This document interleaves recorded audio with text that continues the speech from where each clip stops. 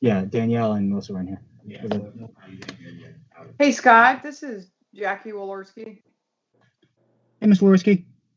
Hey, so I'm on an iPad, so I can't set that time with those 3 dots, correct?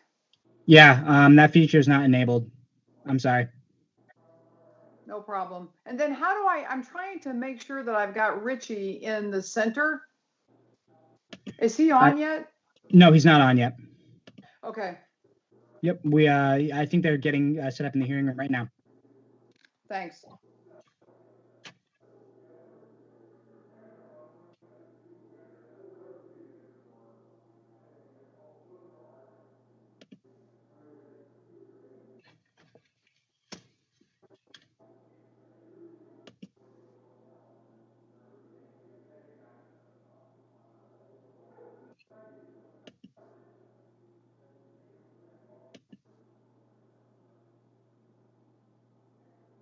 Good morning, Mr. Estes, Mr. Hearn. Can you both turn your mic on? Just let me know that's working. Hi, Scott. This is Ron Estes. Morning, Mr. Estes. Good morning.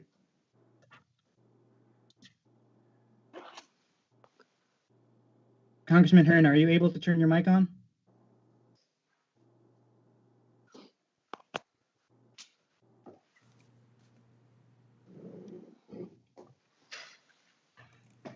Testing 1, 2, 3. Testing 1, 2, 3.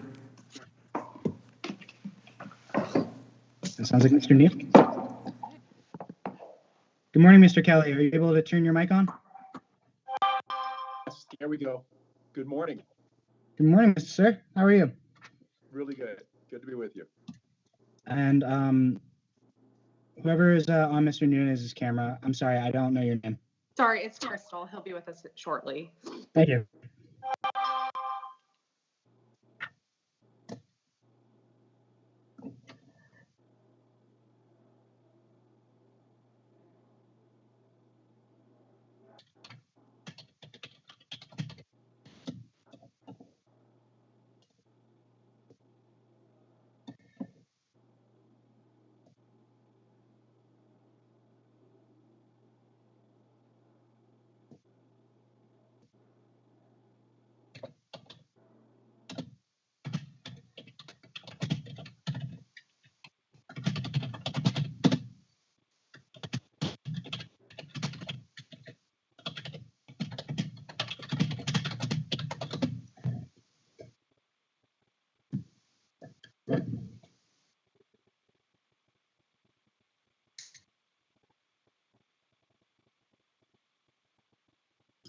Good morning, Mr. Panetta and Mr. Higgins. Are you able to turn your mic on? Just turned it on. Can you hear me? Morning, I hear you loud and clear. Thank you, sir. Test, Scott. You got me? Got you, Mr. Panetta. Test. Ron Kind. Do you have me? Good morning, Mr. Kind. Thank you. Linda Sanchez, can you hear me? Ms. Sanchez, I can hear you loud and clear. Thank you. Kevin Hearn. Mr. Hearn, I can hear you.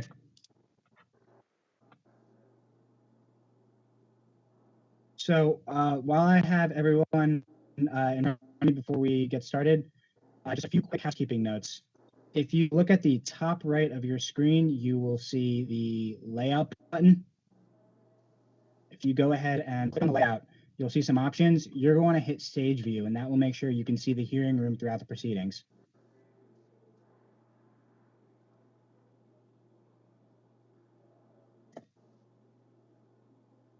And from there, if you scroll your mouse over anyone's face, you'll see 3 dots pop up. If you click those 3 dots, you'll see an icon. It'll say lock participant to this location.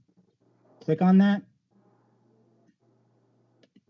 From there, just a timer and click on timer, and that will lock the clock to your screen.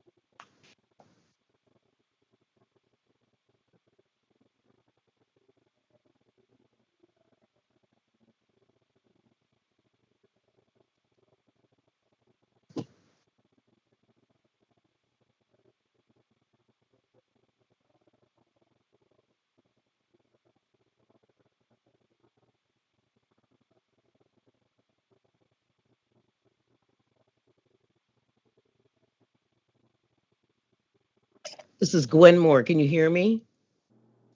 Hello? We can hear you, Gwen. Okay, thanks. Thank you, Ms. Moore. We can hear you.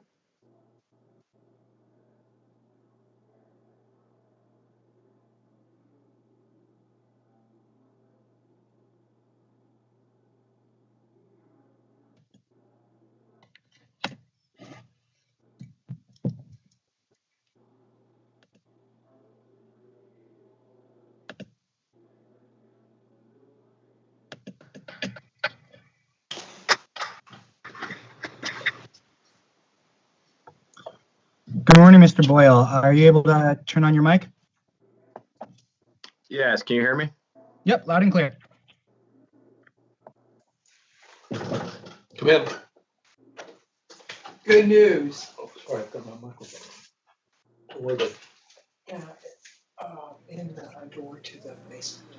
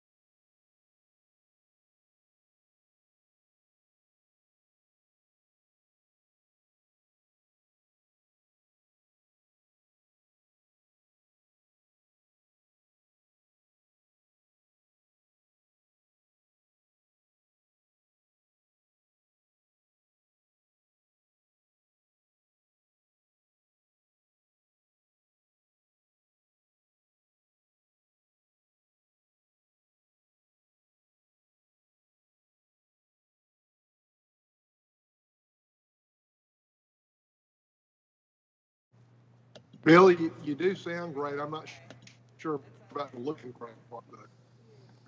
Mr. Price. Brad Schneider's on the call.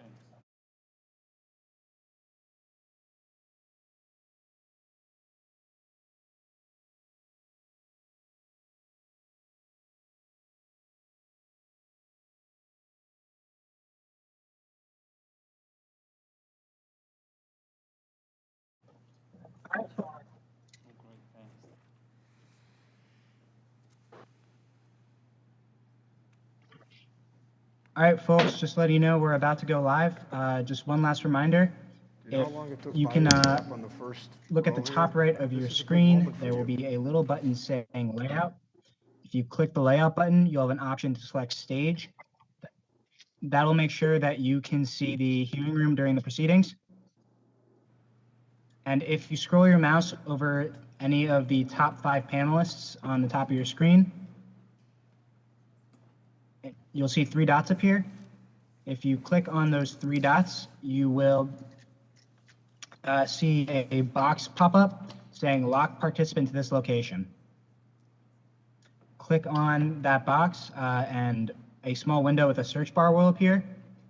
Just type in timer into that search bar, click on timer, and that will pin the clock to your screen.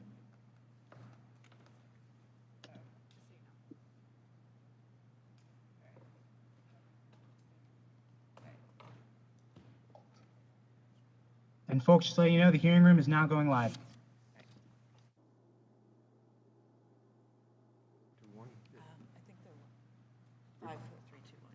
Five, four, three, two, one.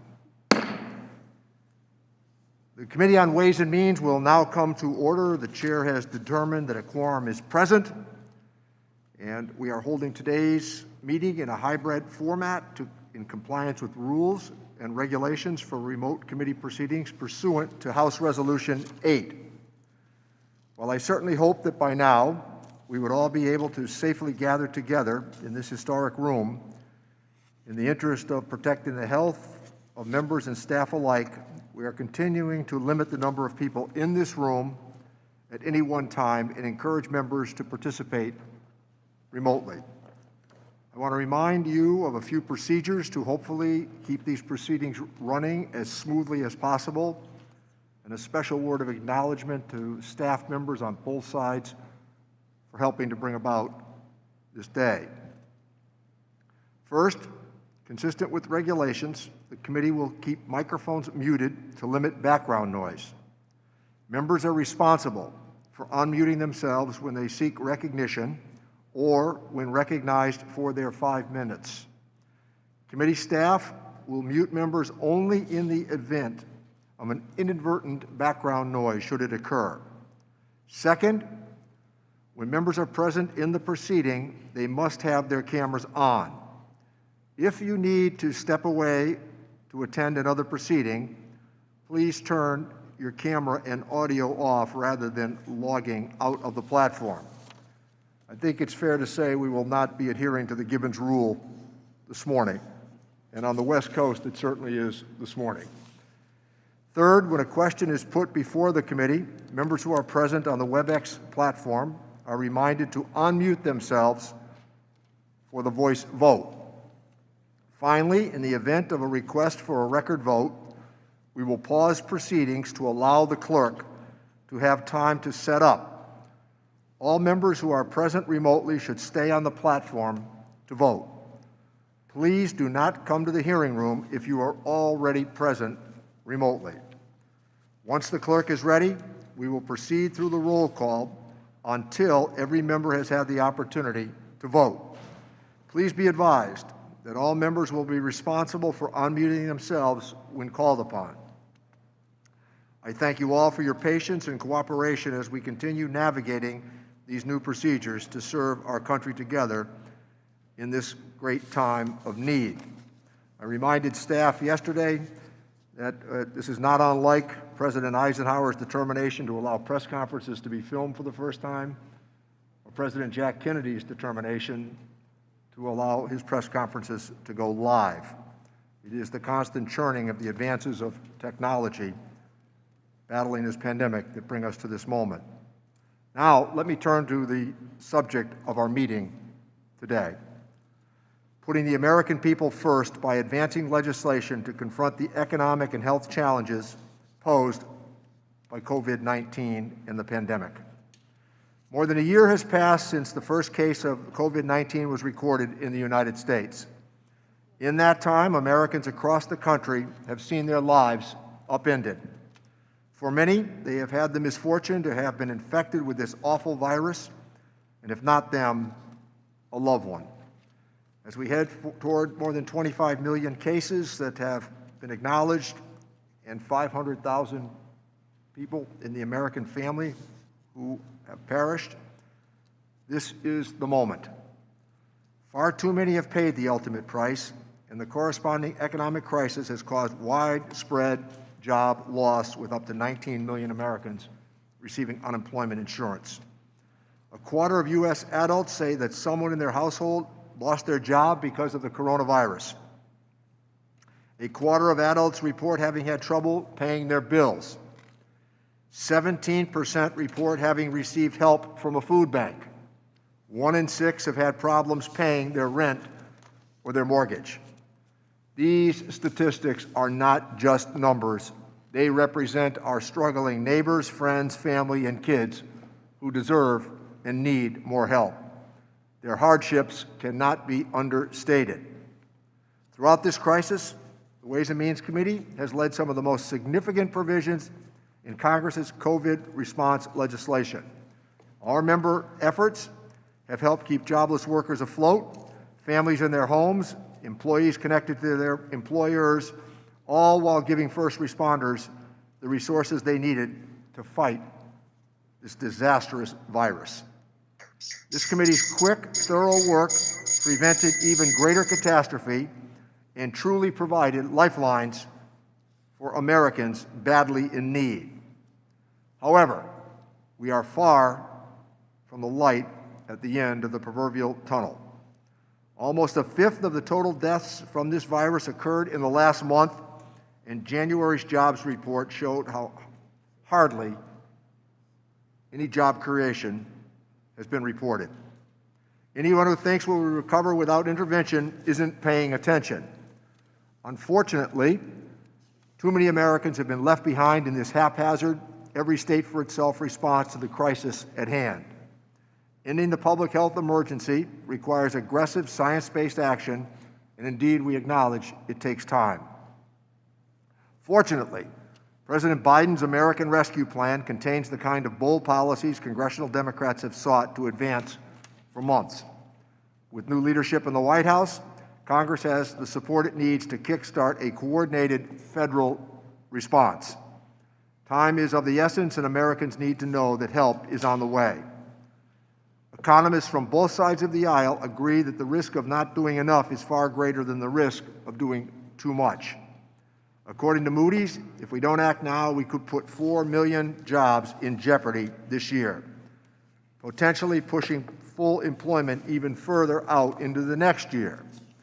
Confronting these sobering realities, we have been left no choice but to move forward with budget reconciliation as a process to move relief legislation as quickly as we can to get relief to the American people.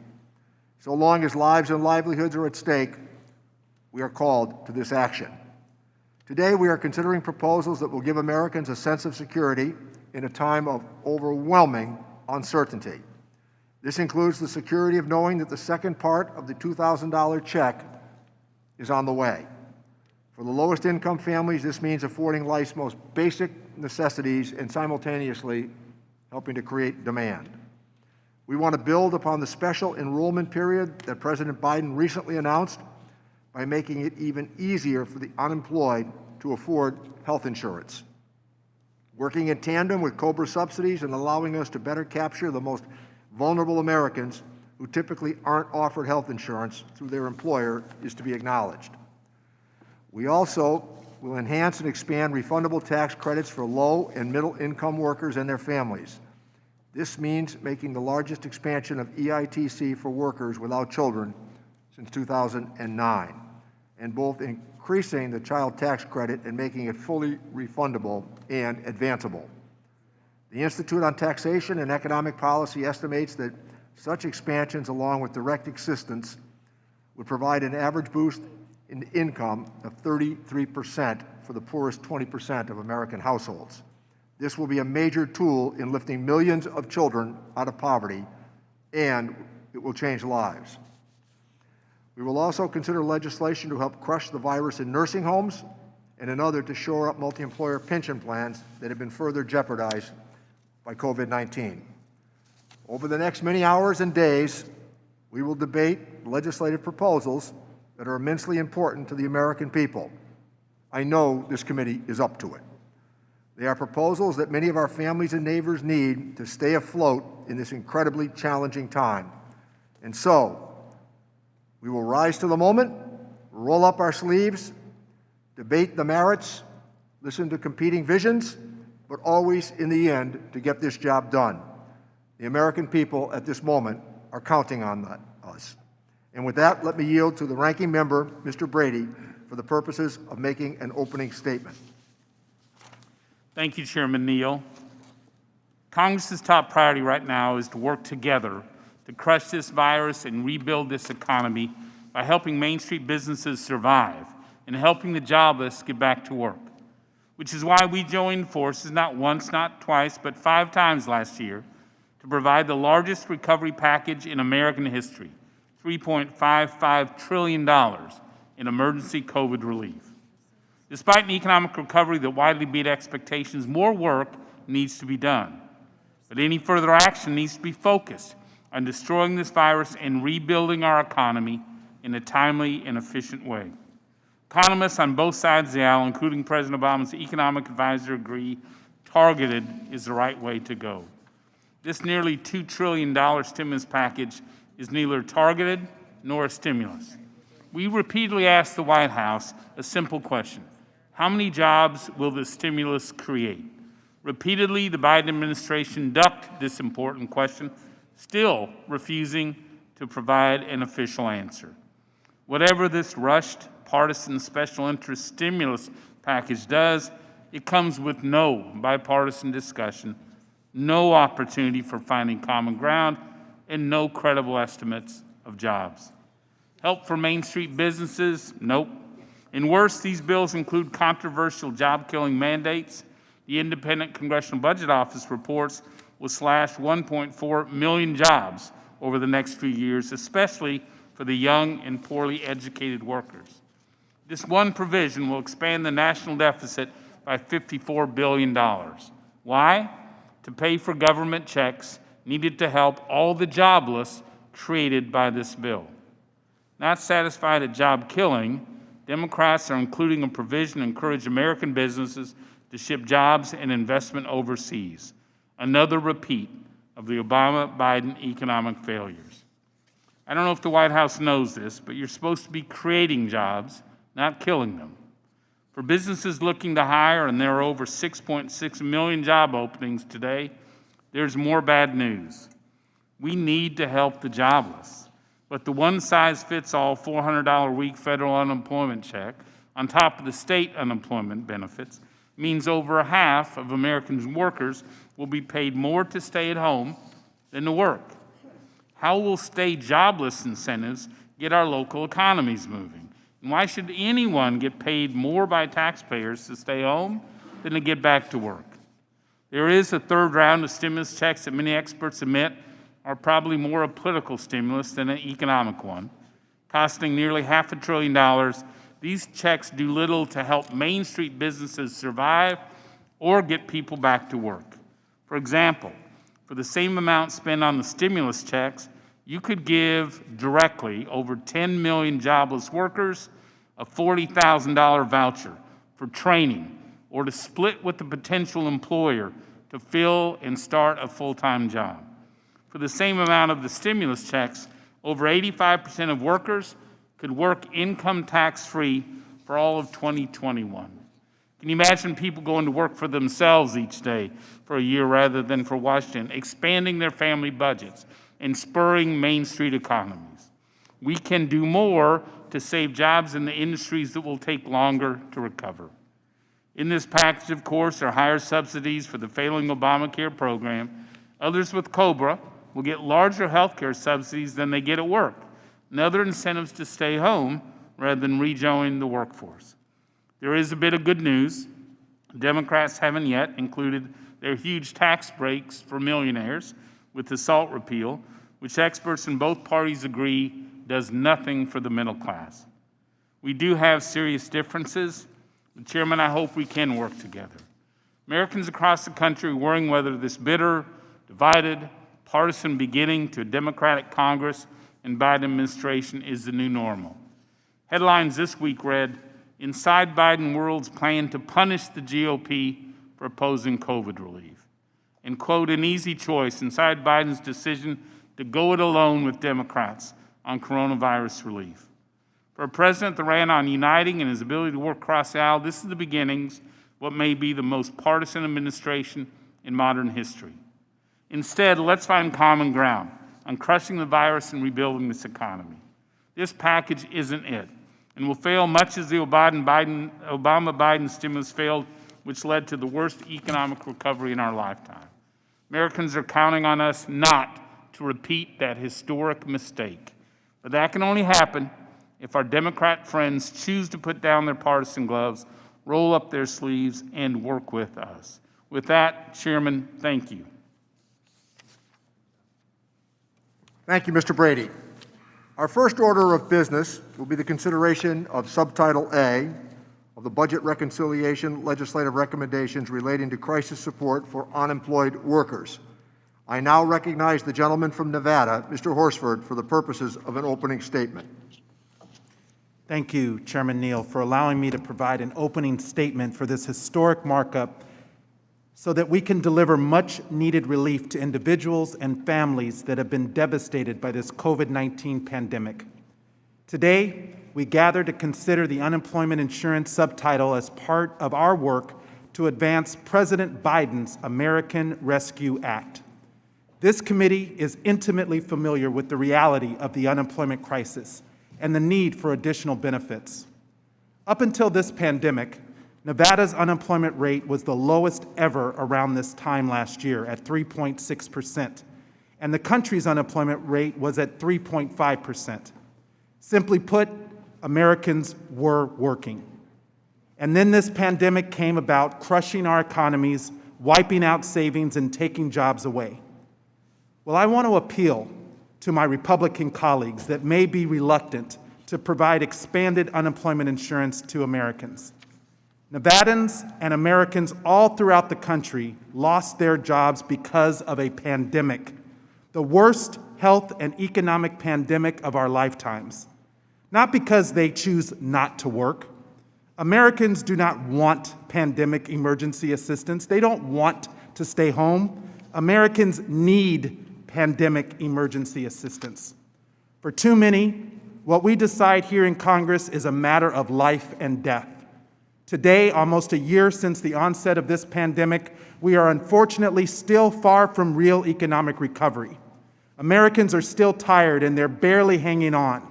Last week's jobs report showed that while we are trying to control this devastating pandemic and contain the economic downturn, unemployment remains high.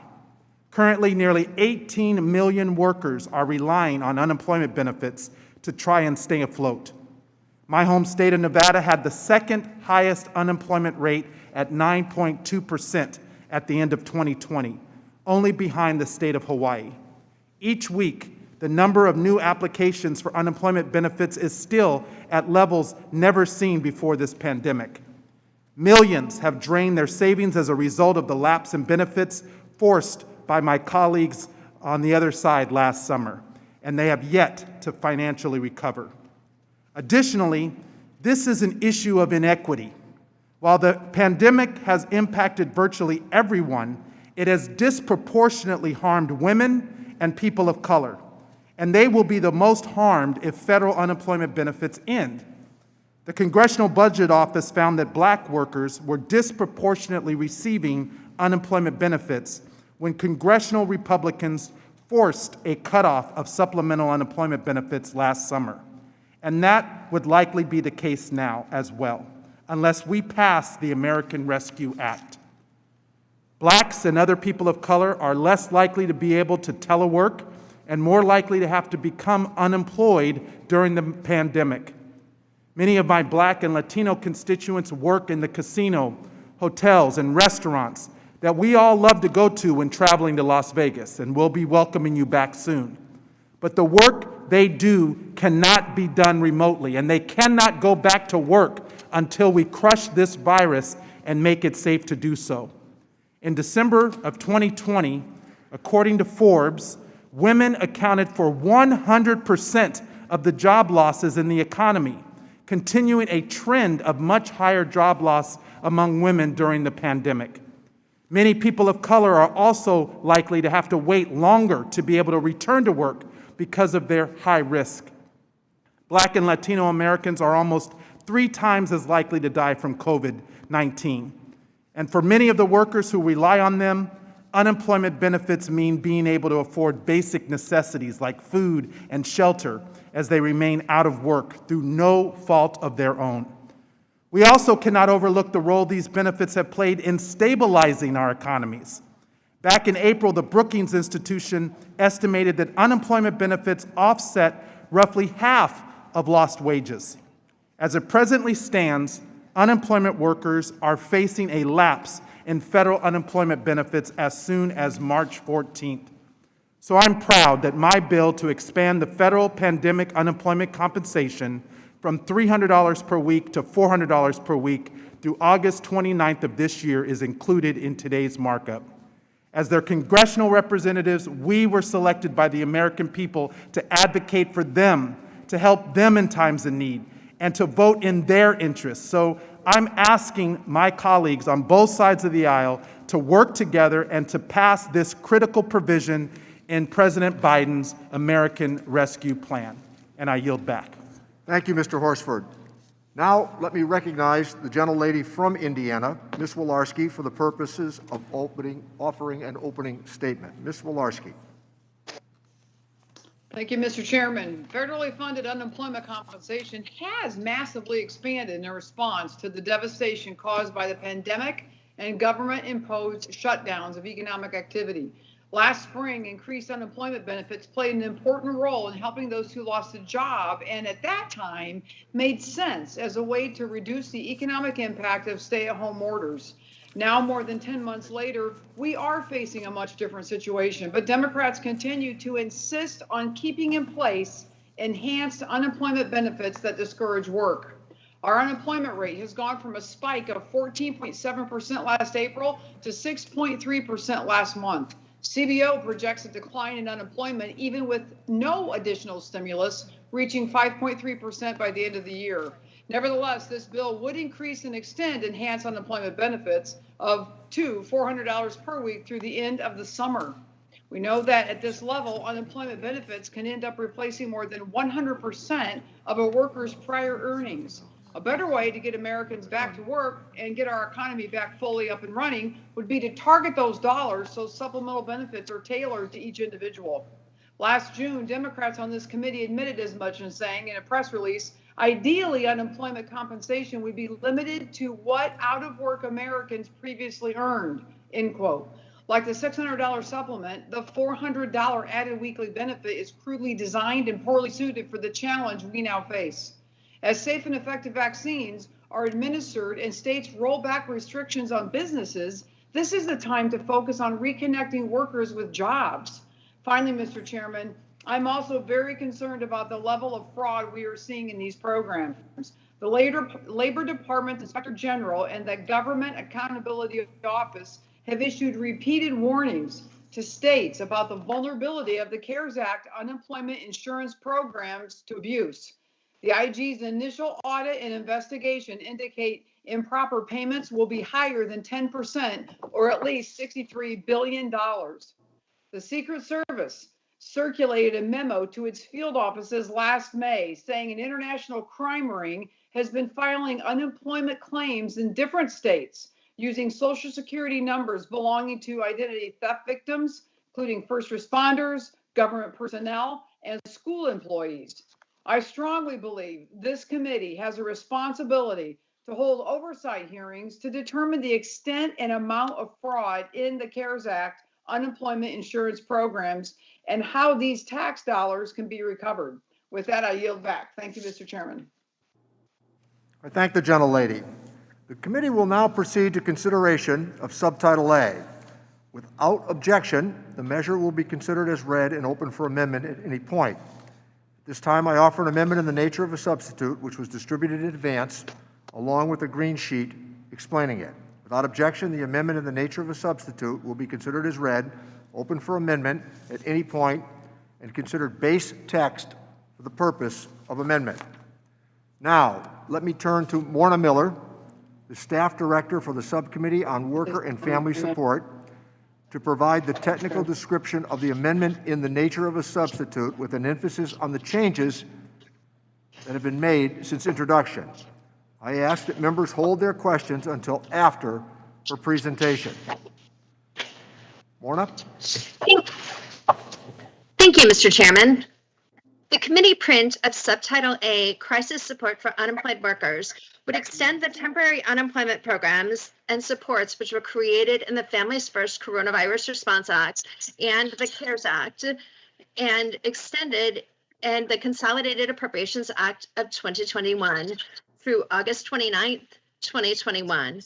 The print also restores full funding for states that waive waiting weeks, and increases the federal supplemental unemployment benefit to $400 per week for weeks ending after March 14th, 2021.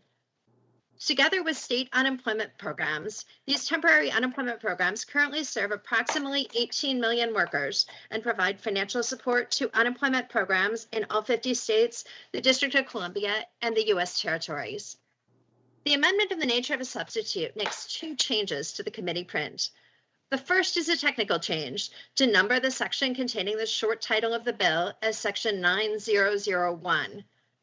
The second change would increase the federal reimbursement percentage for unemployment costs charged to reimbursable employers from 50% to 75%, starting at the beginning of the quarter on April 1st. Reimbursable employers, including most nonprofit organizations, do not pay employer unemployment taxes and instead reimburse states for the cost of all unemployment benefits paid to employees that they lay off. The CARES Act provided a first ever temporary federal subsidy to offset half that cost, and the amendment in the nature of a substitute would extend and increase the temporary subsidy through August 29th, 2021. I would be happy to answer any technical questions that members of the committee have about the amendment in the nature of a substitute. Thank you. Thank you, Ms. Miller. Are there any questions about the amendment in the nature of a substitute? Does anyone wish to strike the last word? The gentleman?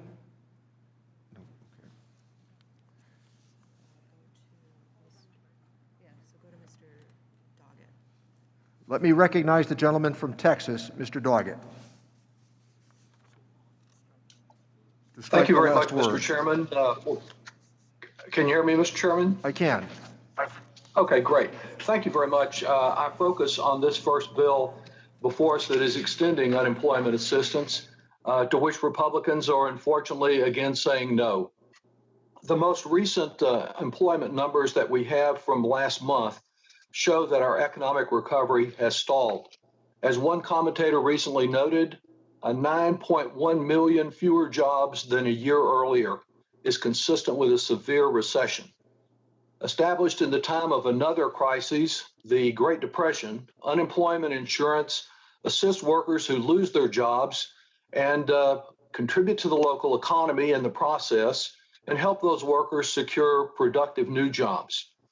Like so many issues that have been hiding in plain sight and now exposed by the pandemic, this patchwork employment system left up to the states to mismanage and underfund has failed to provide prompt assistance. I've heard firsthand from one person after another, literally hundreds of people that have contacted us in recent months about their inability to connect with the Texas Workforce Commission in order to resolve issues of obstructed benefits. One Austin musician, Lauren Gould, last week reached out to my office for assistance after waiting on hold with the Texas Workforce Commission for 6 hours, only to have her call dropped and never reached again. After overcoming Senate Republicans who said no to pandemic unemployment assistance last spring for both types of workers under the CARES Act, House Democrats passed an extension on May 15th to ensure that this $600 weekly lifeline would not expire in late July. House Republicans said no like today to this lifeline. They continued to say no, while Senate Republicans wouldn't say anything. They simply refused to discuss the matter until after the Texas Workforce Commission had sent out its last supplemental benefit check. Finally, in typical Trump fashion, he announced he'd dictate everything by himself. He engaged in a stunt in which he announced the checks would soon be in the mail. At the same time, he cut weekly assistance in half and excluded nearly 350,000 of the most needy low-income Texans, as well as those whose original application didn't specifically say their loss was from the pandemic. Then 6 weeks later, Trump abruptly stopped these payments, which had used money to pay for them, taken away from the FEMA disaster fund at the height of the wildfire season in the West and the hurricane season in the East. Again in October, House Democrats approved unemployment assistance. Republicans said no, and we had to wait until Christmas before they finally yielded. For gig workers in Texas and elsewhere, it wasn't a white Christmas, it was a dry one, as benefits expired on the day after Christmas. Thankfully, President Joe Biden understands the struggle that so many of these families have endured, and he's insisted upon this prompt action with a true American rescue plan.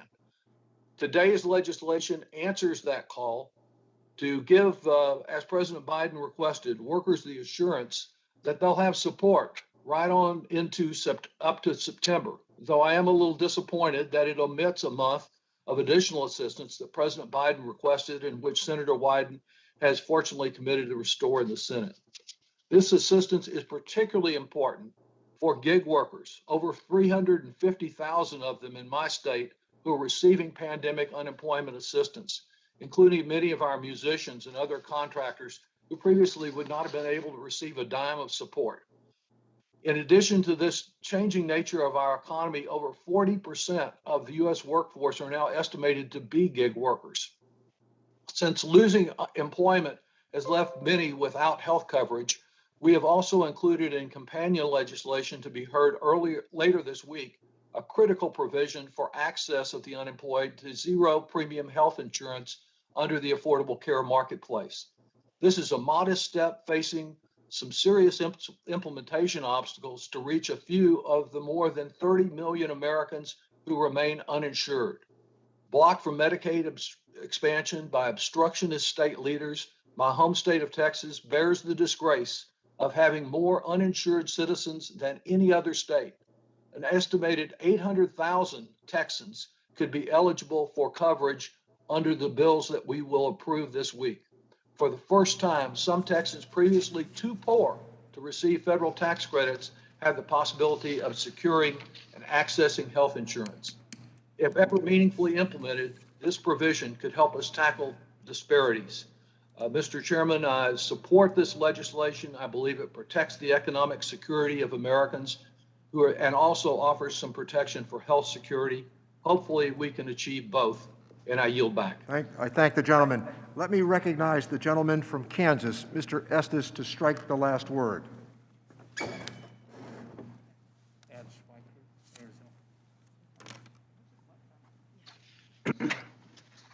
Mr. Chairman, thank you for yielding to me. I want to talk a little bit about unemployment and how this has an impact on so many of us. The responsibility of this committee is to pursue policies that help rebuild our economy and help crush and defeat the virus. We owe it to the small business owners who've been forced to shut down and their families who are struggling as a result of lost wages or jobs. However, this $1.9 trillion package will just benefit the left-wing wish list items, while another $1 trillion is already unspent from previous relief bills. The whole budget process has been distorted by the use of the Democrats to abuse it in favor of untargeted spending and offer some of the worst fiscal policies this nation has ever seen, like a $15 an hour federal minimum wage. In fact, President Biden has yet to give his administration's estimate of the number of jobs that will be created by this massive spending bill. American people don't need more government regulation or mandates. They deserve to have lawmakers in their corner who will fight with them to get their jobs back, keep their businesses open, and reopen schools. We can increase job opportunities and wages for all workers. It was just a few years ago that we saw real results with tax and regulatory reforms, like the first actual wage growth in decades and historic unemployment lows. We can restore our nation's economy to a place of growth and prosperity, but not when radical left-wing agendas sabotage these efforts every step of the way. We have the tools to defeat the virus. The United States is exceptional and resilient. Since the very beginning, we've been a nation of innovators. It's American ingenuity and grit that will allow us to bounce back from this pandemic, not the failed policies of big government and unrestrained spending. I'm disappointed that my colleagues would support this self-serving bill over the needs of so many Americans. Unemployment insurance plays such a role in helping workers during this pandemic, but Democrats, along with the Biden administration, continue to push unemployment policies that discourage job seekers while simultaneously refusing to support job creators and even killing jobs. For example, in the state of Nevada, if we include this $400 increase from the federal government on top of the state unemployment payments, the median worker will make more than 100% of what they would pay if they were working. That's not going to encourage people to go back to work. So instead of working to get Americans back to work, President Biden wants to increase the federal minimum wage to $15, killing an estimated 1.4 million jobs, according to the Congressional Budget Office. Speaker Pelosi stalled the reopening of the Paycheck Protection Program for months while small businesses closed their doors and laid off their employees. President Biden decisively killed thousands of American energy jobs in his first week in office, and he's seeking to kill even more with his proposed green initiatives. Because of this bill, Americans will have fewer jobs than they do today. It's unconscionable and short-sighted to increase unemployment in a package that results in more unemployed Americans. Federally funded unemployment compensation has already been massively expanded in response to the health crisis as a result of the largely government-imposed shutdowns of economic activity. We passed the CARES Act provisions that expanded unemployment benefits for unemployed individuals by an extra $600 per week on top of their regular state unemployment benefits. This provision hurt our economy more than it helped. Some Americans on this had a higher income than when they were employed. At $600, roughly 68% of those unemployed were making more money on unemployment insurance than on their previous wages. We cannot kickstart our economy when we allow Americans to be dependent on government assistance. Instead, the unemployed should help families pay bills until they are able to find work. It's clear from the Department of Labor's Office of Inspector General, at least the letter they sent Congress this week, that there's been massive fraud in the unemployment programs. The fraud is easily expected to top more than $64 billion nationwide. In California alone, unemployment fraud is more than $10 billion, with an additional $20 billion in unemployment payments considered to be suspicious. Democrats have no plan to prevent unemployment insurance fraud. This bill covers 74 weeks of unemployment coverage with no requirement to stop the fraud, although such fraud's been rampant. This bill doesn't include anything to prevent that fraud. What we need to do is focus on how do we get the economies going and how do we focus on making sure that people can get back to work.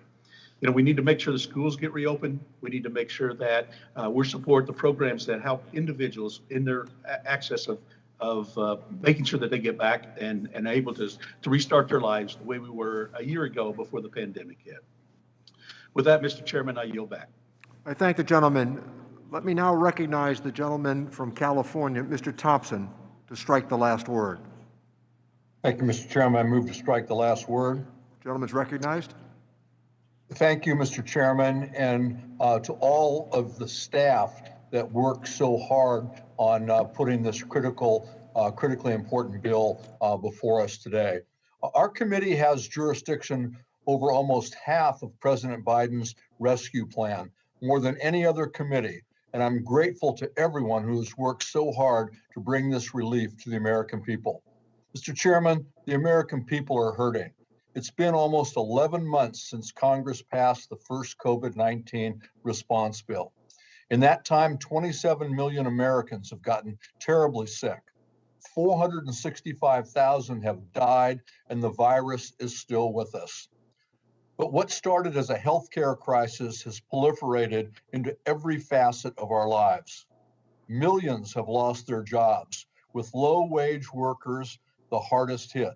Small businesses have shut down. Kids can't go to school. Parents can't get childcare. And an estimated 15 million families can't afford the food that they need. And roughly 15 million are behind on rent payments. And that's not to mention the mental health toll the past year has taken on everyone, especially our frontline healthcare workers.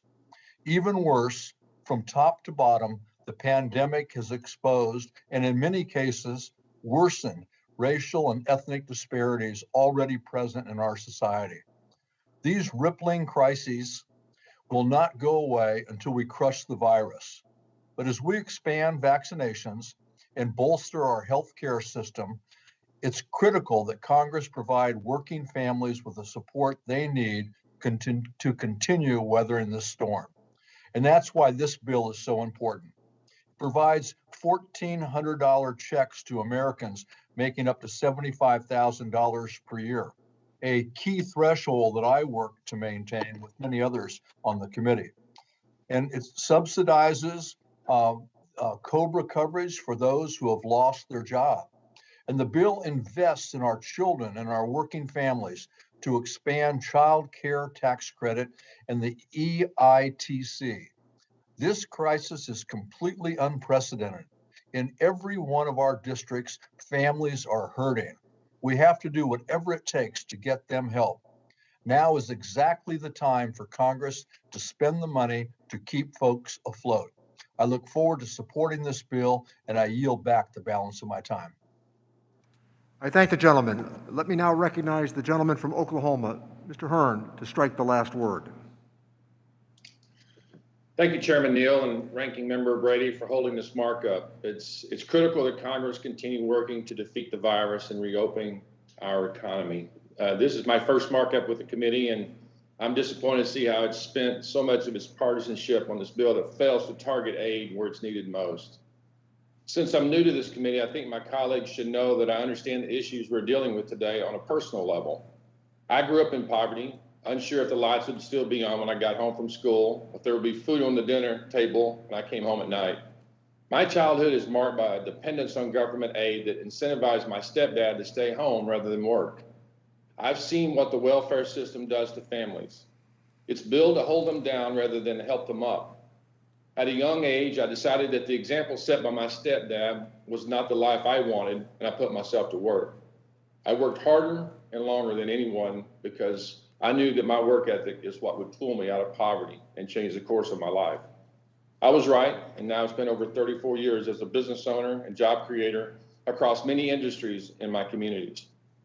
There is no social program quite like a job. A hard-earned paycheck is infinitely more valuable than anything from the unemployment office. We need to put Americans back to work, make America tired again. I'd love to be a part of the solution here, and I know many of my colleagues on all sides feel the same way, but none of us on the Republican side were consulted on this bill. Last year, every single COVID relief package was passed with bipartisan support. That will not happen this time because the majority has chosen to abandon their calls for unity without even making an effort. Sadly, it's the American people who will bear the burden of that decision. A year ago, we didn't know much about the virus. We had no clue how dire the economic fallout would become. That uncertainty was reflected in the initial relief legislation we passed, and we threw out money at our problems in the hope that some of that money would find the people who needed it. As a result, there are over $1 trillion left unused from previous relief packages. Today, we are a year wiser. We know much more about the virus, what families and businesses have been hit the hardest. Let's not waste any more taxpayer dollars than we have to. We need to be very targeted in what we do. There is no excuse for exorbitant spending, period. This relief needs to be timely, targeted, and temporary. The lack of targeting on relief bills resulted in billions of dollars being wasted on Americans whose incomes were not impacted by COVID, while millions of Americans who truly needed help were left out to dry. We cannot continue in the same practices that led to those failures. COVID-19 is not an opportunity to take advantage of, to pass as many radical policies as possible. Nothing we do in legislation should be a permanent fix in federal policy. These relief funds should only be used to temporarily assist those whose lives have been turned upside down by the government deciding their jobs are not essential. I have a number of concerns with the bill before us today. I have a serious concern about incentivizing workers to stay on unemployment rather than incentivizing workers to return to the workforce. This bill extends the additional $400 unemployment payment through the end of the summer. This additional payment prevents our families from returning to the workforce, with over 50% of recipients getting paid to stay on welfare than to go back to work. With PPP, we ensure that even businesses were struggling. Their employees would still have a paycheck, which is far more valuable than an unemployment check. We must connect workers with reopening jobs, not pay them to stay out of the workforce. Our economy will recover as quickly or as slowly as we can get Americans back to work. In addition to providing a salary bump with added UI payments, this bill proposes lavish healthcare benefits for the unemployed. Specifically, this legislation subsidizes unemployment healthcare plans that cover abortions, which is a non-starter. Last summer, a report revealed that less than 2% of people who had employer-sponsored healthcare coverage before the pandemic have become uninsured as a result, leading us to believe action on this front is unwarranted at this point. Now is not the time to create new healthcare and welfare programs or prop up old ones. My last concern is with the pension bailout. I don't see how a blank check to unions supports the mission to defeat the virus and reopen the economy. This bill bails out $60 billion in union pensions with no reforms or clarity if another bailout will be necessary down the road. Like I said earlier, I wish Republicans had been consulted on this bill. There's a lot we can do when we work together, as we saw last year, as this committee has historically done, but I have fear on one side of the process will leave Americans unaccounted for in this relief package. The majority is setting a dangerous precedent that should be concerning for all Americans. I yield back. Thank the gentleman. Let me recognize the gentleman from Connecticut, Mr. Larson, to strike the last word. You unmute me? Thank you, Mr. Chairman, and I want to join those as well who have thanked the committee for all of its diligence and hard work in putting this package together. I'm struck initially, however, in listening to my colleagues on the other side of the aisle, that this is nothing more than fraud and abuse and misweight, and that they haven't been involved in the process. I'm trying to think where people have been for the last year and what they were focused on. Mr. Chairman, I want to thank you especially for the tireless work in putting this legislation together, as well as I want to make sure that we give President Biden the credit he richly deserves for having had the courage to understand the magnitude of this problem and to weigh in on it as his top priority. And far from being rushed, there's a sense of urgency. You heard Mike Thompson say it, and Lloyd as well. 465,000 Americans have died.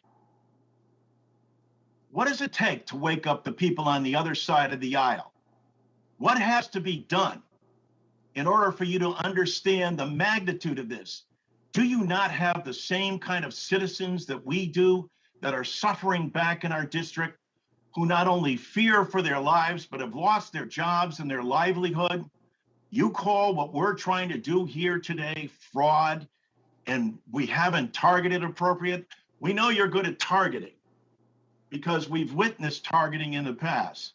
When you passed your tax cut under the same process, and I hope people are listening in now all across the country to understand the difference between the two parties. When you targeted a population, you do so very skillfully, including when you passed your massive tax cut where there was no emergency whatsoever, no sense of urgency. 80% of that tax cut went to the nation's wealthiest 1%. By contrast, in dealing with a global pandemic that here in America has taken over 465,000 lives of your fellow citizens, you sit there and still have not come forward with any plan whatsoever. But you want to limit the unemployment that people who have been out of work and suffering receive. You're not sure, and we're in denial for almost half a year as to whether or not this was even a serious disease. This is what I think confounds the American people. I'm proud of this legislation, even prouder so that President Biden has indicated that this is a rescue plan for America. Chairman Neal has laid out what it does in terms of the benefits that it will provide. And Chairman Powell, I thought, did a great job also from the Fed of recognizing that now is the time for us to go big. I'm glad that even with the torpedoes and the salvos and all the shots that are being fired at President Biden today, that he has said, damn the torpedoes, full speed ahead. Let's get the relief to the American people that they richly deserve.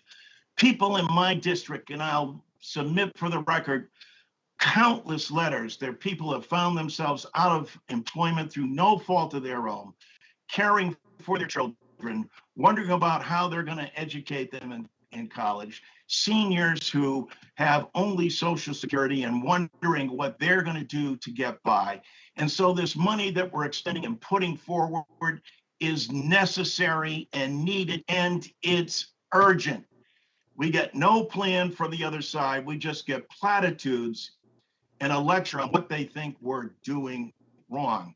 How about you roll up your sleeves and do something on behalf of the American people and get them the relief that they need? And with that, Mr. Chairman, I yield back my time. And without objection, letters will be included in the official record. Let me recognize the gentleman from Arizona, Mr. Schweiker, to strike the last word.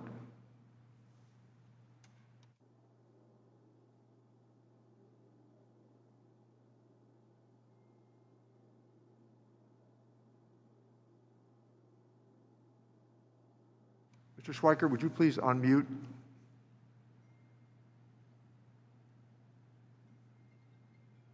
Always helps when you take yourself off mute. Please. Thank you, Mr. Chairman, Mr. Brady. To my friend from Connecticut, when we make public policy, I think we all have an obligation to get the facts correct on the math. This year, tax reform, that top 1% will get up somewhere in the mid-20s percent of the benefit, not in the 80s.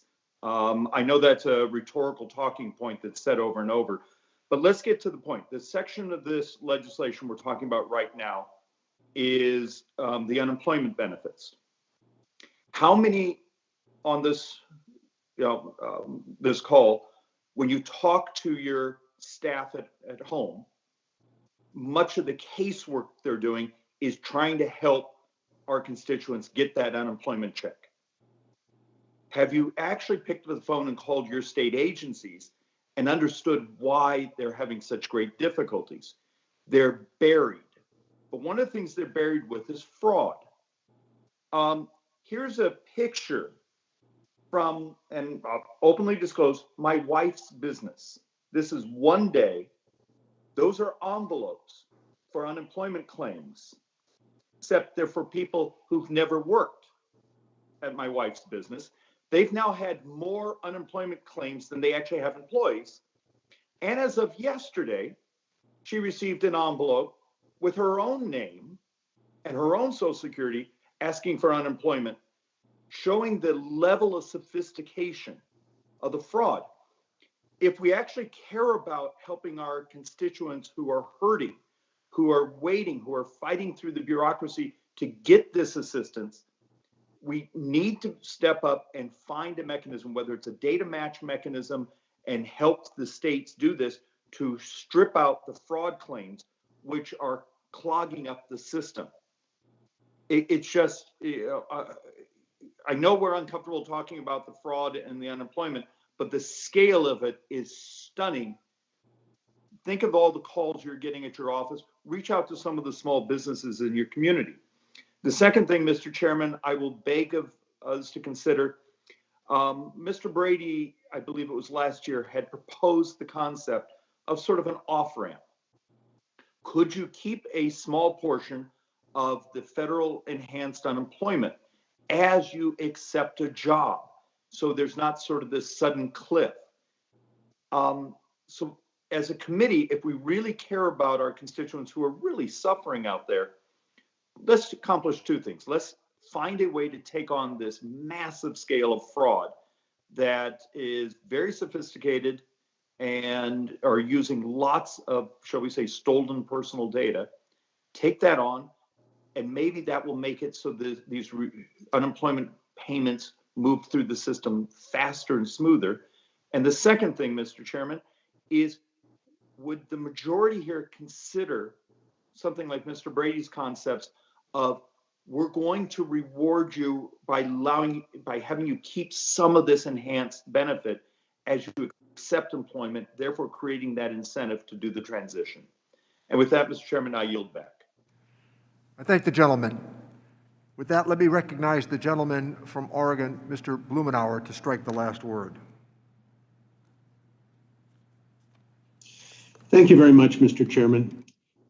A little over a year ago, the coronavirus first reached the United States. Since then, more than 27 million cases and more than 465,000 people have died. I hear some of my friends on the other side of the aisle disparage government-mandated shutdowns. Well, perhaps if the Trump administration had responded, not disparaging public health and targeting it, but embracing it aggressively, we could have saved hundreds of thousands of lives, perhaps even 2 of our elected colleagues from dying from the coronavirus. I hear concerns about division and disruption. And this is from a party where 127 people were part of disputing the fair and fair democratic election and helped fuel the outrage that we saw on Capitol Hill. We have some people complaining about the process that we're doing and it's not targeted and focused enough. And I can't help comparing that with what happened when they did their reconciliation project. Targeted, focused, they had an opportunity to help American families who needed it the most. And instead, they ensured that the wealthy and the corporations would not be paying their fair share. They squandered $2.3 trillion to further enrich those who need it the less. They enacted a massive reduction in the corporate tax, provided 3/4 of the benefits to shareholders and ensuring that businesses had the cash to buy back their own stock. They passed a doubling of the estate and gift tax exemptions, essentially rendering those taxes meaningless for all but a tiny subset of the ultra wealthy. They had a generous pass-through deduction for pass-through entities that disproportionately benefited the wealthy. They cut the top rate for individual taxpayers. They were just plain reckless in some points. They passed provisions that would have made agricultural co-ops practice essentially tax-free farming, and they would have severely damaged the wind energy industry before we shamed them into withdrawing it. This legislation, instead of enriching the well-off, we want to help the neediest individuals with economic supports that they need to get through the pandemic safely. It provides a lifeline for unemployment workers by extending pandemic unemployment benefits and increasing the weekly $400 benefit through September. This is how you benefit Main Street business. You give Americans money to pay their bills, to shop and live. It provides an economic lifeline for individuals and working families through another round of stimulus checks, something that I personally fought hard to secure in this package and hope that we can continue to provide through the duration of the pandemic. And unlike the Republican tax bill, I would point out their tax decrease, their tax cut was less popular than Bill Clinton's tax increase. We invest significantly in working families with extensions to the earned income tax credit, the child tax credit, the child and dependent care tax credit. These are supporting some of the most efficient anti-poverty programs offered by the federal government. And finally, as a point of personal privilege, I'm pleased that the chairman and the committee have supported my Restaurants Act by giving proper tax treatment for my legislation that provided $25 billion for the restaurant industry, the hardest hit sector of the economy. This is another way that we help Main Street America by providing essential assistance for restaurants that are the cornerstone of our neighborhoods. This budget reconciliation is a chance to atone for a year of missed opportunity, of upset, of changing the subject and dodging responsibility. And I am pleased that President Biden, with the help of this committee, will be able to follow through. I thank you and I yield back. I thank the gentleman. Let me recognize the gentleman from Texas, Mr. Arrington, to strike the last word.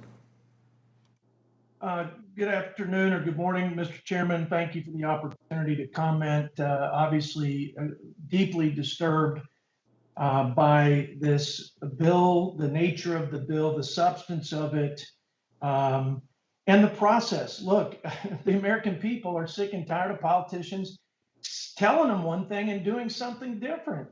I mean, Joe Biden, our president, and Democrat leadership promised a new era of unity and bipartisanship. We haven't seen anything of the like. I mean, I can appreciate a difference of opinion and a philosophical difference between my colleagues, but to say one thing and do another, a deluge of unilateral executive actions that have destroyed the livelihoods of people like the ones in my backyard in the oil patch who are working families, and their hopes and dreams have been shattered because President Biden said, "You're fired." He just said, "You're fired." We're trying to keep people in the game. We're trying to help them back onto their feet. We're trying to give them hope. And at the same time, out of one side of your mouth, we're saying this, and another side of our mouths, we're destroying people's livelihood and their quality of life. They're in a bad place. And on top of that, you've got a partisan impeachment that's going nowhere. I think it's unconstitutional. There's been no crime. It's silliness. It's backwards looking. It's petty. It's punitive. I could go on, but the fact is it's not unity. It's not working together to solve America's problems and to help our fellow countrymen and our country move forward. And this now partisan COVID ram and jam bailout and series of bad policies and barriers to going back to work is horrible. There's some good things buried in this, but for the most part, it's not good for the country.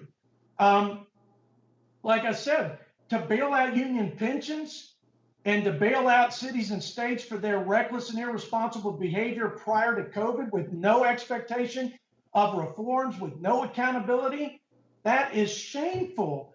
As stewards and fiduciaries of taxpayers, to call this COVID relief, to wrap that flag around these bailouts is, I'm just so disappointed. On top of that, we're instead of incentivizing and rewarding people for going back to work and opening up our economy and opening up our schools for our kids, we're paying people more to stay on unemployment. We're talking about leisure and hospitality and the service industry and how they're having a hard time. Well, of course they are. We've given people the rational decision to stay home and make more money than to go to work. We're putting more cash in the hands of people on the child tax credit for staying home and giving them more cash per child. And the lower the income and the less the work, the more they get paid. I mean, I feel like that, that whole saying, the 80s called and they want their welfare program back. I mean, we want to help people. And my colleagues know that we're willing to, because we passed $4 trillion in 6 COVID-related packages on a bipartisan basis. We did that. We were wanting to do it for months, But Speaker Pelosi didn't want to work with President Trump, so she'd rather him lose than the country win. We waited, but we've done this on a bipartisan basis, and we've targeted those in need, and we've put responsible measures in place that would incentivize the right behavior to get this country back. And this is nothing of the sort today, nothing of the sort. And anyway, I'm not going to go on and continue to rail against it. I have tremendous respect for my chairman and for my colleagues. This is horrible policy. This is a Trojan horse for things that are unrelated to COVID. There are some good things, and there's some things that are overpriced that we could work on, we could hone. But I remember getting lectured to my first term on Ways and Means from folks about what we did on Tax Cuts and Jobs Act and the process. And anyway, I hope none of us do that. We should stop lecturing each other about process. But I just want to get the policies right for my country, and this is not the right path. Thank you, Mr. Chairman, and I yield back. Thank the gentleman. Let me recognize the gentleman from New Jersey, Mr. Pascrell, to strike the last word. Mr. Chairman, after listening to that diatribe, I cannot believe we're at this point. Now, we are against unity. How could you be for unity and be in support of an impeachment process?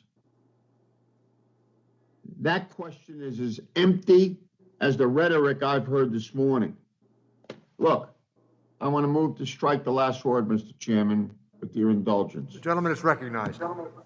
Today's markup is an important step in our fight against COVID-19 and towards and forward to recovery.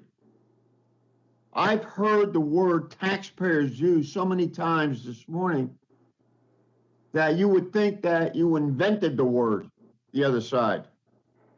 Taxpayers, over and over again, yet just the opposite happened in the tax legislation that we passed in 2017. Just the opposite. And the proof of the pudding was the elections of 2018.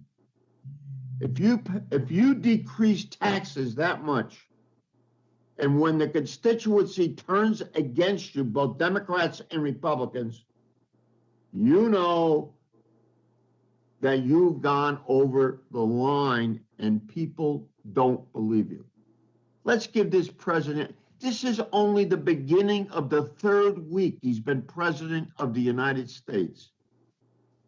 Give him a chance. Give him a chance. Because he's worth the chance. I think he's leveled with us so far. He has talked to Republicans. Maybe he didn't talk to you, but he's talked to Republicans both in the House and the Senate. Now, you're entitled to your opinions. That's called liberty. On day one, President Biden restored science-based public health decisions to support Americans in need. Now, if we're not going to turn the economy around until we get ahead of the virus, that means we need to have science-based decisions. Hip, hip, hooray. But only Congress can do the heaviest lifting for our nation. Only Congress. We are trying to restore the integrity of this institution, one of the three branches of government. We're trying to do that. It's up to us to ensure the millions of Americans that are struggling to find work. Most people would rather work, but you have never given credit to those people who have to work hard, must work hard, and love their country, just like you, just like myself. We got to do the heavy lifting here.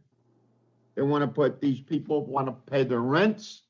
They want to put food on the table. That's important, and you would agree with that. So it's up to us to protect seniors living in nursing homes. Don't you think? by providing real resources for strike teams to crush COVID-19. It's up to us to ensure every American has access to quality, affordable health insurance, especially for unemployed workers who have lost their coverage and sick leave to get vaccinated. So what we do if we didn't have the Affordable Care Act, think about it. Think about it. And I think part of this legislation goes to extending the ability to open it up to our citizens to get into the Affordable Care Act position. They still haven't come up with an alternative health plan. Where would we be without the ACA right now? Instead of 60,000 people who have died, what would we do? These are Congress's burdens. It's our committee's burden. Providing a new round of you would think at the end of this discussion that we support fraud, and we don't support fraud. And you've said it over and over again. Don't you talk to me about fraud after we've had 4 years of fraud. We need it in New Jersey. We need it all over. The gentleman's time has expired. I better yield right now, Mr. Good, Chair. thank you. I thank the gentleman. With that, let me recognize the gentleman from Illinois, Mr. Davis, to strike the last word.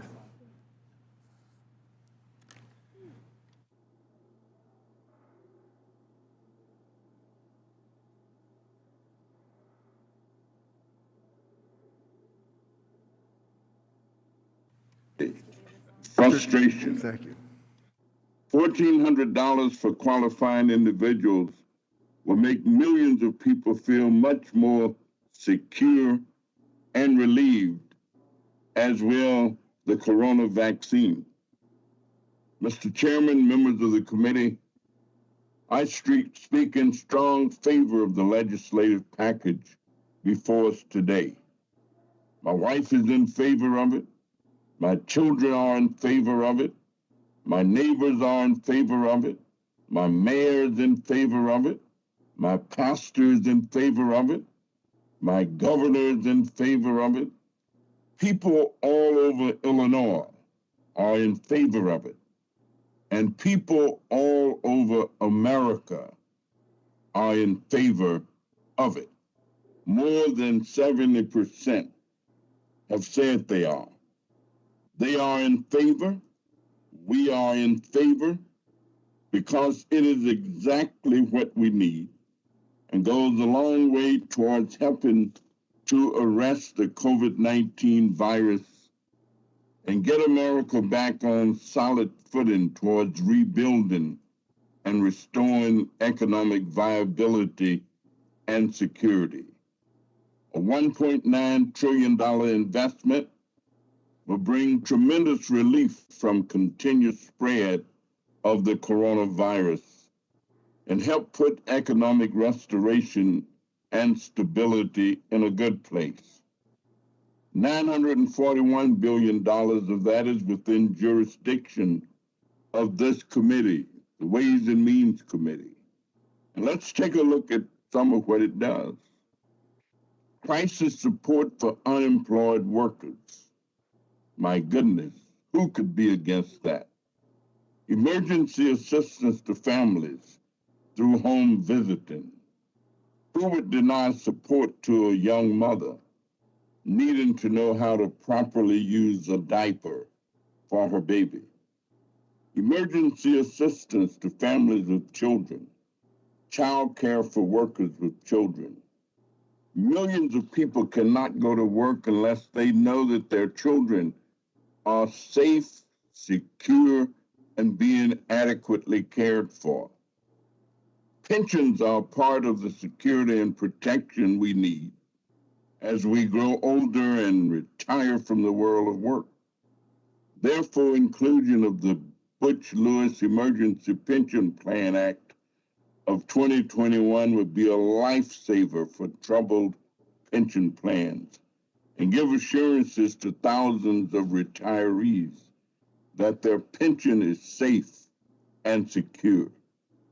Nothing is more helpful to an unemployed person as unemployment benefits but a job. So I want to commend Representative Horsford for his outstanding work on this issue. Extending unemployment benefits from March to the end of August is like manna from heaven.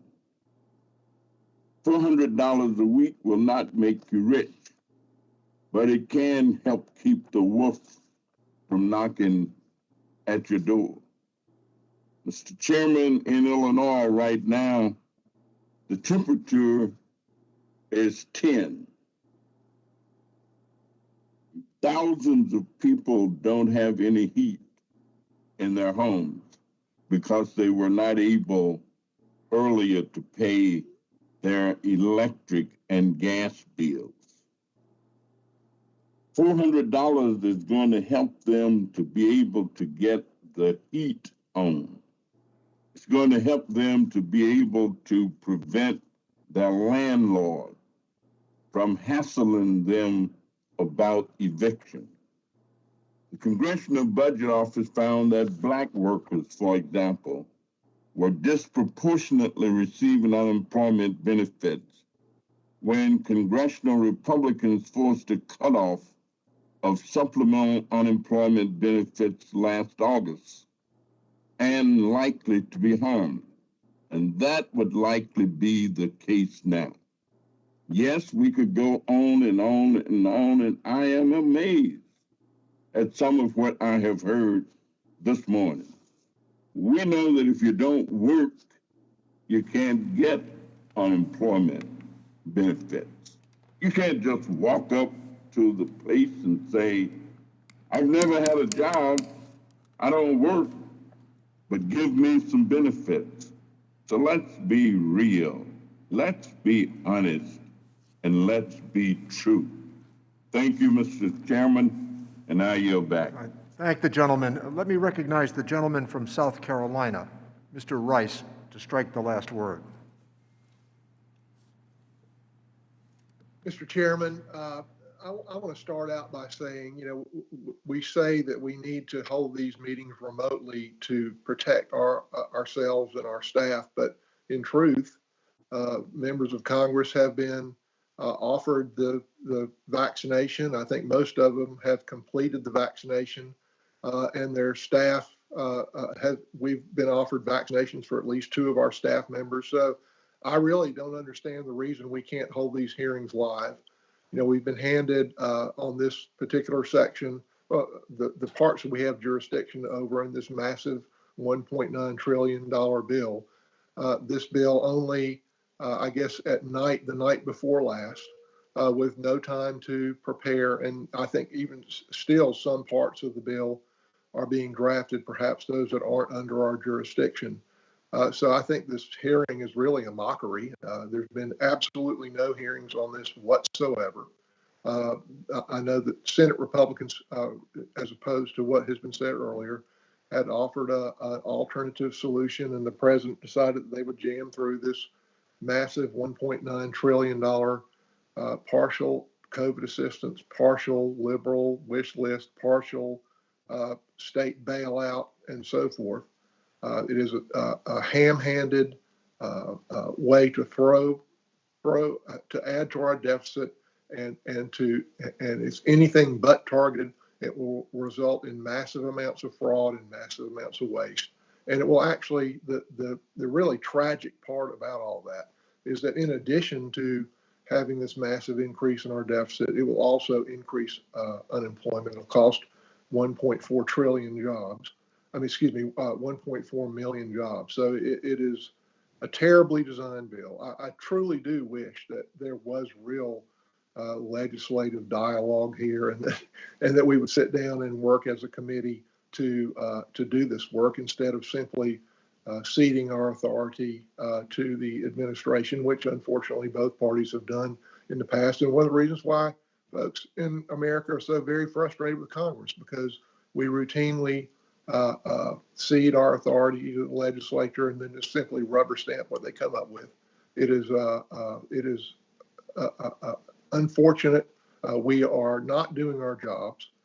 We should be there in Washington holding hearings on this, not just going straight to a markup on this massive bill that we only saw a day and a half ago, that probably nobody on this dais has read. And it's a terrible shame. We will go through this process for the next 2 days. And in the end, probably every Democrat will vote for it and every Republican will vote against it.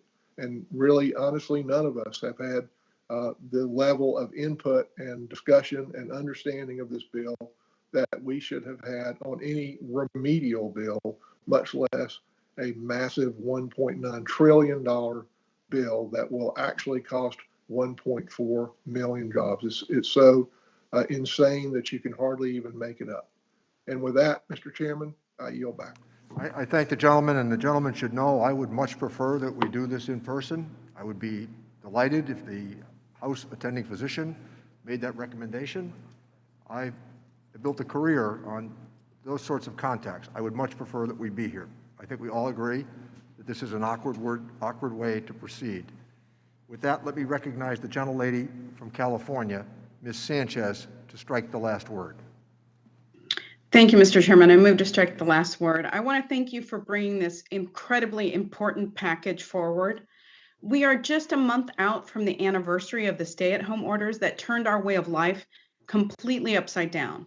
We've lost countless friends, family members, and neighbors, and millions more are at the very end of their rope. Our country is resilient, and the American people are resilient, but they cannot do this alone. The only way that we can get through this pandemic is to not leave anyone behind. And that's why this package is scaled to deal with the enormous challenge that we face. It will extend enhanced unemployment benefits so that families can meet their basic needs while finally getting this pandemic under control. It will get badly needed financial assistance to working families and those who've been left behind by the previous COVID relief efforts, because not everybody was included in those efforts. And it addresses the long-term needs of working families to get back on their feet by ensuring that basic necessities like childcare and healthcare are within reach. I'm particularly proud that this package includes an expansion and improvement of the Child and Dependent Care Tax Credit that I have long championed. And I'm also pleased that this package contains a bill that I've introduced with Congresswoman McBath of Georgia. Our bill would support those receiving unemployment insurance by providing a guaranteed subsidy for coverage in the ACA marketplaces. This section would help those who are at disproportionate risk of contracting and dying from COVID by connecting them and their families with healthcare. A Families USA report found that nearly 4 million workers between the end of November of last year to the end of January had no health insurance and relied on unemployment benefits to make ends meet.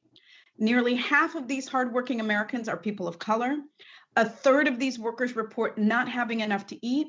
Half have little confidence that they can afford next month's rent or mortgage. These individuals now qualify for advanced premium tax credits under this provision. Mr. Chairman, I would like to ask unanimous consent to insert the Families USA report into the record. Without objection. Thank you. We are in a public health and economic crisis. We cannot afford to have millions of people uninsured. We have to stop making people choose between keeping a roof over their head or having health insurance. This is not the time to delay or play games. My colleagues on the other side of the aisle want to deny the problems that are rampant in this country, and they want to duck responsibility for fixing them. People in this country need our help, and any attempt to delay is a threat to the communities that we are elected to represent. It's a threat to the frontline workers that we praise. It's a threat to the millions of individuals who've already lost so much. President Biden is doing exactly what he said he would do. He's getting desperately needed assistance to people who need it and leading the charge to crush the virus, unlike the previous occupant of the White House who denied its existence. And if you want to wonder why we can't have in-person committee markups, it's because still many of my Republican colleagues refuse to wear masks in the hallways and in committee rooms and on the floor of the U.S. House of Representatives, despite clear evidence that they help stop the spread. And I would add that not every member has been vaccinated. And I would add that even if you are vaccinated, there is a small risk that you can get the COVID-19 virus and pass it on to family members and loved ones. So until such time as this virus is crushed, no, we can't have in-person committee meetings. It would have happened a lot sooner if my Republican colleagues would have heeded the advice of the House physician and would have followed those recommendations. I want to thank the chairman for his courage and for helping us put together a package that is really going to address the very real needs of the people that we represent. I yield back. I thank the gentlelady. Let me recognize the gentlelady from Alabama, Ms. Sewell, to strike the last word.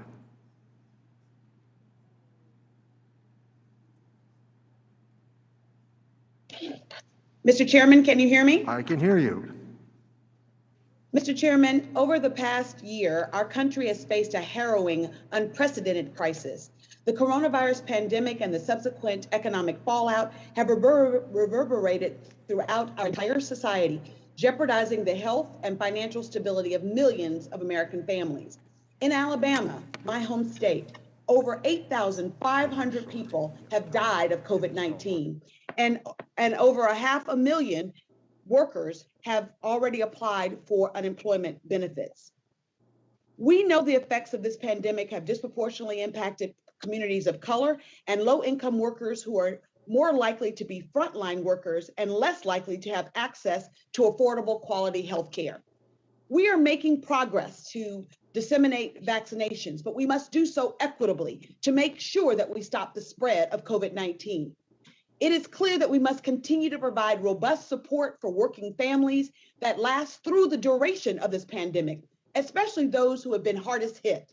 And the Biden American Rescue Plan before us today is simply an important step towards this goal. This legislation includes many of the most important policies that can address both the health and economic challenges that lie ahead. We have an obligation to the American people, Mr. Chairman, and we must ensure that everything is being done to protect individuals and their families by providing affordable quality health care coverage during the worst pandemic, the worst public health crisis that we've ever experienced.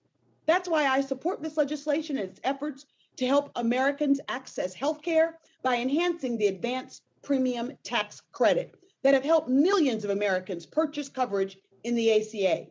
This is a critically important change, considering that over 80% of the marketplace enrollees receive advanced premium tax credits to help them afford the cost of insurance coverage. In addition, this bill would also make very important changes and improvements to the ACA by removing the subsidy cliff at 400% of the federal poverty level. The extension and expansion of federal unemployment benefits in this bill will provide financial stability for these workers until they are able to safely re-enter the workplace. $400 a week, Mr. Chairman, will not make you rich, but it could help you get by. This legislation also includes an additional $7.6 million in child care funding for the state of Alabama alone, which will help our frontline and hourly workers who are some of the most heroic frontline workers that we have during this pandemic. This legislation would also include life-saving and life-changing expansions to the child tax credit and earned income tax credit that I have championed for years. In my district, 53% of the children, that's over half of the children, do not receive the full benefits of the child tax credit because it is not fully refundable.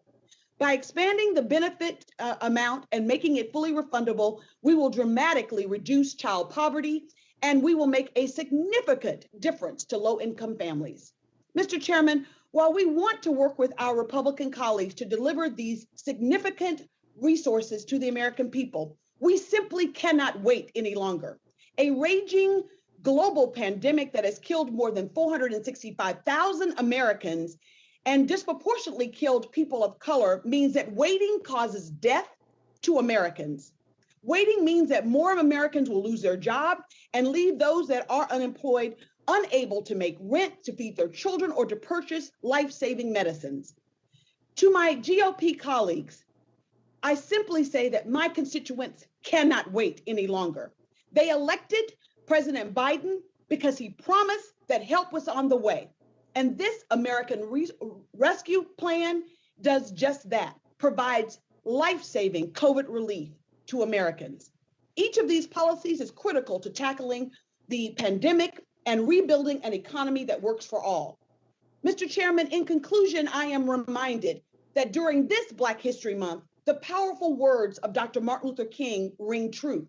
He said in a letter to from a Birmingham jail in 1963, "We have waited for more than 340 years for our constitutional and God-given rights. Perhaps it's easy for those who have never felt the stinging darts of segregation to say, wait. There comes a time when the cup of endureth runs over and men are no longer willing to be plunged into the abyss of despair." Mr. Chairman, indeed, there is a fierce urgency of now. Dr. King adds, "Time itself is neutral. It can either be used destructively or constructively. More and more, I feel that people of ill will will use time more efficiently than people of goodwill. We will have to repent in this generation, not merely for the hateful words and actions of bad people, but the appalling silence of good people. Human progress never rolls gentlelady's in the time has wheels of expired. inevitability. Rather, it comes because we are willing to do something about it. My colleagues, the time is ripe and the time is right to pass President Biden's rescue plan, and we must do so now. We simply cannot wait. Thank the gentlelady. With that, let me recognize the gentleman from New York, Mr. Higgins, to strike the last word.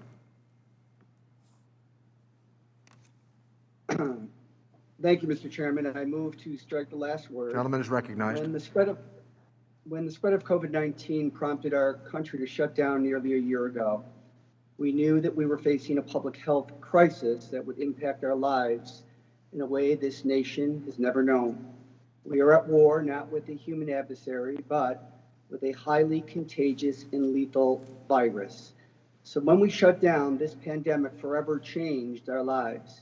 In my community of Buffalo and Western New York, schools closed, workplaces went remote. Entire sectors of our economy, hotels, restaurants, retailers had their business plans decimated in an instant. Local governments struggled to keep up with the need to test and to trace. Hospitals became COVID wards as nurses and doctors struggled to protect their patients and themselves from this dangerous disease. And it caused an economic crisis because in order to keep us safe from the disease, we had to change. What is clear from how we responded to this pandemic is for the first few months, we weren't ready for it. The federal government response was best characterized as slow, sloppy, and chaotic. This chaos has made an impact on the pandemic and the turmoil specifically caused on Black communities throughout this nation.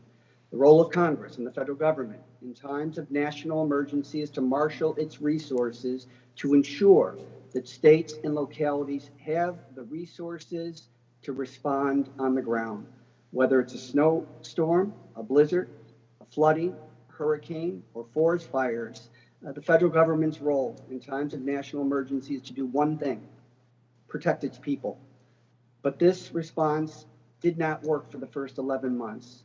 This plan that's put forth, that's being dealt with by this committee and the leadership of our president, is to do big things fast, to get real people, real help in ways that they actually feel and experience.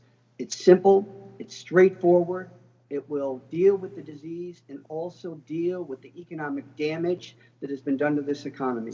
We should move, and we should move fast. With that, I'll yield back.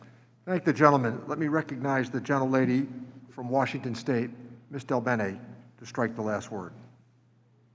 Thank you, Mr. Chairman, and thanks to you and the staff for all of the work that you've done to prepare this very critical legislation. 1 year and 21 days ago, the CDC confirmed the first case of COVID-19 in the United States. That first case was in Snohomish County, Washington, the region that I represent. That man was fortunate enough to have survived, but nearly 5,000 Washingtonians have not been so lucky. Mr. Chairman, it's been a long and tiring journey for my constituents, and I'm pleased that we're moving this week's legislation to provide greater relief to the families and workers who've been hit so hard by the COVID-19 pandemic. Washington State has a 7.1% unemployment rate, meaningfully higher than the national average. And Congress must act swiftly and decisively. And that's why I'm so pleased to see robust benefits for unemployed workers in the Ways and Means package. This dual economic and public health crisis is unprecedented, and only unprecedented action will meet the moment, a moment that's lasted over a year for my constituents. I'm pleased to see the longest extension of emergency UI provisions since the CARES Act in this bill.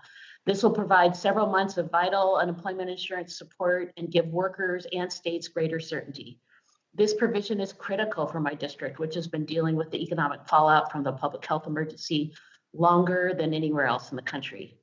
I'm also pleased to see additional relief for nonprofits, a provision that I led with my colleague from Illinois, Representative Sean Casten. Our provision increases the vital federal reimbursement to cover unemployment costs for nonprofits from 50% to 75%. At a time when nonprofits are responding to more demand than ever from their communities, but with fewer resources, it's common sense for the federal government to step up and provide assistance. For example, the Washington State YMCAs have spent $6 million on UI costs, all while increasing services to accommodate increased demand from school closures. Washington Ys have stepped up to provide full-time childcare for first responders and other essential workers during school closures. Childcare is critical so parents can return to work and our economy works again. This relief is sorely needed, and I want to thank Chairman Neal and Morna Miller from the Worker and Family Assistance Subcommittee for helping to make sure this fix was included. This will be the second extension of UI benefits, and I'm concerned that if the economy is not vastly improved by the end of August, an additional extension could be warranted. My colleague, Mr. Beyer, with the backing of the New Democrat Coalition, which I chair, has been pushing for automatic stabilizers, which would deploy enhanced UI benefits based on economic metrics, like the unemployment rate. I know that once we defeat the coronavirus, we'll be on a good footing to get our economy back on track, as long as a premature discontinuation of benefits is prevented. A UI system that includes automatic stabilizers would provide workers and states a level of certainty that we can't guarantee under our current program. I look forward to continuing that conversation and working with my colleagues to modernize our UI system. Again, thank you, Mr. Chairman, and all of the Ways and Means Committee staff for your tireless work on the American Rescue Plan. And I yield back. I thank the gentlelady. Let me recognize the gentlelady from California, Ms. Chu, to strike the last word. Mr. Chair, I move to strike the last word. Gentlelady's recognized. Today is such a significant day. It is a day that we advance a significant portion of President Biden's American Rescue Plan, which will relieve the suffering of the American people. It will help to defeat the coronavirus and get our economy back to work. We must do everything to ensure that we can ease the financial suffering of American workers and families and empower our health systems with the resources they need to defeat the public health crisis before us. First, this bill provides another round of survival checks at $1,400 per person under the same income thresholds as the CARES Act. I call them survival checks because it is the most flexible funding we can send to families while they wait on unemployment assistance, rental assistance, nutrition assistance, and other federal programs that will meet their needs during this pandemic. I'm proud that this bill expands the stimulus check so that 2.2 million American children with Social Security numbers born to immigrant parents are now eligible for these payments. This bill ensures that joint filers with mixed immigration status are not discriminated against solely because of their mixed status. And after being left out of previous iterations, this bill includes stimulus payments for older children and adult dependents. The bill also does so much to provide additional assistance to families. We know that women are dropping out of the workforce during this pandemic at historic and alarming rates, and we need to do something to help. The expansion for the child tax credit means that families will get increased tax credits per child, and because the credit is fully refundable and paid out on a monthly basis, it will help lower income families struggling to stay afloat with everyday expenses during the pandemic. Coupled with the expansions to the child and dependent care tax credit, it means that families will be able to recoup more of their hard-earned money spent on child and dependent care, including for essential low-wage workers who still require dependent care while they worked away from their homes during the pandemic. I also strongly support the unemployment provisions in this bill. I represent a district in Los Angeles County where many individuals who are unable to work are gig workers or independent contractors in the entertainment industry who, like other workers in the country, lost jobs and contracts due to the pandemic. These workers do not normally qualify for unemployment benefits from their states, but so many of them had their entire income wiped away overnight. So I'm thrilled that this bill extends a provision I worked hard to include in the CARES Act that makes these workers eligible for benefits through a federal program. And critically, this bill also includes relief for mixed income workers who had income from both salary jobs and independent contracting work. These workers were unfortunately limited to receiving only state benefits based on their W-2s, which did not reflect their larger true earned income.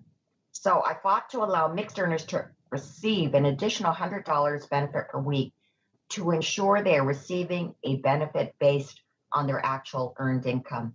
And I'm pleased that this provision was included in our December relief bill and is extended in this package. No one should be penalized for having multiple jobs in order to pay their bills. This bill also recognizes that we need to make critical investments in our child care programs.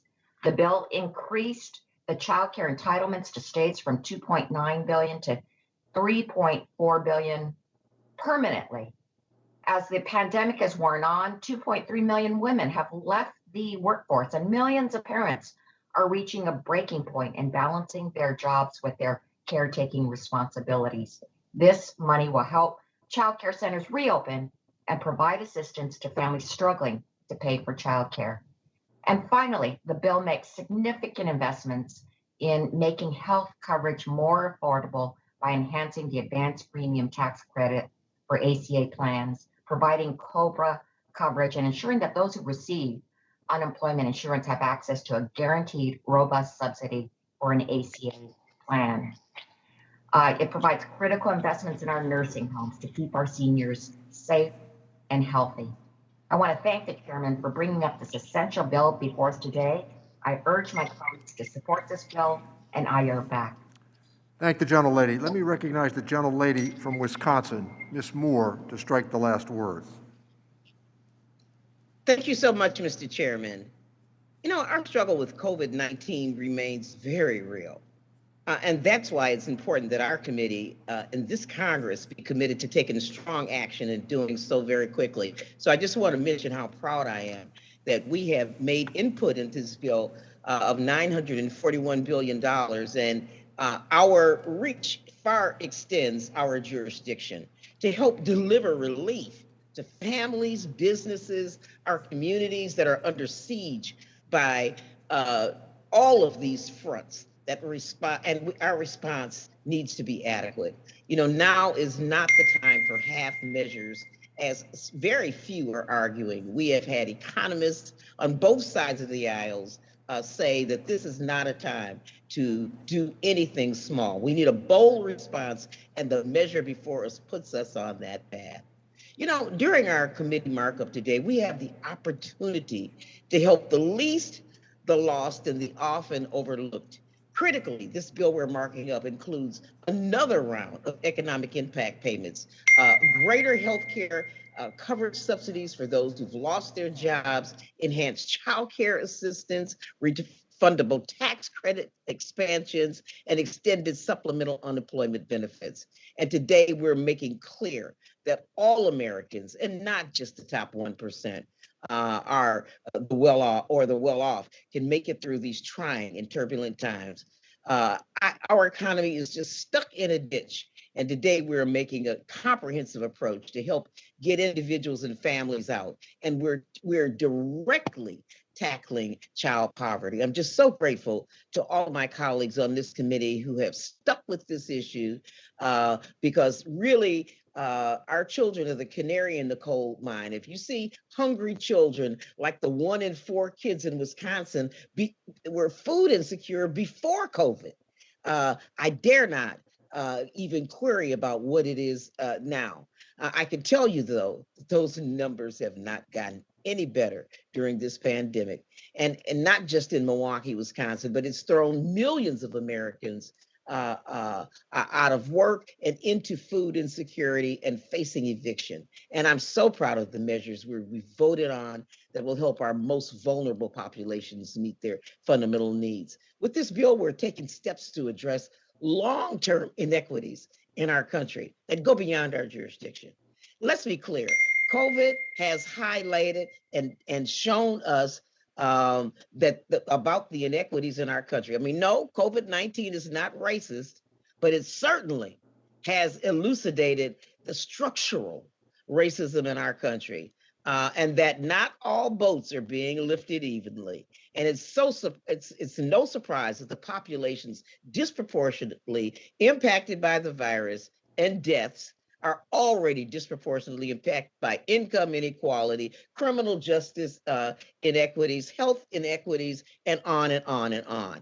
And according to the COVID racial data tracker nationally, Black people have died at 1.5 times the rate of white people. And this is the case even though non-Hispanic white people represent the largest racial group and most of the top 20 counties in our country with the highest COVID infection rates per capita. We're dying. This virus has hit communities of color particularly hard, not only in terms of infections and deaths, but economically. People from some racial and ethnic minority groups are disproportionately represented in essential work settings, such as healthcare facilities, farms, factories, grocery stores, and public transportation. And those who work in these settings have more chances to be exposed to the virus, take it home to their families, who are often multi-generational, and they have close contact with the public. And they're workers. These are workers who cannot zoom in to their jobs from home, and they don't have paid sick leave, which this bill addresses. We have a continuing responsibility to help people who are making such great sacrifices. Who knew they were essential workers before this pandemic? Or help them throughout this pandemic and beyond. We must not forget that those hit hardest now will struggle the most to overcome the added challenge of this pandemic, compounding the obstacles for our most vulnerable that we face. You know, even with vaccine distribution, communities of color are lagging. According to my paper, the Milwaukee Journal Sentinel, in Milwaukee County, I hear the gavel, and so I will honor the gavel. I'll just want to mention that the vaccine is not getting out. I know that that's not our jurisdiction. It's not a perfect bill, but trust me, there are areas I would love to further strengthen, but I have never voted on a perfect bill, but as an elected official, but this comes pretty doggone close. I yield back. Thank the gentlelady for her comments. Let me recognize the gentleman from Michigan, Mr. Kildee, to strike the last word. Thank you, Mr. Chairman. I move to strike the last word. Mr. Chairman, I would like first to start by congratulating you and our great staff on this bold vision for helping America during this coronavirus pandemic. Our families, seniors, small businesses are all struggling from this dual health and economic crisis posed by COVID-19. My district has been hit really hard. Nearly 50,000 constituents have contracted COVID-19, and nearly 1,600 of my constituents have tragically lost their lives due to this virus. People I know, friends of mine, friends of all of us, one of our own members in this House has lost their lives to this terrible, terrible pandemic. Just this week, a mother in my district, Sandy, wrote to me with her heartbreaking story. Sandy tragically lost her husband and her son within 3 days of each other due to COVID-19. So many people in our community have lost family, friends, and neighbors. So for Sandy and so many others impacted by this terrible disease, we must act now to provide additional relief. So I'm really proud of the work that the Ways and Means Committee has done to provide real, immediate relief for families. And it's really important as we talk about this legislation to realize we have to scale the response to the size and the scope of this problem. And there's not any part of our lives that have not been affected by this. With this bill, for example, we finished the job to ensure that families receive $2,000 direct payments to help them pay bills and provide for their families. And to create, importantly, to create demand in the economy, which is good for those families, but also good for the small businesses that they will support with those ready to spend dollars. With this bill, we also expand the child care and earned income tax credits, building on legislation that I introduced with my colleague, Congressman Evans. Expanding these tax credits for families will help thousands of families in our district, lifting them out of poverty. Because of this bill, families will not have to wait for relief from the child tax credit until they file their taxes. Instead, they'll have recurring payments coming to them to support those families. Right now, our unemployment rate in my home state of Michigan is at 7.5%. For 2 months in a row, unemployment in this state has increased. Thousands of Michiganders are still out of work because of this virus. They need help. And that's why I've helped lead the fight to extend unemployment insurance benefits. And I'm particularly grateful for the work of my colleague, Mr. Horsford, on this front. With this bill, we expand the pandemic unemployment compensation, a supplemental federal benefit, to $400 a week through August. And let me just say this, because I've heard some of my colleagues on the other side comment on this. The notion that the unemployment benefit creates an incentive for people to sit on the sidelines and stay out of the workplace ignores some key facts. First of all, Mr. Chairman, I would like to submit for the record a study by 2 professors at Yale University that show with good data that the unemployment benefit does not cause employers to lay people off and does not prevent workers from coming back. It's an important study, and with your permission, with unanimous consent, I'd like to have that study submitted for the record. Without objection. Secondly, it's important to keep in mind that you can't get unemployment by quitting your job. And you can't get unemployment if you're offered an opportunity to come back to work. But having said all of that, I'm tired of hearing my colleagues on the other side of the aisle insult the workers that I represent and workers across this country by implying that an American worker would rather sit at home than participate in the workforce and have the dignity and meaning that comes with a job. I don't need a study to tell me that that people in this country would rather find meaningful employment. So I know you can find some anecdote or some story about somebody who prefer to stay home, but I will tell you this: where I live, the people I represent would stand in long lines for a job, for the dignity that comes with work. So I'm just a little worn out on this continuing insult to the great American worker by suggesting that they really don't want to work. That's not the people I know. So not just workers, but seniors have been hurt by this pandemic. It's important that we realize that under Mr. Neal's leadership, Democrats are committed to helping those folks as well. With this legislation, we passed the Butch-Lewis Act to ensure that retirees will have their full pension benefits that they have earned. And finally, the health provisions in this bill help make sure that people get the additional relief to ensure that their insurance premiums are affordable and they can continue to access health care in a meaningful way.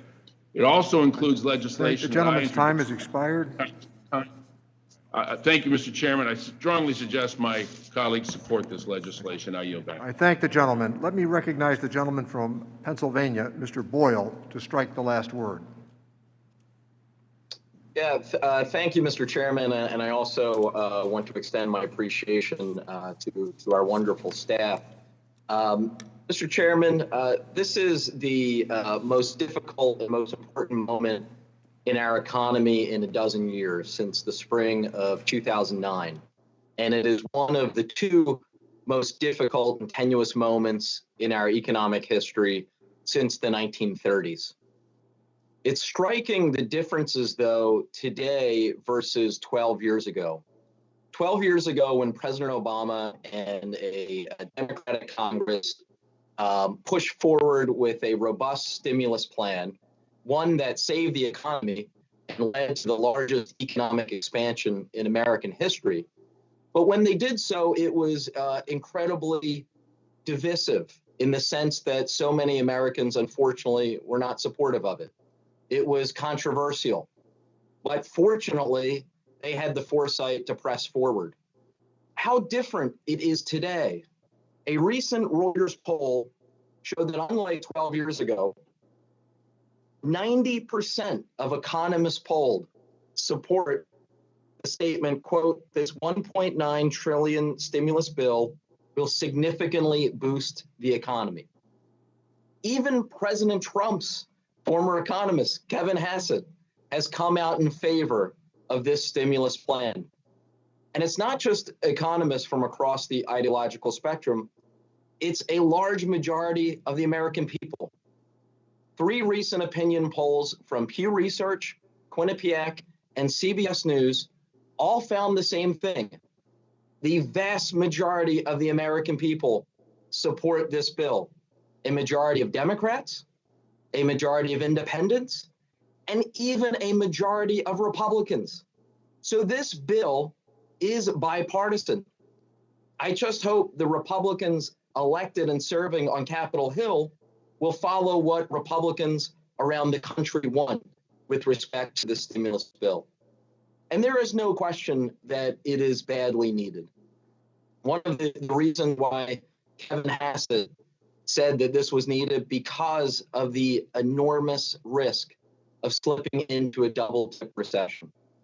We have seen in recent months, really over the last 6 to 7 weeks, the spike in COVID cases and COVID deaths.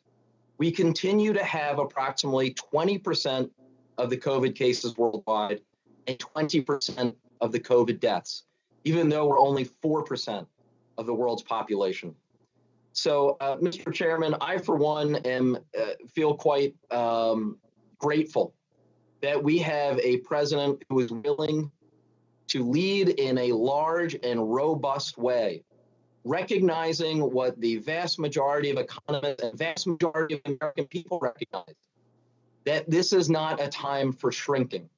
This is a time to go big and a time to be bold. I am proud to support this president and my Democratic colleagues on this committee in this effort.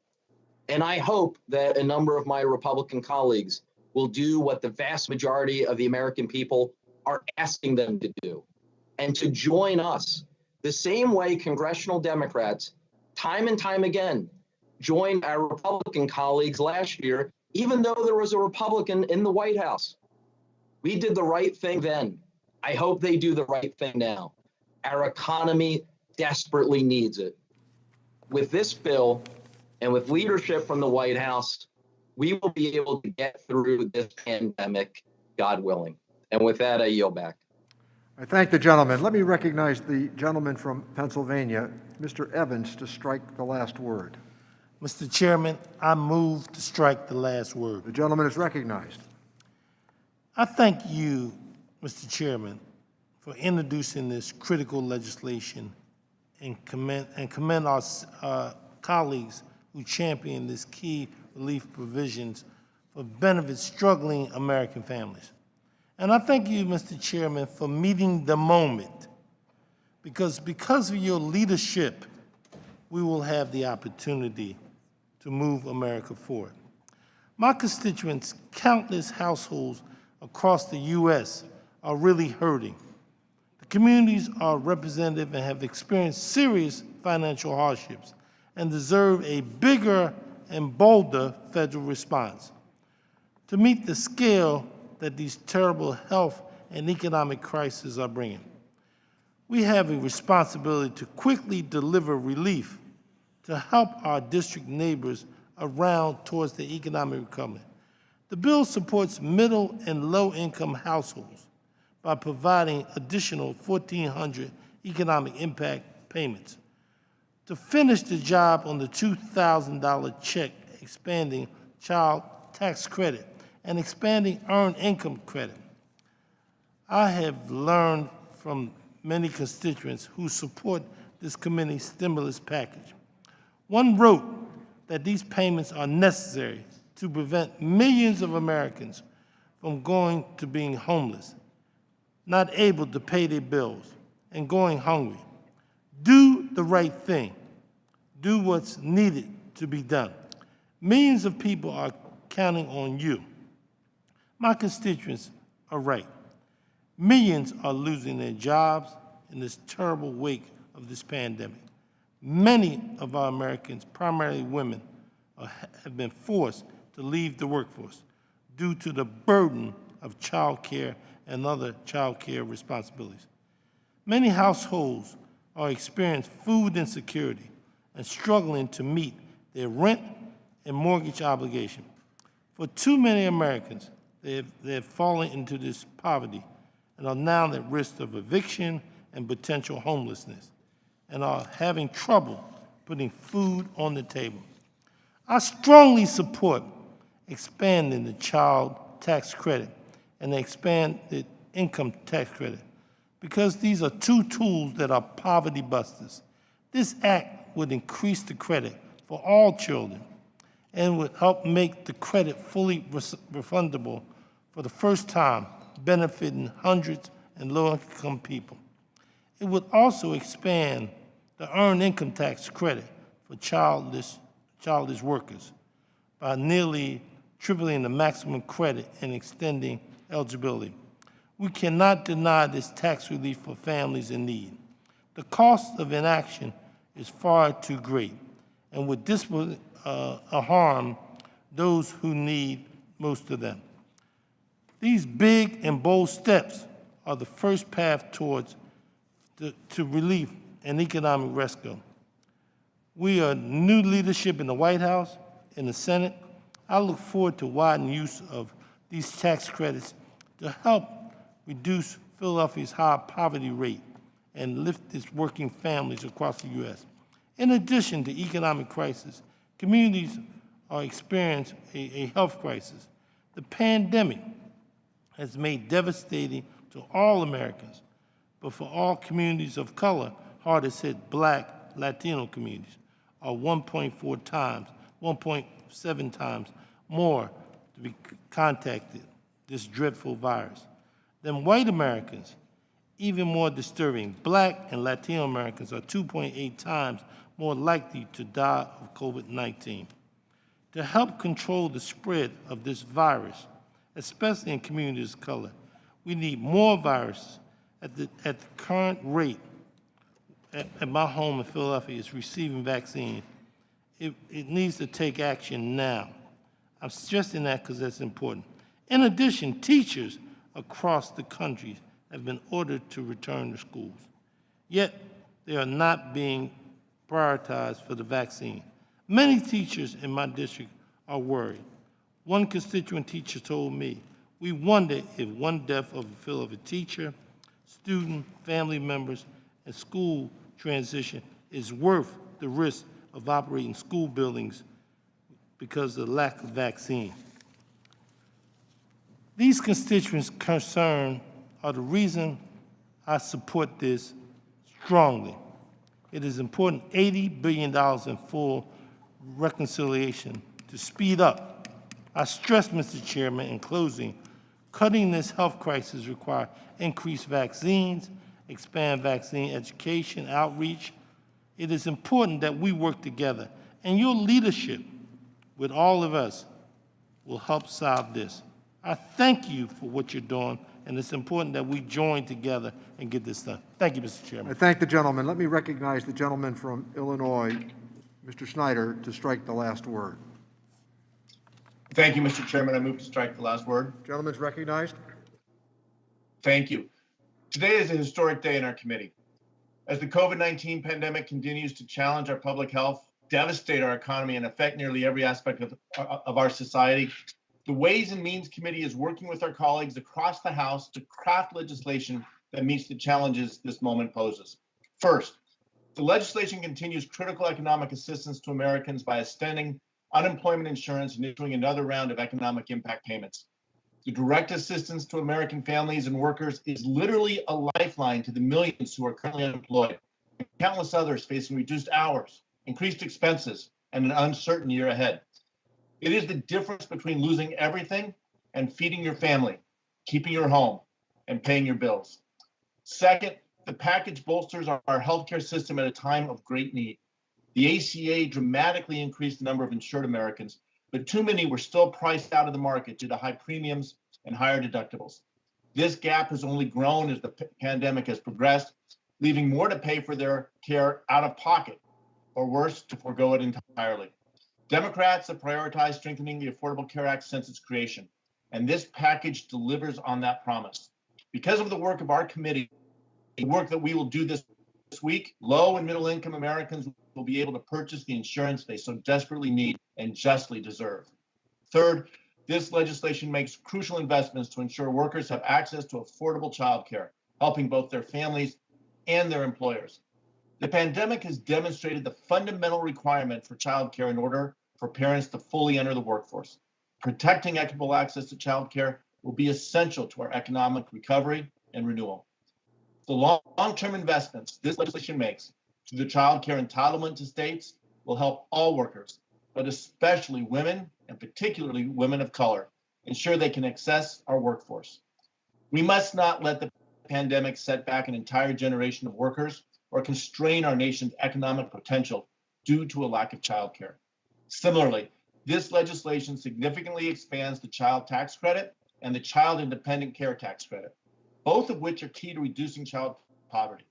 By both supporting child care and making that care more affordable, the legislation in this bill represents a significant and timely investment in both our children and families and in our economic future. I am also pleased that the legislation before us includes a provision I have long championed to make state and local governments eligible for the paid leave tax credit they were initially excluded from last spring.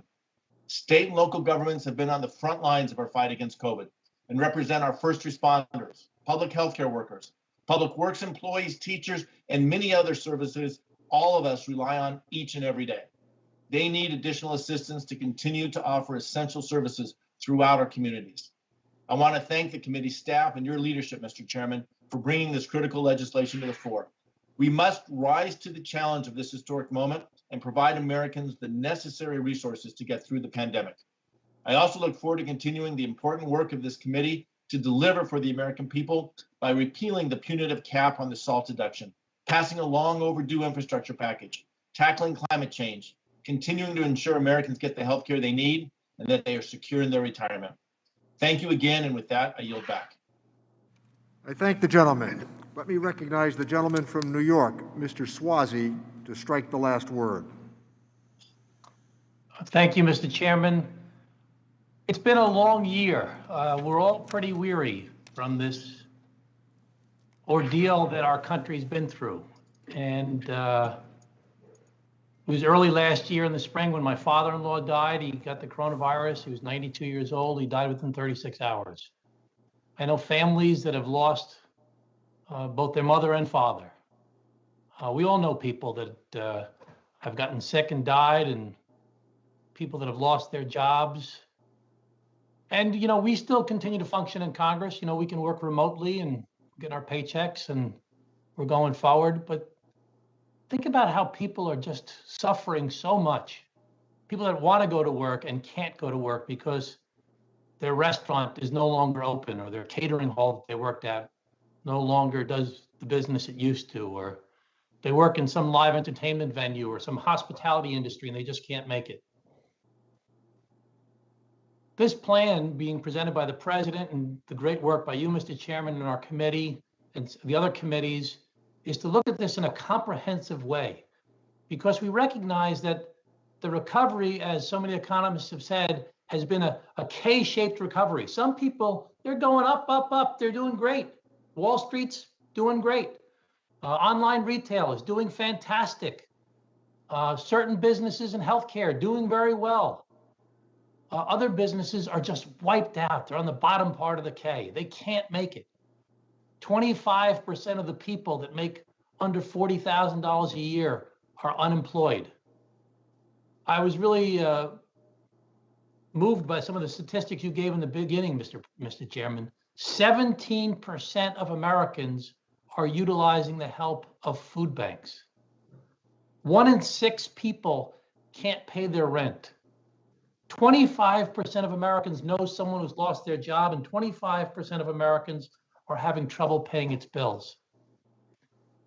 We finally are putting together a comprehensive plan to look at all the different aspects of this pandemic, both to address the healthcare issues, the vaccines, to look at the issues of state and local governments, to look at the industries that are particularly hard hit, and especially looking at those people who, through no fault of their own, are suffering in ways they have never suffered before.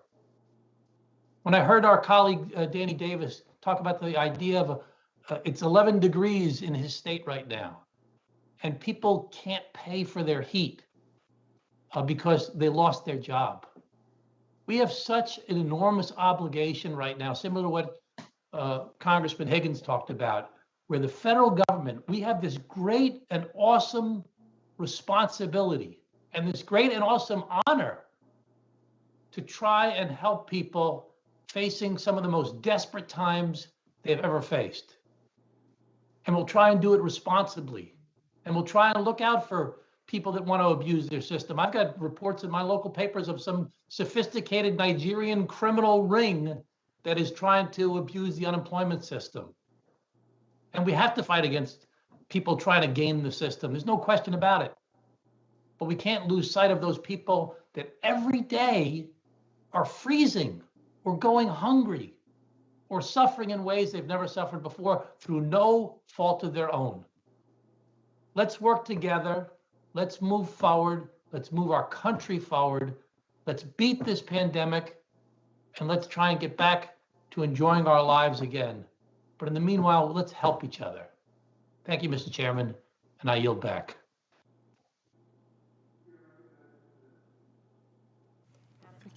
The chair recognizes the gentleman from California, Mr. Panetta, to strike the last word. Thank you, Mr. Chairman. I move to strike the last word. The gentleman is recognized. Thank you. Look, this rescue plan is needed now more than any other time during this pandemic. And I agree with my good friend, Mr. Swazi. It's an honor that we can play our part in the Ways and Means Committee by being a part of this rescue package. Now, I know that together we have passed and signed into law 5 major record-setting COVID bills of close to $4 trillion. Relief packages that have kept the economy afloat, kept the poverty rate flat, and put the unemployment rate below 10%. But it's clear, based on the stats that we've heard just in this morning alone, that more needs to be done, especially considering what leading epidemiologists are saying. Michael Osterholm, who I like to follow, he recently stated that when it comes to this pandemic, the darkest of dark hours are still to come.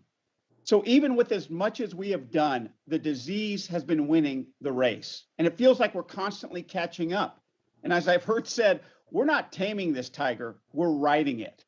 Now, yeah, we started off with some blunt force tools of shutting down and putting ourselves in the self-induced economic comas. We finally got around to testing, but there wasn't enough and they weren't timely. And we should be proud we developed vaccines in record times, but now that there are variants spreading like wildfires, we really are in a race between injections and infections. So I believe that we are in this race, though, because we did our job last year. See, with the previous administration, we were left with a disjointed, divisive, and disorganized strategy of what I call federally funded, state mandated, and locally executed. Now, in Congress, we did our job. We provided those funds. And like I said, it kept us afloat and it kept us in the race. Yes, it added to the debt, but right now with interest rates and inflation low, that's what allows us to go big. It allows us to do what is needed on vaccinations and on replenishing the incomes of workers and families bearing the brunt of the crisis, like the farm workers, the grocery workers, and the restaurant workers in my district. So it is worth the risk. It's worth it because the additional unemployment benefits through the summer will help those who have lost their jobs. The extension of the employee retention tax credit will help keep employees connected to their employer and help small businesses weather the storm.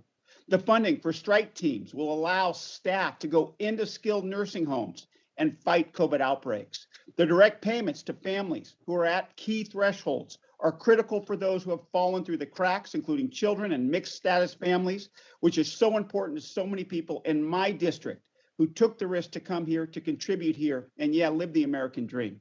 The child tax credits will dramatically reduce child poverty and ensure that working parents can afford quality childcare and continue to work. And of course, the expansion of the earned income tax credit allows people to live up to the American creed that work is rewarded. And the EITC allows government to live up to its part of that core bargain, that by helping the American worker can climb out and climb into the middle class.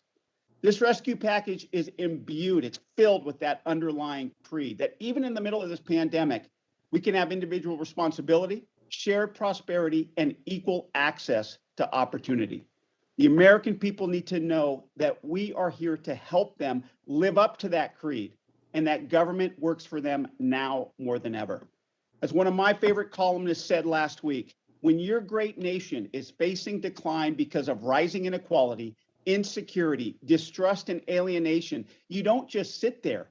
You try to do something big. Mr. Chairman, President Biden understands that we must go big. The American people need us to go big.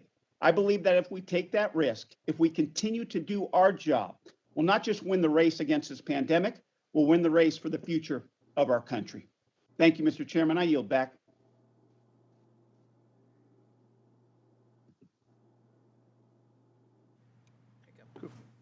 The chair recognizes the gentlewoman from Florida, Ms. Murphy, to strike the last word. Thank you, Mr. Chairman. I move to strike the last word. The gentlelady is recognized.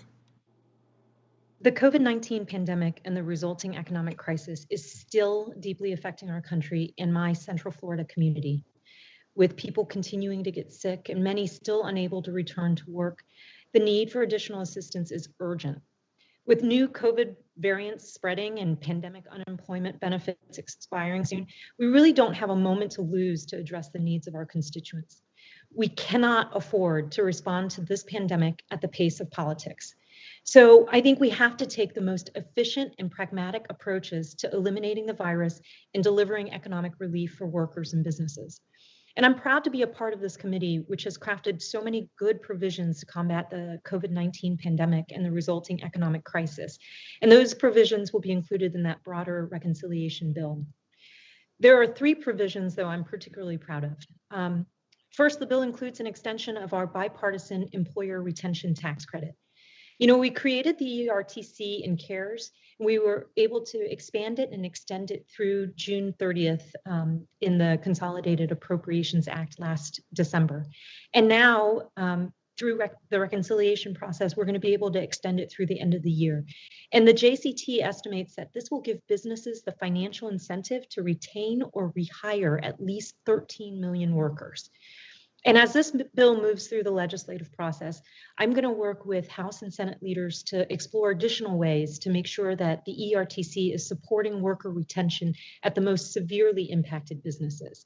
I think it can have a real impact. And I'm going to continue to my efforts to inform and educate the business community about this credit so that they can use it to the benefit of their workers and their companies. The second provision I'd like to highlight is The bill will provide a $1,400 economic impact payment to eligible Americans, and that's going to benefit nearly 15 million Floridians. This bill will enhance the child tax credit, helping over 4.5 million Florida families. And it's going to expand the earned income tax credit, which helps over 1.6 million Florida workers. This is huge for Floridians. And I'm also really grateful that the bill treats Puerto Rico, the U.S. Virgin Islands, and other U.S. territories fairly under both the CTC and the EITC. It corrects a long-standing injustice that has been faced by our fellow American citizens in the territories. And this will do so much to improve the quality of life, whether that's in San Juan or in St. Croix. And then finally, the bill is going to help millions of working families afford the cost of childcare by enhancing the child and dependent care tax credit. And I have been championing a bipartisan bill on this subject called the PACE Act since I got to Congress, and I'm just so pleased that core elements of it are included in this package at a time when child and dependent care is so necessary as people try to return to work. I thank the chairman for his work on this vital bill, and I yield back the balance of my time. The chair now recognizes the gentleman from Missouri, Mr. Smith, for the purpose of striking the last word. Thank you, Mr. Chairman. A motion to strike the last word. The gentleman is recognized. Thank you, Mr. Chairman. You know, let's get real about this. This bailout package is clearly loaded with a lot of favors to the Democrats' special interest groups, to their donors, to their political allies. We talk about crushing the virus. We all want to crush the virus. That's been most of the conversation today. Less than 9% of the money that's allocated in this bailout package goes for vaccinations, to put shots in people's arms, to provide health care equipment, PPE equipment. Less than 9%. But 90% of the lips moving was talking about crushing the virus. They want to distract you from the majority of this bailout package that are special gifts to their voters, their political allies, and their friends. Let's say for what it is. Think about this. More than $1 trillion of money has already been appropriated in prior bipartisan COVID packages. More than $1 trillion has been appropriated. The money is there. There's no need for an additional $1.9 trillion. If you count this 1.9 to what we've already spent, that adds up to more than $17,000 per every American. I would ask the Americans back home, have you got $17,000 of benefit from Congress in the last 11 months? We all know what the answer is. When they talk about these unemployment benefits and how adding $400 more a week, let me tell you how that affects the people of Missouri. Under the terms of this bill, an average monthly pay for an individual on unemployment would be $3,080. An individual making $15 per hour, the minimum wage laid out in this bailout package would be $2,400 a month. No one is talking about, whenever you bring forth the $15 minimum wage, that 31 million Americans who are on fixed Social Security benefits will now have an increase in cost of goods. They're going to have to choose between whether to have heat in their house, whether to pay for their pharmaceutical drugs, or whether to put food on the table because of this increase in minimum wage. They will not tell you about the people who are disabled, who are working, that will lose their job at the sheltered workshops because of this increase in minimum wage. Folks, they are not the party of the working class. They are the party of Wall Street and the elites, and they are governing in this bailout package accordingly. Let me tell you, back home in my state, the minimum wage is $10.30 an hour. An individual receiving the additional $400 from this bill under unemployment benefits provides, it would be double of what a minimum wage worker in Missouri would have. So when the Republican leader of this committee in his opening statement said that more than half of the people working would make more money on unemployment benefits than at their job, that's a fact in the state of Missouri. And I don't know if it's your choice to try to reward people who aren't, working every day. I don't understand it, but I clearly believe in this phrase back home that says, "You're all hat and no cattle." That's exactly what this legislation is. It's all hat and no cattle. If we're trying to help the working class, Mr. Chairman, I'm all in. I'm probably the only Republican of this committee that voted for the $2,000 checks to the working class. I would love to work with you all to make sure that we're delivering aid to the most vulnerable, the working class, but I am not going to support a bailout bill that's going to reward the Democrats' political donors, continue to fire American workers with the stroke of a pen. This is unacceptable. This is hard on this nation. Let's put shots in people's arms, crush the virus, and take care of the working class. I yield back. Thank you, gentlemen. Let me recognize the gentleman from California, Mr. Gomez, to strike the last word. Mr. Chairman, thank you so much. I move to strike the last word. Gentleman's recognized. I find it just appalling, to be honest with you, when I hear my colleagues on the other side. Could the gentleman speak into the microphone, please? Can you hear me now? Yes. I said I find it appalling when my colleagues on the other side of the aisle always talk about how we're catering to special interests when it comes to, but these are folks that I consider my constituents, my friends, right? Firefighters, teachers, nurses, people who are struggling to make ends meet every single day. And they call it like that they don't deserve the help, that they're going to get more than they deserve. But when they passed a $1.5 trillion tax cut of corporate welfare, they had no problem doing that. A tax cut that benefited the top 0.1% of this country. No problems. We're going to step a line. We're going to vote for that. But when it comes to actually giving aid and support to the people that I've been visiting in the food lines and the vaccination sites week after week for over a year, yeah, that is something that I find appalling when they compare the two. So we know that this pandemic started in 2020, but its effects and and what's going on has spilled into 2021. So we need to take big strides to help the people who are being disproportionately impacted. That's especially true when it comes to communities of color, immigrant communities, essential workers on the front lines of this health emergency who just bear the brunt of this pandemic. In my district, COVID-related deaths among Latinos have soared by almost 1,000% since November. But I don't hear my friends on the other side of the aisle talking about that. The unemployment rate remains well above 10%, and the rate is even higher amongst people of color.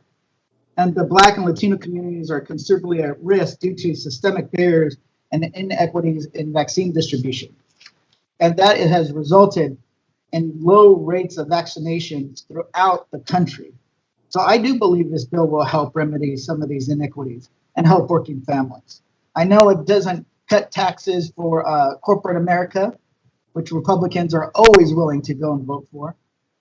But this is something that is absolutely necessary. We need to increase the federal, we're going to increase the federal supplement to unemployment benefits to $400 a week and provide more weeks of life-saving benefits. That's a big deal, especially for gig workers and workers who are now eligible for this benefit. It's going to be a big, big deal for the people of my district. Mixed status immigrant families, a group I will continue to work to fight for in every COVID relief package, will get the financial support they desperately need as well. Immigrant families newly included in the December stimulus bill will continue to be eligible for stimulus payments. 2.2 million U.S. citizen or legal immigrant children left out of past rounds of stimulus payments will now be eligible for relief. That is a big deal. The expansion of relief to mixed status families is a major win. However, the fight to protect immigrant families is not over. And I will continue to fight to secure financial assistance for millions of tax contributing immigrants that risk their lives in the essential workforce but are barred from receiving federal financial assistance. These are not folks who asked for a handout. These are folks who came here and are working and paying taxes, but yet my colleagues never on the other side of the aisle never talk about that. They call them, welfare recipients, even though they're not accepting any welfare. So I want to just say that we need to continue pushing on this package. People are suffering. And if you don't see it, come to my district and I can walk you around in the streets. And you can let people ask you, what are you going to do to help their situation? And giving the corporate tax cuts to the largest corporations in this country is not the answer they're looking for. With that, I yield back. I thank the gentleman. Let me now remind the committee that we will ask, are there any amendments to the amendment in the nature of a substitute? And if hearing none, we will proceed to the report section and prepare to accept opening amendment requests. Thank you, Mr. Chairman. I have an amendment at the desk. Mr. Brady has an amendment at the desk. Mr. Chairman. Mr. Byer. I reserve a point of order. Gentleman from Virginia has reserved a point of order. And now we will await electronically the amendment being passed out.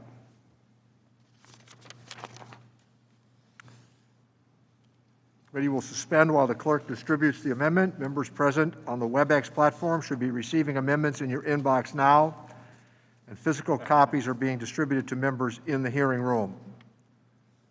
We'll give the clerk a moment to make sure this is accomplished.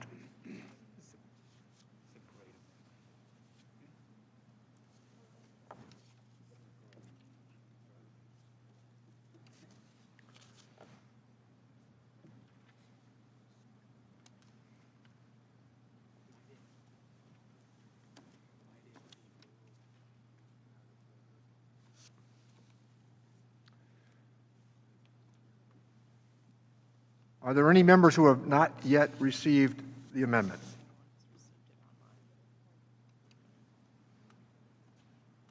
I believe I've seen 2 or 3 hands go up.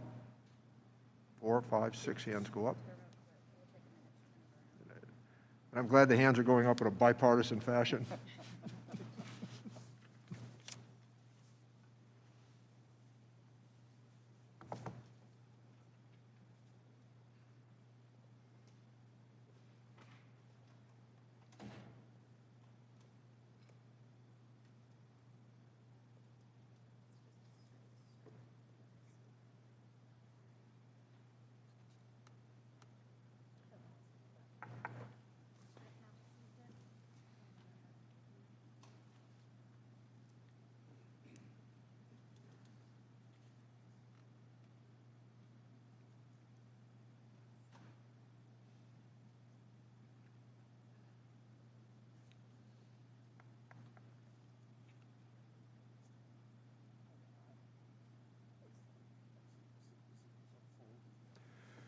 As the amendment has been circulated, are there any hands up for not having yet received the amendment? The gentleman from Texas, Mr. Brady, the ranking member, is recognized for 5 minutes. Thank you, Mr. Chairman. I'm proposing an amendment that creates a better way to help our unemployed, tailored to them and to the state benefits. First, I would like to quickly fact-check Mr. Doggett's false claim that Republicans oppose federal unemployment benefits. Clearly, a strong support for the CARES Act of the $600, strong support for the December package as well. Simply a smarter approach that helps the jobless get back to work is what Republicans support. The multiple false claims that tax cuts 80% went to the wealthy. Factcheck.org says this claim is simply misleading. Of course, Mr. Pascrell's false claim, Republicans have no health care plan. The American Healthcare Recovery Healthcare Act passed May 4th, 2017 out of the House. The only other point I'd make is let's be careful in our discussions about accusing or inferring others cause deaths of either colleagues or others. That's nonsense. Let's not go there. So thank goodness that we had one of the strongest economies in the country pre-COVID. Thankfully, we had the highest household income on record thanks to President Trump and the Republican tax cuts. We had the lowest poverty rate on record and the lowest unemployment rates for blacks, Hispanic, women, and low income. But for us to rebuild our economy, we need to make sure temporary job losses don't turn into permanent ones. We have to remove barriers to help people get back to work. Just like the $600 added federal weekly benefit last year, this $400 one-size-fits-all bonus is poorly targeted and ends up with many jobless receiving more in benefits than they earned on the job. This does discourage work because people are smart. It does hurt small businesses in hiring. Listen to them, they'll tell you this. And it helps delay this recovery. An American Action Forum article published Monday estimates at the $400 level nationally, 50% of workers could make more on unemployment than at work. I'd like to submit this article and the chart for the record. Without objection. So the chart shows the percentage of workers that would make more with the $400 a week unemployment supplement and how much more they would make, so my colleagues can see exactly what that means in your state. For example, in Texas, 55% of workers would make more than at work and could make up to 177% more than when they were working. That's nearly double. In Alabama, 45% of workers would make more, could make up to 175% more than at work. This isn't hypothetical. There is a better way to help our unemployed and help them return to the workforce. Instead of the flat, one-size-fits-all $400, my amendment sets the federal unemployment bonus as equal to 50% of an unemployed worker's weekly benefit amount. That's determined, as you know, by the state. Benefit approach, it individualizes unemployment, tailors it to the worker, it's anchored in their prior wages. It is state policy, and it recognizes the regional differences in wages. It also means no one would end up making more on unemployment than when they were working. We ran the numbers, and using this formula, wage replacement rates would range from 71% in Indiana up to 98% in Oregon. That means this would be fair, it would be crucial, but no one would make more unemployed than they would at work. Importantly, this approach doesn't require states to change their benefit calculation formulas. The benefit amounts already known in each state. The state would only need to apply a multiplier, issue a second check in that amount. This amendment offers a fair and tailored alternative, provides really a more productive path for targeting additional unemployment assistance to those who need it, and they need it, without the hazard of creating a permanent class of long-term unemployed or creating barriers to reconnecting the jobless back to their work, which we all support. Mr. Chairman, there are 6.6 million job openings as of today. We have to do our best to help people get back to work. I urge my colleagues to support this fair and reasonable amendment to the underlying bill. Yield back, Chairman. Thank the gentleman. Does the gentleman from Virginia continue to insist upon his point of order? No, Mr. Chairman, I withdraw my point of order. Thank the gentleman. With that, let me recognize the gentleman from Illinois to speak on the amendment. Mr. Davis is recognized for 5 minutes. Mr. Davis, would you unmute, please?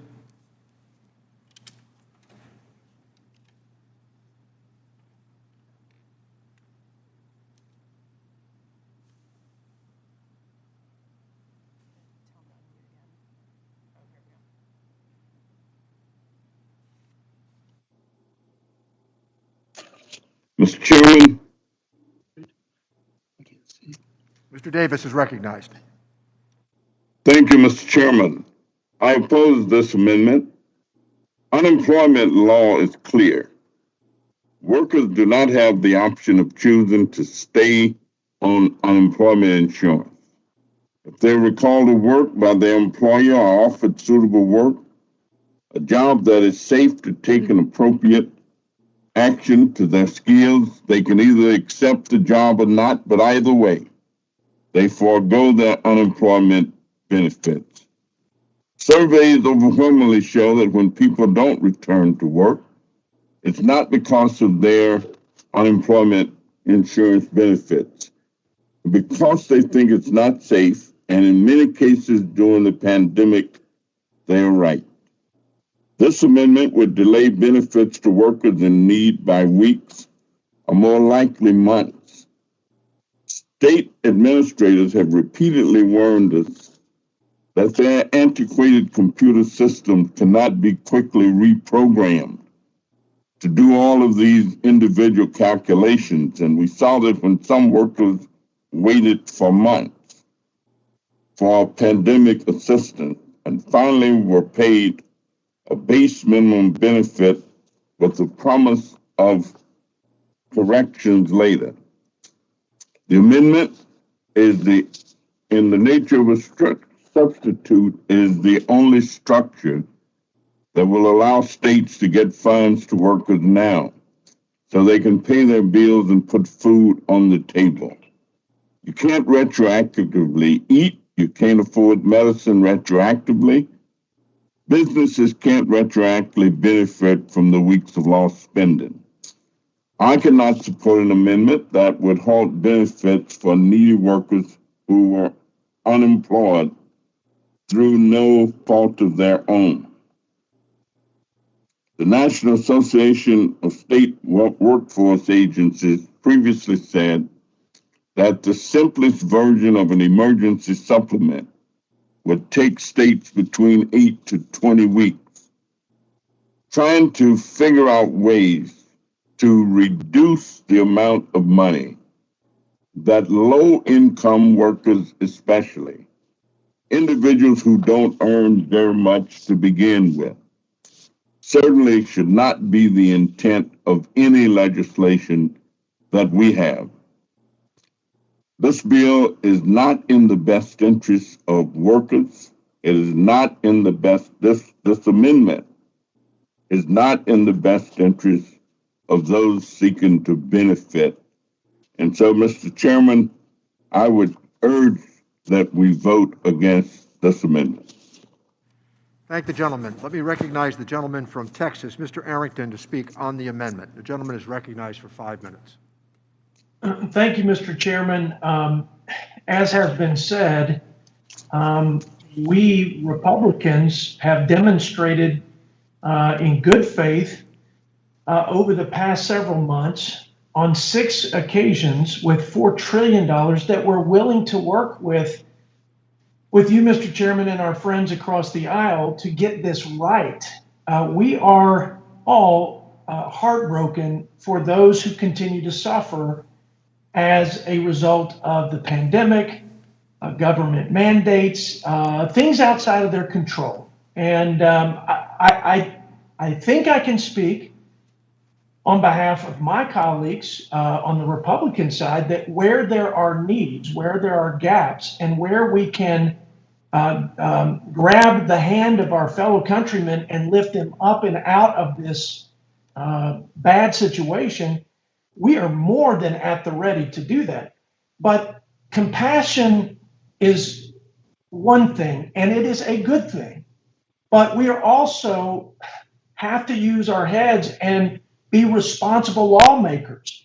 And I don't think, Mr. Chairman, there's any excuse for not putting a provision in this enhanced unemployment insurance that prevents people who we want to help and we want to lift up and sustain with a safety net, especially during this time, to ensure that they're not making more money than they did in their previous job. There is not an American, if we were having a hearing and we could look out into the sea of people in the Ways and Means Committee room, that would nod their heads saying, of course, that should be fundamental to whatever we do to help. Let's not throw money where there's not a need, and let's not, for heaven's sakes, in the name of compassion, disincentivize the very thing that is best for our country and for our fellow citizens, and that's being able to get back to work and provide a living for their families. That's what they want. And this, I commend the ranking member Brady for this very simple and much needed provision and guardrail against it. Some people, Mr. Chairman, could make upwards of 177% of what they made prior to COVID and their unemployment. Everywhere I go in West Texas, from the family farmers, the independent oil and gas employers, or just mom and pop shops of all kinds, they say, please, when you're helping us, be responsible and don't hurt us with your good intentions and your compassion by freezing out these people that they need to rehire and get them back on the payroll. Because ultimately, that's the best thing we could do, is get folks on the payroll and get them down the road. So thank you, Mr. Chairman. I support this, and I cannot imagine a single one of my colleagues, and I wish I could see them all, I cannot imagine that they wouldn't support this basic guardrail and responsible provision as we help our friends. Thank you, and I yield back. Thank you, Mr. Arrington. Let me recognize the gentleman from Oregon, Mr. Blumenauer, to speak on the amendment. Thank you very much, Mr. Chairman. It's a simple amendment to write, but it's very difficult to implement. I guess Mr. Brady was not listening to Mr. Schweiger talking about the casework staff. The unemployment agencies are overburdened. And in response, Mr. Brady and the Republicans are offering something that is going to make it more complicated. The state's antiquated computer systems cannot be quickly reprogrammed to these individual calculations.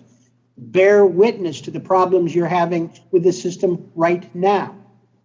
And this, in part, is due to our Republican friends over the years having budget cuts when they were in charge after the Great Recession to try and help states upgrade these systems. But the point is, they haven't, they can't, and this would delay needed benefits for 2, 3, 4, 5 months. It's not simple. It doesn't make sense. But the underlying premise is flawed. People cannot, as my friend Mr. Davis pointed out, people don't have a choice about whether or not they're going to return to work or not. The law is clear. If they're recalled to work by their employer or are offered suitable work, they either accept the job or they forego their benefits. We don't need this unnecessary complication.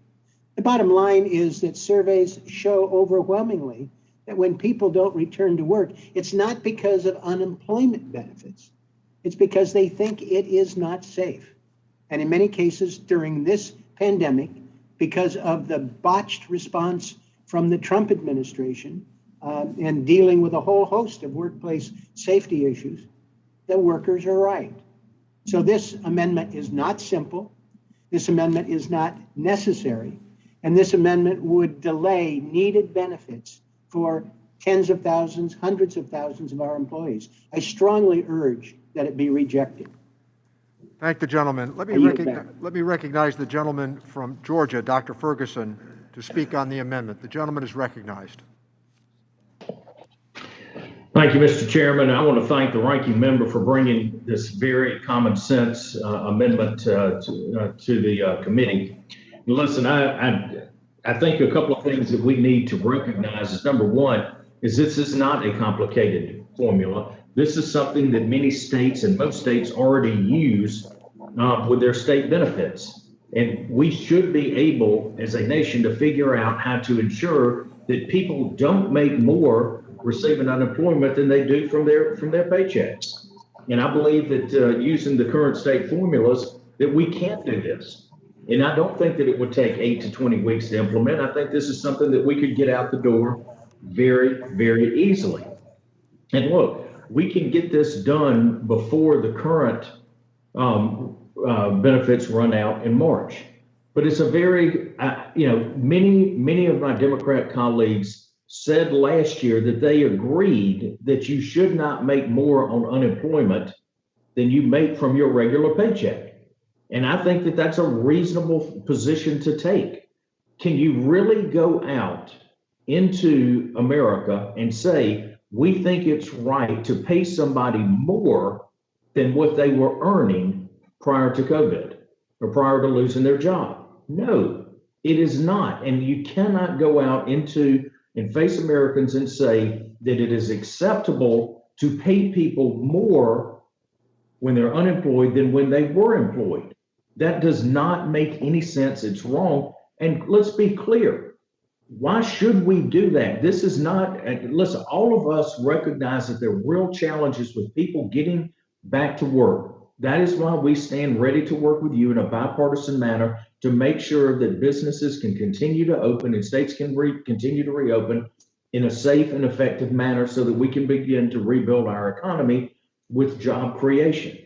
But it is not acceptable to spend more money than we have to, add to the deficit. This is an enormous amount of money, and then then pass that debt on to our grandchildren and great grandchildren. We've long passed since spending it on our children.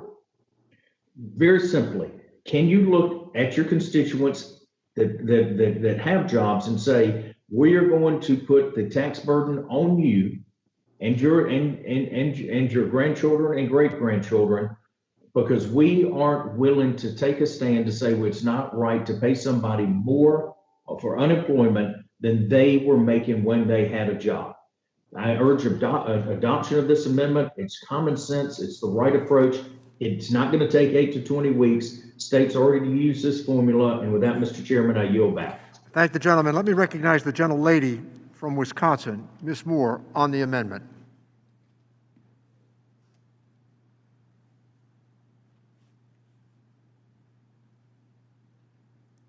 Thank you so much, Mr. Chairman. You know, as I look at this amendment, I guess I want to say to my colleagues who are wondering who would not be for this amendment, I reject the basic thrust of this amendment. The citation of the $400 a week sort of tracks about as closely as you can get to a starvation, a minimum wage job for a single person. And the whole thrust of this amendment is to not, quote unquote, spoil people by giving them too much money and to increase their expectation in an economy that we want to grow to earn more than $7.25 an hour. And so I would hope that that the committee would reject this amendment. Not only would it be hard to implement and be timely, not only does it fly in the face of the whole notion of unemployment, that you really are unemployed, but it really decreases the expectation that a hardworking person who's working as hard as they possibly can, does not deserve to live above a starvation level wage. So with that, I would yield back. Thank the gentlelady. Let me recognize the gentleman from Florida, Mr. Buchanan, to speak on the amendment. Thank you, Mr. Chairman. I appreciate the opportunity. I want to thank the Republican leader for his input. Let me just share with you my experience hiring thousands of people over the years. You want to make sure in terms of pay plans or unemployment, you set up the proper incentives. And I can just tell you, it's not just looking at the federal piece, but it's a state piece. We have in Florida, and everybody's economy is different. New York and California might be different than Florida, but in Southwest Florida, we need workers. And we don't want to set up any improper incentives, disincentives that would impact that. I can just tell you, we're talking to a lot of people in our region. They're looking for more workers. And there's always people that do need some support on this. But the bottom line is what the Republican leader is recommending makes sense. The other thing I would just like to share with the chairman, we've always been the one, I think, committee that best works together. And we represent, as has been brought up to me many times over the years on the committee, we represent close to half the people in the country. We've got a lot of good ideas and thoughts that we can bring from the business world and other places, as well as focusing on our constituents as you can. It's really disappointing that we can't work together especially on an area like this, because you can't just look at the federal piece. You got to look at the state piece and how that impacts everything. If the state of Florida is offering 300 and we're giving them 400, that's 700. 50 weeks, that's 35,000. You're going to take a lot of people out of the workplace, especially in terms of restaurants and everywhere else, where they're not going to have the incentive, not going to want to maybe go back to work. Not to say everybody's that way, but there are a lot of people, they're going to look at it in terms of human nature. And what I found over the years, they're going to look at what's in some type, their own interest. And I don't want this to be a disincentive for people to get back to work if they get laid off. So again, I think I would only say that I think the Republican leader is moving in the right direction. I support what he's got, but it needs to be a larger discussion, a dialogue where we can come together and do something that makes sense and get as many people back to work as quickly as we can, because these small businesses, I can tell you in our region, especially in terms of restaurant, retail, and other things, you need these workers, and many of them don't make $700 a week. And with that, I yield back. Thank the gentleman. Let me recognize the gentleman from Virginia, who I believe is the last individual who has requested time on the amendment. Mr. Byer is recognized. Thank you, Mr. Chairman, very much. I'd just like to make 3 points about the ranking member's amendment. First is that it punishes workers in those states that are miserly in their unemployment insurance. If you have a state that decides it's giving very little to their people, with this 50%, this means they're going to continue to get very little. And the workers in the more responsible states are going to do a lot better. So basically, it doesn't punish the leaders or the management or the budgeteers of the miserly states. It just punishes their people. The second point to make is that when we looked at the $600 unemployment benefit bump in the CARES Act, there was no research that showed that people were staying out of the job market because of that $600. In fact, the research all showed the exact opposite. The plural of anecdote is not data. And for anyone who might make more, let's remember that these are the lowest earners. These are the people who have most been denied the American dream. People making $7.25 an hour, yes, they might make more with this $400, but these are the people who've been losing on everything else in their lives. Whether the Tax Cut and Jobs Act gave 80% to the most wealthy or 20% to the most wealthy, no one can argue that the wealthiest among us don't get far more than their fair share of American resources. And the last thing I'd say is that this amendment just institutionalizes keeping people at the lowest earning level at that lowest earning level. It locks them in and makes sure that the poor stay poor in America. With that, I yield back. I thank the gentleman. The question is now on agreeing to the amendment offered by the gentleman from Texas, Mr. Brady. And please, members are reminded to unmute themselves for the voice vote. All those in favor of the amendment signify by saying aye. Aye. Those opposed say no. No. In the opinion of the chair, the noes have it. May I ask the ayes and nays? The gentleman from Texas has asked for the yeas and the nays. A record vote has been requested, and since this is the first record vote we are taking in a hybrid format, let me go quickly through the process. All members who are present in the hearing room should remain here to vote. Those who are present on the WebEx platform should remain logged in and vote via the WebEx platform. We are going to allow the clerk to set up, and then everyone will have the ability to be recorded. Members present on WebEx must have their cameras turned on. Tech support is available with any connection issues. The clerk will call the roll, and each member will be responsible for unmuting. We will try to give you a moment, if needed, to unmute yourself before moving to the next name. When you are recognized, please say your last name before stating your vote. So, for example, Mr. Thompson would respond when called upon with Thompson votes aye, Thompson votes no. This will help the clerk visually confirm your identity when you vote. The clerk will go through the roll call once, and then we'll come back to any names that were not recorded on the first round. It looks as though we are prepared to proceed with the vote. The clerk will call the roll. Mr. Doggett. Doggett votes no. Mr. Doggett votes no. Mr. Thompson. Thompson votes no. Mr. Thompson votes no. Mr. Larson. Mr. Larson votes no. Mr. Larson votes no. Mr. Blumenauer. Blumenauer votes no. Mr. Blumenauer votes no. Mr. Kine. Kine votes no. Mr. Kine votes no. Mr. Pascrell. Pasquale votes no. Mr. Pascrell votes no. Mr. Davis.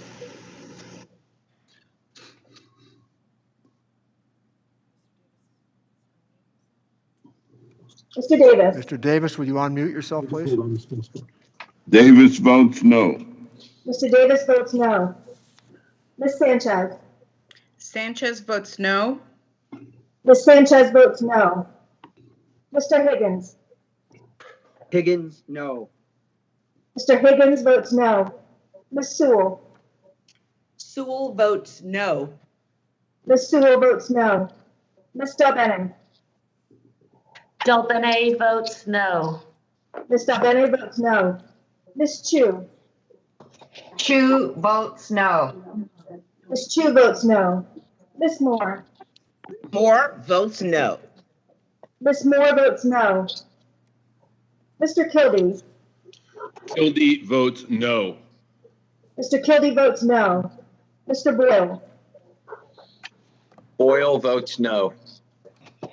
Mr. Boyle votes no. Mr. Byer. Mr. Byer votes no. Mr. Byer votes no. Mr. Evans. Evans votes no. Mr. Evans votes no. Mr. Schneider. Mr. Schneider votes no. Mr. Schneider votes no. Mr. Swazi. Swazi votes no. Mr. Swazi votes no. Mr. Panetta. Panetta, no. Mr. Panetta votes no. Ms. Murphy. Murphy votes no.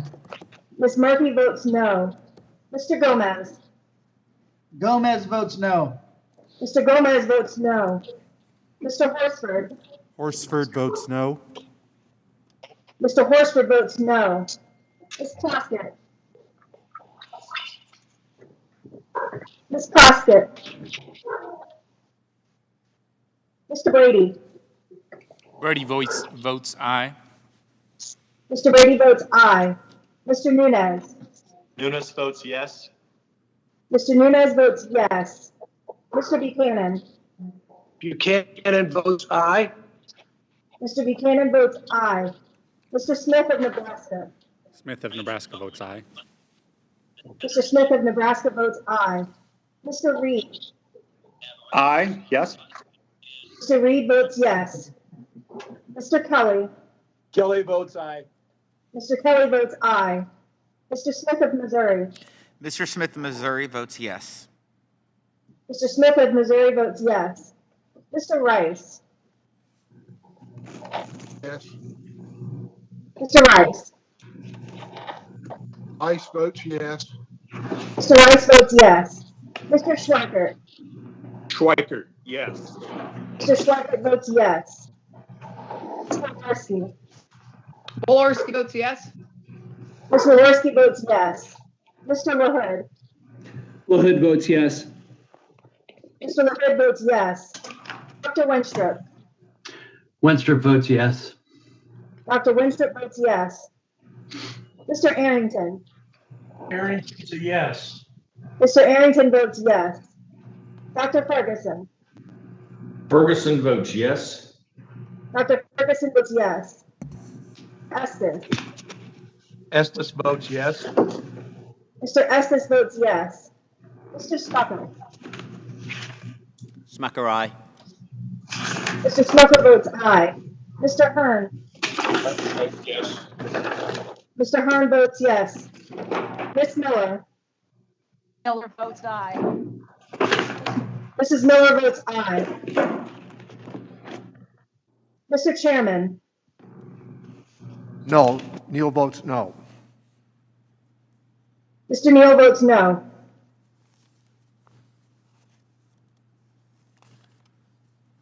Give the clerk a moment to report the vote.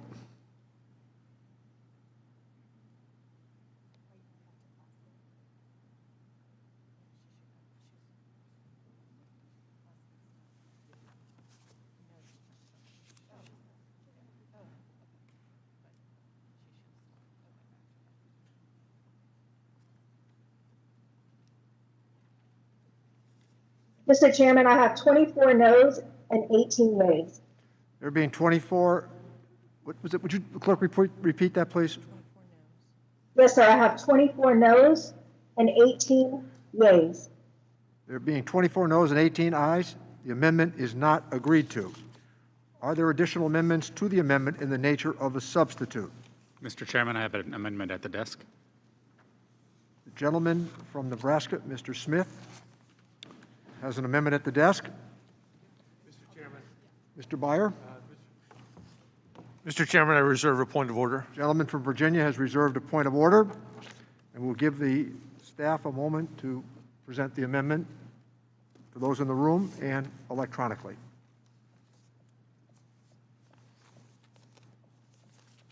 Thank you.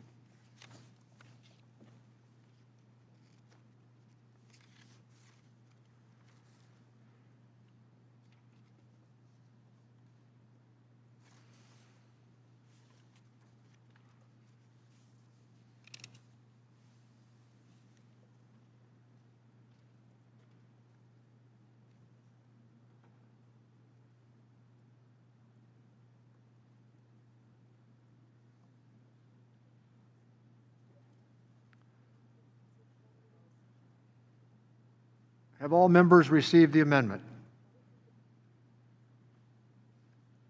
Give us a minute. We'll give you another minute.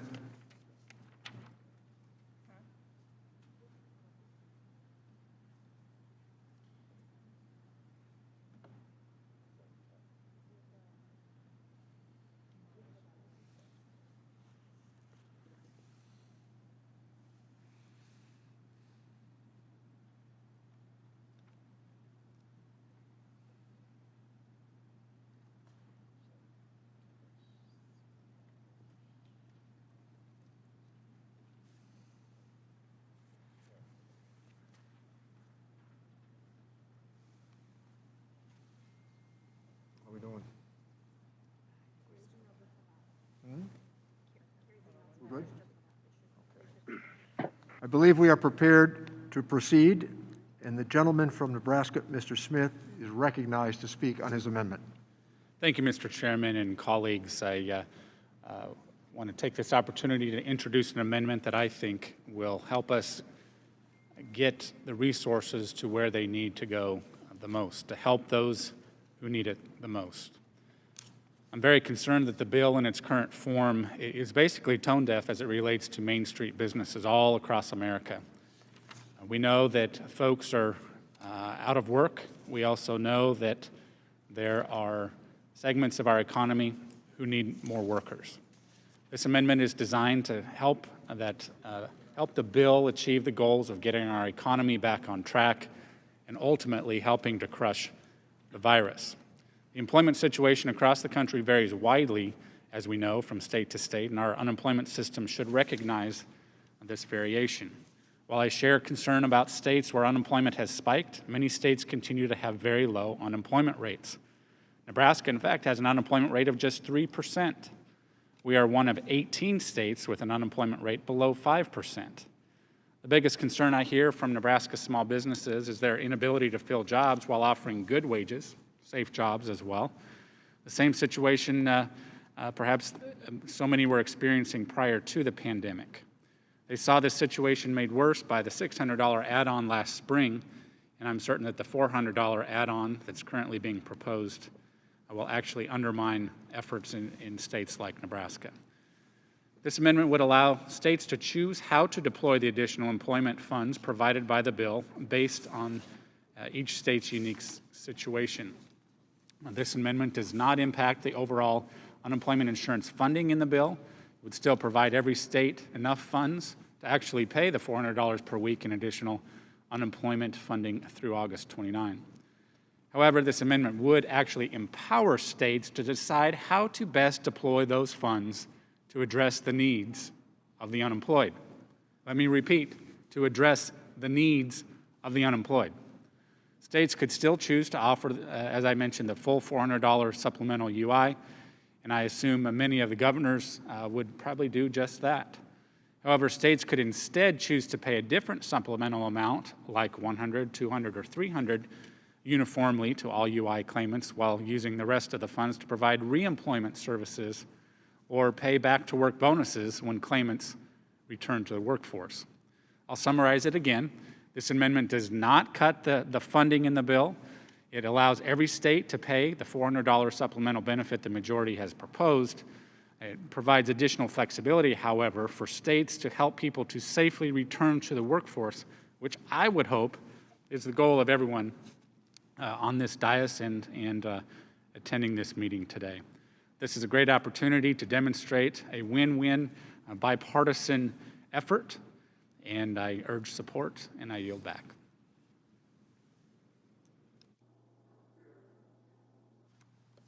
Gentleman from Virginia? And Mr. Chairman, I withdraw my point of order.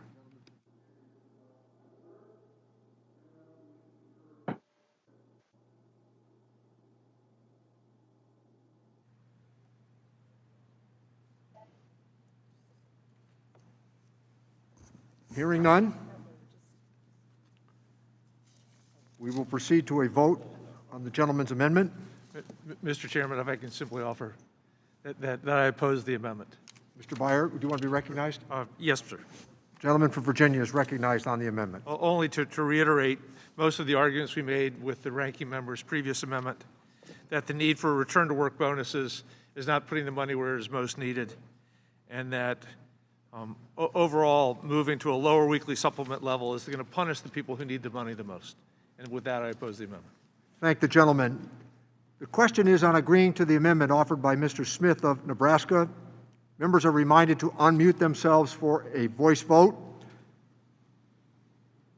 Those in favor of the gentleman's amendment signify by saying aye. Aye. Those opposed? Aye.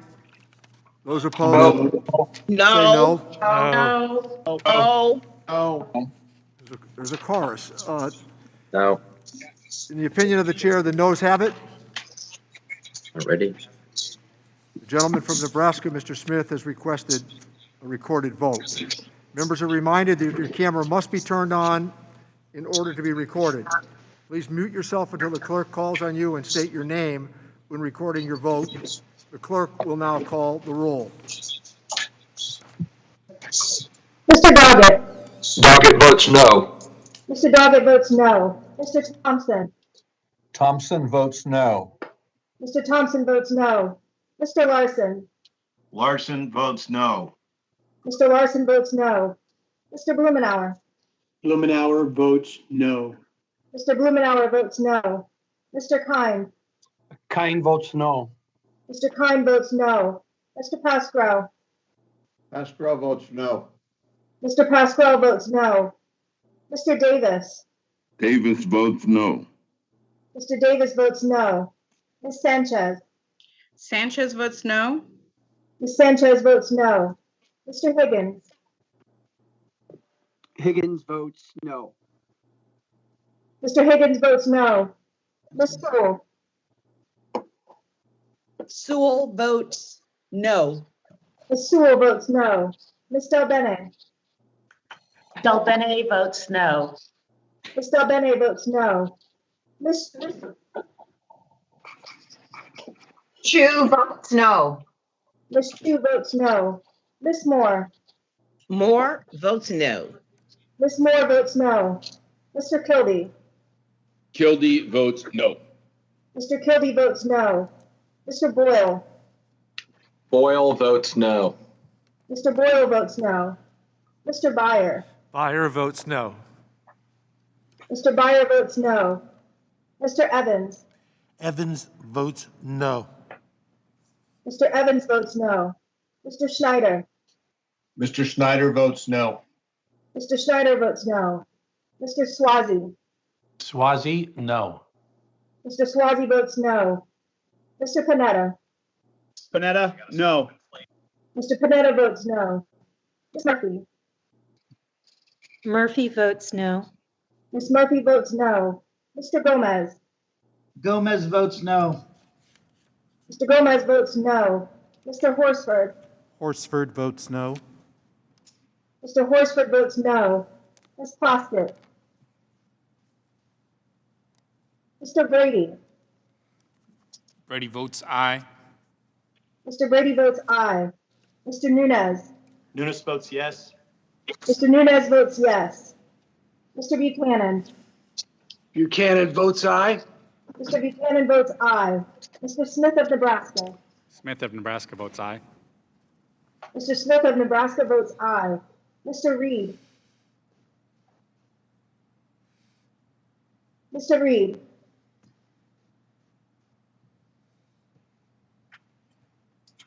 Mr. Kelly.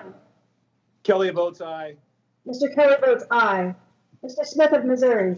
Smith of Missouri votes aye. Mr. Smith of Missouri votes aye. Mr. Rice. Rice votes aye. Mr. Rice votes aye. Mr. Schweikert. Schweikert, yes. Mr. Schweikert votes yes. Ms. Walorski. Walorski votes yes. Ms. Walorski votes yes. Mr. LaHood. LaHood is a yes. Mr. LaHood votes yes. Dr. Winstrup. Winstrup votes yes. Dr. Winstrup votes yes. Mr. Arrington. Arrington's a yes. Mr. Arrington votes yes. Dr. Ferguson. Ferguson is a yes. Dr. Ferguson votes yes. Mr. Estes. Estes is a yes. Mr. Estes votes yes. Mr. Smucker. Smucker, aye. Mr. Smucker votes aye. Mr. Hearn. Hearn votes yes. Mr. Hearn votes yes. Mrs. Miller. Miller votes aye. Mrs. Miller votes aye. Ms. Plaskett. Mr. Reed.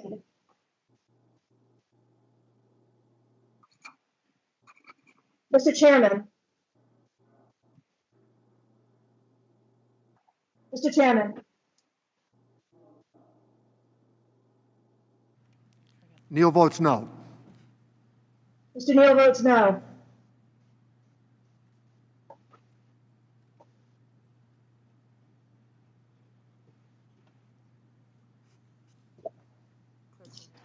The clerk will report the roll.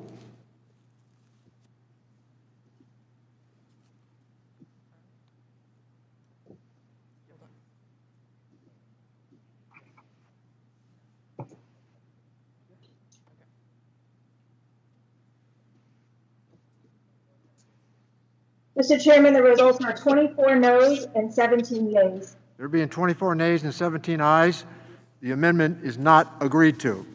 Are there additional amendments to the amendment in the nature of a substitute?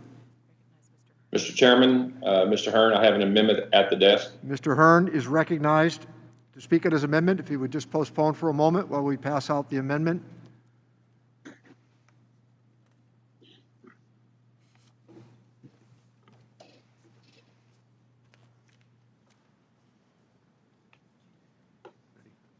Mr. Chairman. The gentleman from Virginia is recognized. Mr. Chairman, I reserve a point of order. The gentleman is reserved a point of order on this amendment.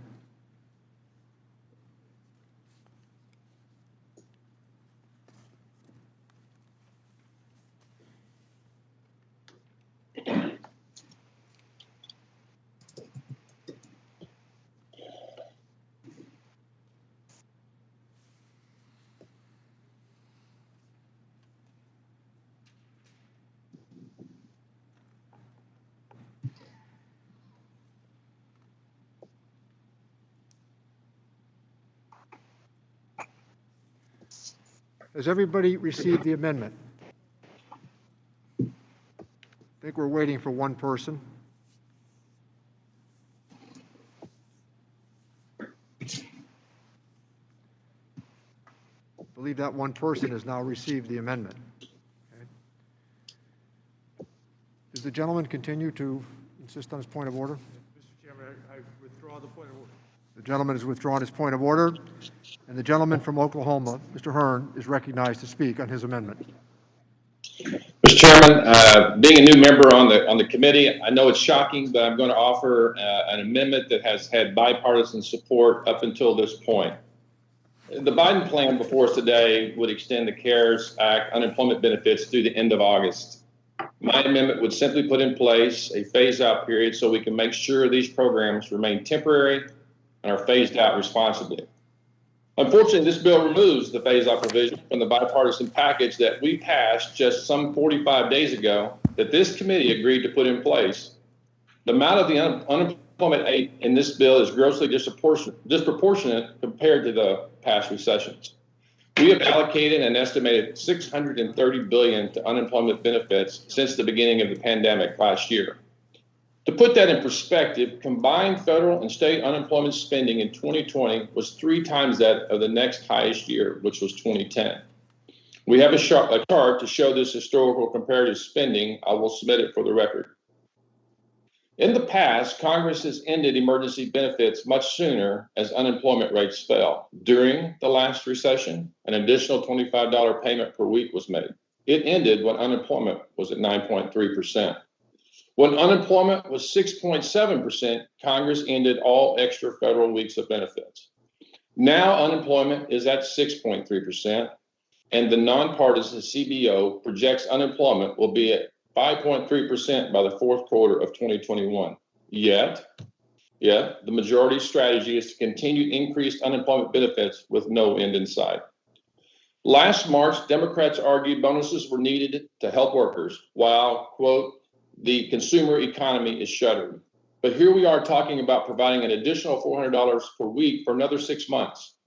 It makes no sense for us to be discussing long-term plans to discourage workers when the nonpartisan CBO quoted this month that real GDP is expected to return to pre-pandemic levels by this summer.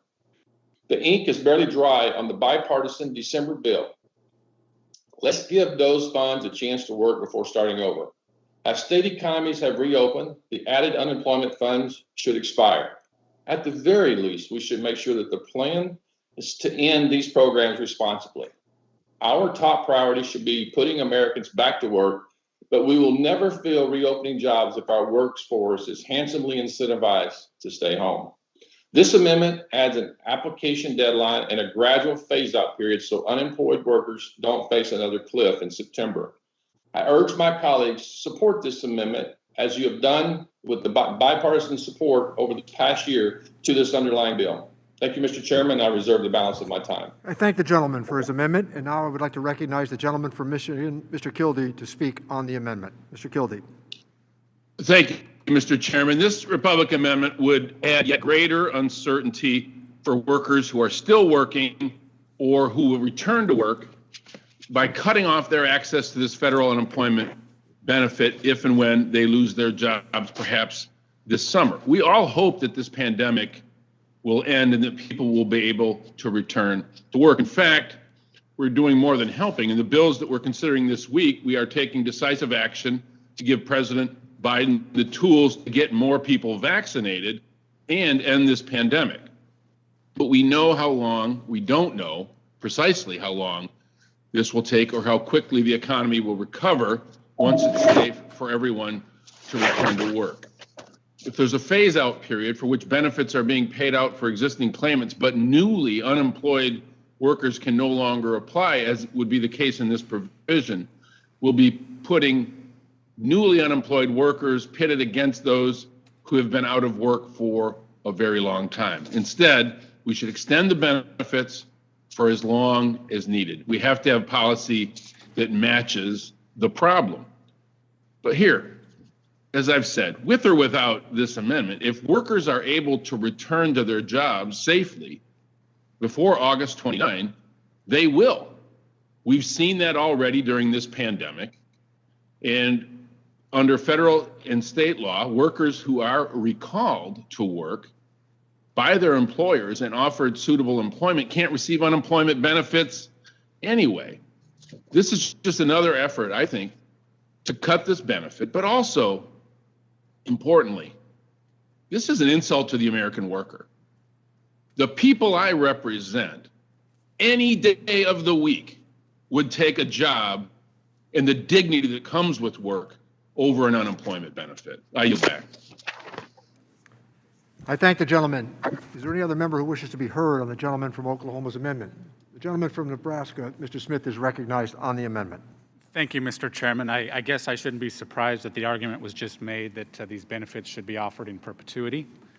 I realize there's a deadline that it's established in the bill, a sunset, so to speak. But I can predict, I think, with great accuracy that we will be back here saying, well, we can't have a cliff. We can't have a cliff and leave people out there like this with the benefits just stopping. And we know that we've had a multitude of other proposals in legislation here that has been considered temporary. It's not. This amendment is a thoughtful approach to addressing some of the realities that happen on this campus. And one of those realities is it's said to be temporary, and it's really not. Arguments are made to extend. But this amendment, I think, offers a good bit of forethought and acknowledges the realities that exist here. And really setting up a process, though, to do the right thing and not just let things last forever. Thank you, Mr. Chairman. I thank the gentleman. The gentleman from Virginia, Mr. Byer, is recognized to speak on the amendment. Thank you, Mr. Chairman. I simply offer two small insights. The sponsor of the amendment points out that the official unemployment rate's fallen to 6-point-something%, but even the Bureau of Labor Statistics and many economists point out that it's understated by at least 3%. So our actual unemployment rate is 9% plus. And then when you break it down by groups, our African-American unemployment rate officially is at 9.8%, which again, based on understatement, is probably more like 12 or 13%. And one more small fact, a third of those unemployed in America right today are long-term unemployed. They've been unemployed for more than 27 weeks. These clearly recognize that putting a cliff in is going to hurt these people the most. With Thank that, the Mr. Chairman, gentleman. I yield back. Is there any other member that would like to be heard on this amendment? The gentleman from Missouri, Mr. Smith, is recognized on the amendment. Thank you, Mr. Chairman. To speak in regards to the amendment, we've heard a lot of conversation from our colleagues, and I just want to point out an executive order, that one of the tens of executive orders that President Biden has done. In one of them, he directed the Department of Labor a guaranteed right to refuse employment for the fear of getting COVID. This was an executive order that you can qualify for unemployment benefits. You're guaranteed by your own choice, just with the fear. So I wanted to clarify that because that's exactly what their president signed an executive order. And so to make it completely clear, I also want to point out that we all want people to work safely. We want people to show up. We want our country to come back to normal. And we would love for Congress to show up for work and to be in session and to have debates. Because the people who pick up our trash have never missed a week. The people who stock the shelves at our grocery stores have never missed a week. Members of Congress should be held to the same standard, and we should show up and do our job and be here and not fall underneath the premise that one doctor says we can't do this. When most members of Congress have had their vaccinations, or most members of Congress has probably already had COVID, we can show up, do our job, much like the American people. We should not be held to a different standard than the rest of Americans. I support this amendment. Thank the gentleman. The gentleman should know that I haven't missed a day. In fact, particularly in my constituent offices back in Springfield and Pittsfield, every single day we participated, beginning with the first acknowledgement of the first infection. And we have been at it ever since. So with that, let me recognize the gentleman from Georgia to speak on the amendment, Dr. Ferguson. Thank you, Mr. Chairman. And, the gentleman from Michigan said something that rang true with me, and that given the opportunity to go back to work, our fellow Americans want to go back to work. And I fully agree with that. But also know that in many parts of this country, when people are paid more to be on unemployment than their jobs, they will take that larger check. In many cases, it's sometimes 20, 30, or 40% more than they make at work. I see that. It's a difference. Maybe it's something that we see in rural parts of America that's different than more urban settings. But that is a reality, and it's a reality that I have employers every single day coming to me telling me that they cannot get workers to come in because they make more on unemployment than they do at their job. But being able to phase out these unemployment benefits, as this amendment suggests, is a common sense approach. We either believe that we're headed in the right direction with the steps that are being taken regarding vaccines, regarding the social distancing and mask wearing to defeat this virus, and if we are going to push forward with $1.9 trillion worth of spending in an effort to restart the economy, then shouldn't we recognize that if the economy is going to restart, that we should begin to phase benefits out? It's a common sense approach. So I encourage my members of this committee to vote in support of this amendment. And with that, Mr. Chairman, I will yield back. Thank the gentleman. Let me recognize the gentleman from South Carolina to speak on the amendment. Mr. Rice. Thank you, Mr. Chairman. And I agree with my colleagues that having this hearing virtually makes no sense. We should be in Washington sitting in the committee room together. If the Senate can sit in the Senate chamber together to hold the hearing they're holding today, there's no reason on God's earth that House members can't do the same thing. And if we fully expect our grocery workers and our trash haulers and our medical personnel to be going to work every day, I don't know how we can face our constituents if we insist on doing everything virtually. I think one of the biggest frustrations of our constituents is that we aren't, you know, they expect us to be there 9 to 5 Monday through Friday, and we're sitting here on a computer trying to accomplish what we should be doing much more effectively in the committee room. And on to this unemployment benefit. You know, one of the hardest people that I've had to answer through the process of COVID is a restaurant worker at my favorite restaurant in Myrtle Beach, Magnolia's. And when I go in, the gentleman always comes to me, and he's an older gentleman who's been working there, for decades. And he says, "How can you do this to me?" He said, I know a lot of people who have sit at home and collect this enhanced unemployment benefit. And one of the mischaracterizations that people have repeated here is that this is just $400 a week. It's not. It's $400 a week in addition to your normal unemployment benefit. He said, "How can you do this? Because I've been working since this started. I've not missed a day. I've been working throughout, and these people that I know can go home and make more than I can when I'm out here doing what I'm supposed to do and earning my paycheck and keeping this economy running." And that's a difficult question to answer. So it's absolutely irresponsible that we can't adopt this amendment that would tune this out over time when we're able to do it. Since March 15, 2020, an estimated $5.13 billion in unemployment benefits have been paid out in South Carolina. That's over $1,000 for every man, woman, and child that lives in the state of South Carolina that somebody's going to have to pay back. Over $1,000 for every single man, woman, and child in the state of South Carolina, including $1.1 billion from the state's unemployment insurance fund, which will certainly have to be paid back by South Carolina taxpayers. So if we can't adopt this simple amendment that will assure that this benefit that encourages workers not to work. In fact, I've got some statistical proof of that. In December, right after we adopted the second package, the relief package that extended these unemployment benefits, unemployment ticked up significantly in the state of South Carolina. Why? Because it became profitable for people to leave work and to go on unemployment rather than stay at work. And I know that you say, well, people would rather go to work. They would. Most of them would.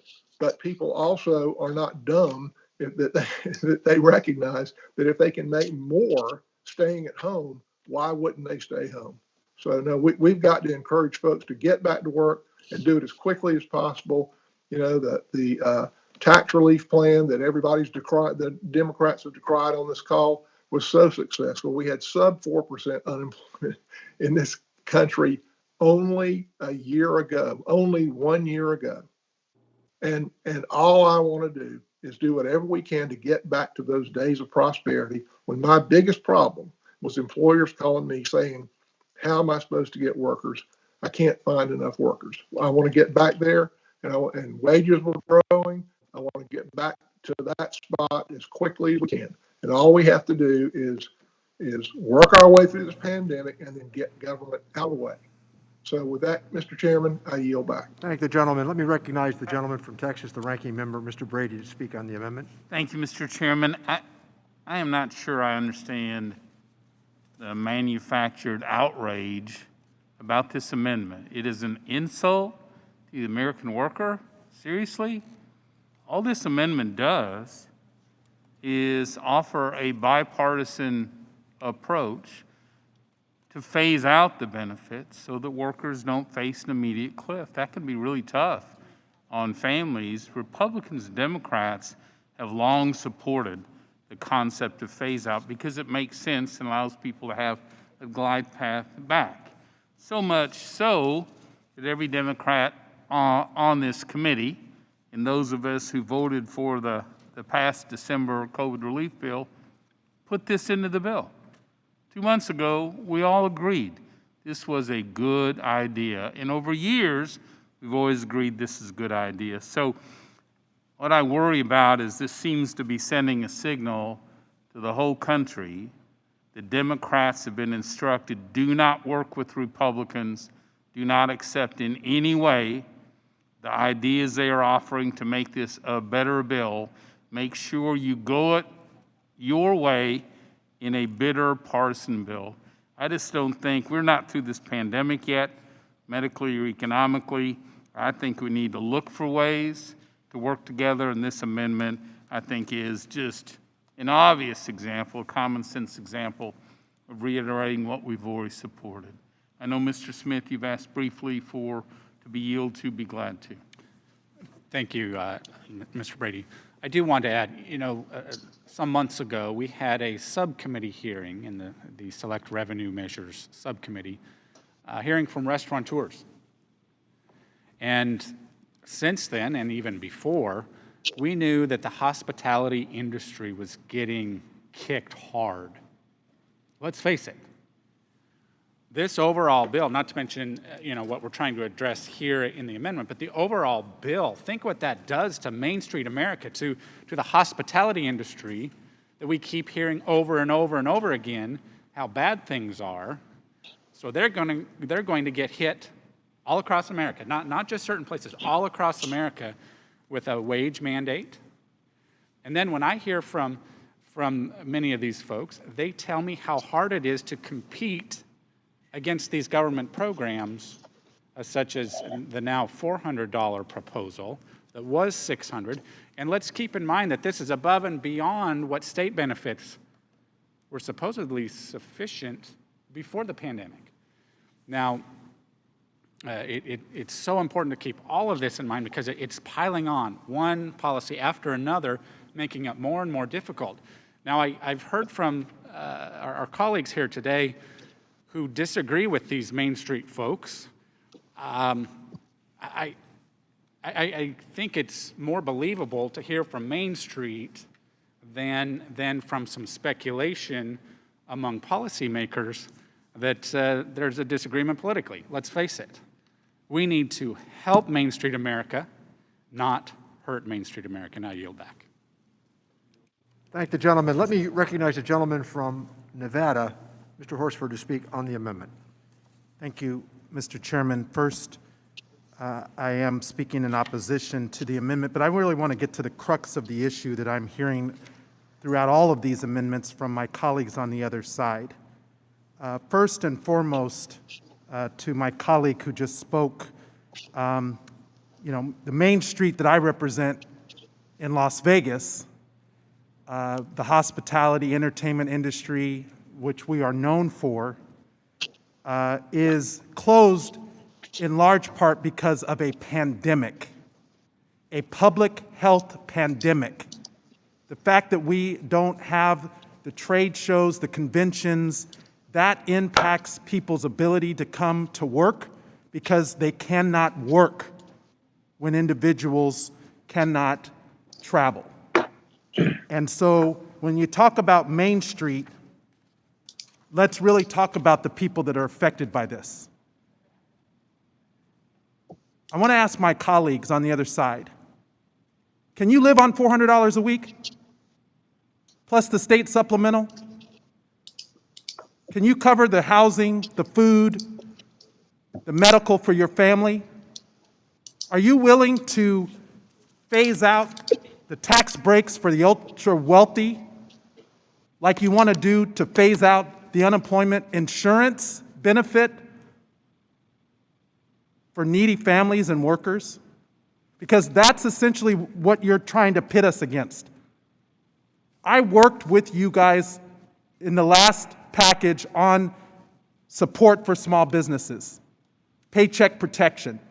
We have a provision that will be voted on the employee retention tax credit, something that we worked together on. So do not sit here and tell me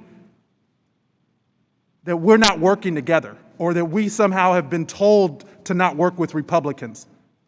My job is to fight for my constituents who are struggling to survive right now. And this $400 a week supplemental is desperately needed. On top of that, you cannot pit newly unemployed workers against those who have been out of work for a longer period of time, as is in this provision in this amendment. We believe that we should extend the benefits for as long as we can within the funding that we have in these reconciliation instructions and monitor carefully so that our committee and the Congress can take action again when and if necessary.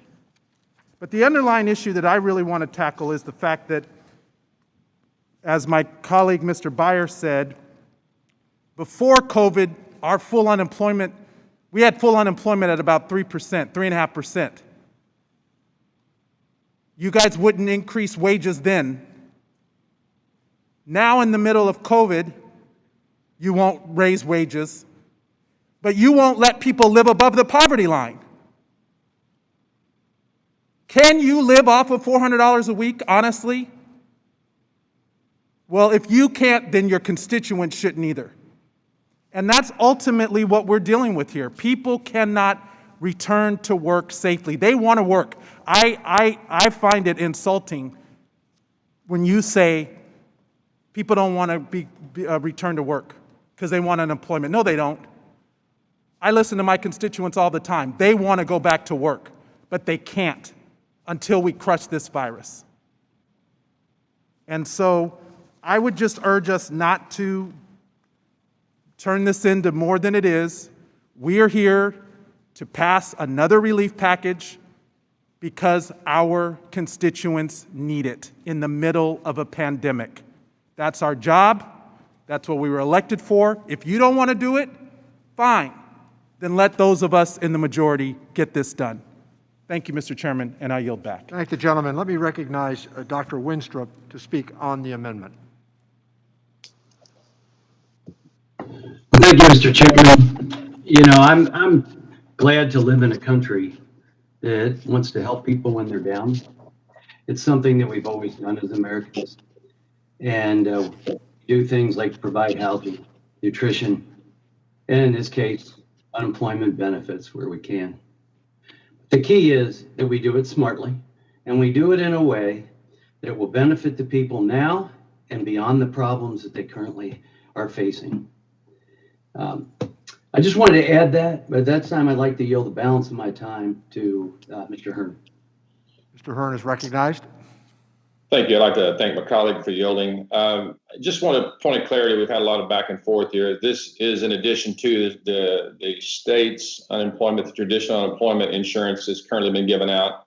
And I also want to point out, as I started my, I'm the new guy here, and I just piggybacked off a bipartisan approach that happened just in December, and I'm I'm not sure why the thoughts have changed when, again, the nonpartisan CBO has said we're going to be back to pre-pandemic growth this summer, and that we should start looking forward. I mean, the president's agenda is to vaccinate hundreds of millions of people in the first 100 days so that we can get beyond this by early summer and start growing our economy again, because as the president acknowledged, it's jobs. And so this is what his agenda is about, to put people back to work. And so I think it would be certainly irresponsible of us to not be good policymakers and then discourage President Biden's approach to putting people back to work. And I would hope that we'd all look at that. And, to my colleagues who were talking about the Bureau of Labor Statistics, I actually having read the report just this morning that was dated 8:30 a.m. on February 5th, so just 5 days ago, when he talked about how the unemployment rate had fallen in January 0.4 percentage points to 6.3, there's no mention of an additional 3% error. As a matter of fact, he goes back and he looks at last year and does a seasonally adjusted of March of last year, and it was only off by 0.1%. So the models they have are pretty accurate. And to all my colleagues and to some of the folks I've worked with for 30 years, the biggest hit has been in the restaurant and hospitality industry. So again, recognizing that's where the big hit is, we could be more targeted in our funding as well. So just trying to be responsible. I know, like all of you are, want to make sure we get the money in the right people's hands at the right time so that we can encourage this economy to open up quicker than we would otherwise do in some of the policy making that we do here. So with that, I yield back. Thank the gentleman. Is there anyone else who wishes to be heard on this amendment? Seeing and hearing none, the question is on the gentleman's amendment. All those in favor signify by saying aye. Aye. Those opposed signify by saying no. No. In the opinion of the chair, the noes have it. Is there, Mr. Chairman, I ask for the yeas and nays. Mr. Smith is requesting the yeas and nays. With that, is the gentleman for Virginia, we're good? Yeah. Okay. So the clerk will call the roll. I will remind people, members that are on the call, unmute yourself. A record vote has been requested, and members are reminded that your camera must stay on in order to be recorded. Please mute yourself until the clerk calls on you and state your name when recording your vote. The clerk will call the roll. Mr. Doggett. Doggett votes no. Mr. Doggett votes no. Mr. Thompson. Thompson votes no. Mr. Thompson votes no. Mr. Larson. Mr. Larson votes no. Mr. Larson votes no. Mr. Blumenauer. Blumenauer votes no. Mr. Blumenauer votes no. Mr. Kine. Kine, no. Mr. Kine votes no. Mr. Pasquale. Pasquale, no. Mr. Pasquale votes no. Mr. Davis. Davis votes no. Mr. Davis votes no. Ms. Sanchez. Sanchez votes no. Ms. Sanchez votes no. Mr. Higgins. Higgins, no. Mr. Higgins votes no. Ms. Sewell. Sewell votes no. Ms. Sewell votes no. Ms. Delbene. Delbene votes no. Ms. Delbene votes no. Ms. Chu. Chu votes no. Ms. Chu votes no. Ms. Moore. No. Moore votes no. Ms. Moore votes no. Mr. Kildee. Kildee votes no. Mr. Kildee votes no. Mr. Boyle. Boyle votes no. Mr. Boyle votes no. Mr. Byer. Mr. Byer votes no. Mr. Byer votes no. Mr. Evans. Pulling teeth out of a chicken. Mr. Evans votes no. You got another vote. Mr. Evans votes no. Mr. Schneider. Hang out. Mr. Schneider votes no. Mr. Swazi. Swazi, no. Mr. Swazi votes no. Mr. Panetta. Panetta, no. Mr. Panetta votes no. Ms. Murphy. Murphy votes no. Ms. Murphy votes no. Mr. Gomez. No. Mr. Gomez votes no. Mr. Horsford. Horsford votes no. Mr. Horsford votes no. Ms. Plaskett. Mr. Brady. Brady votes aye. Mr. Brady votes aye. Mr. Nunez. Nunes votes aye. Mr. Nunez votes aye. Mr. Buchanan.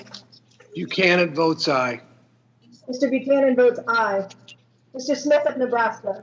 Smith of Nebraska votes aye. Mr. Smith of Nebraska votes aye. Mr. Reed. Votes aye. Mr. Reed votes aye.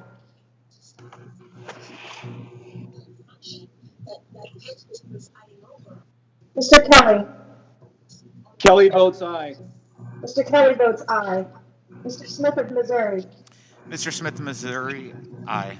Smith of Missouri votes aye.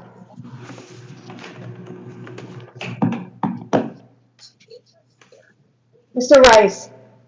Mr. Rice votes aye. Mr. Rice votes aye. Mr. Schweikert. Schweikert, yes. Mr. Schweikert votes yes. Walorski votes yes. Mr. Walorski votes yes. Mr. LaHood. LaHood votes yes. Mr. LaHood votes yes. Dr. Winstrup. Winstrup votes yes. Dr. Winstrup votes yes. Mr. Arrington. Arrington's a yes. Mr. Arrington votes yes. Dr. Ferguson. Ferguson votes yes. Dr. Ferguson votes yes. Mr. Estes. Estes votes yes. Mr. Estes votes yes. Mr. Smucker. Smucker, aye. Mr. Smucker votes aye. Mr. Hearn. Hearn votes yes. Mr. Hearn votes yes. Mrs. Miller. Miller votes aye. Mrs. Miller votes aye. Ms. Plaskett. Mr. Chairman. Mr. Neal votes no. Mr. Neal votes no.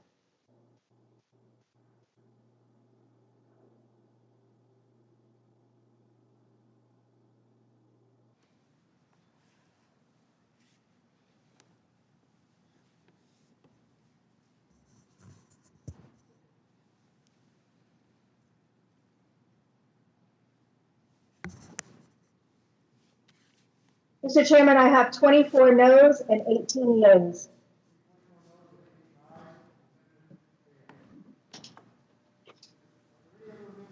I'm sorry. Are there any? I think there were 24 noes and 18 ayes, so the amendment fails. Yes, sir. Are there any other amendments in the amendment to the amendment in the nature of a substitute? Mr. Chairman, I have an amendment at the desk. The new gentleman, Mr. Smucker, is recognized on his amendment. Would you just give us a moment while we pass it out and make sure that electronically everybody's notified? Mr. Chairman. The gentleman from Virginia? Mr. Chairman, I have a point of order. The gentleman from Virginia will reserve his point of order.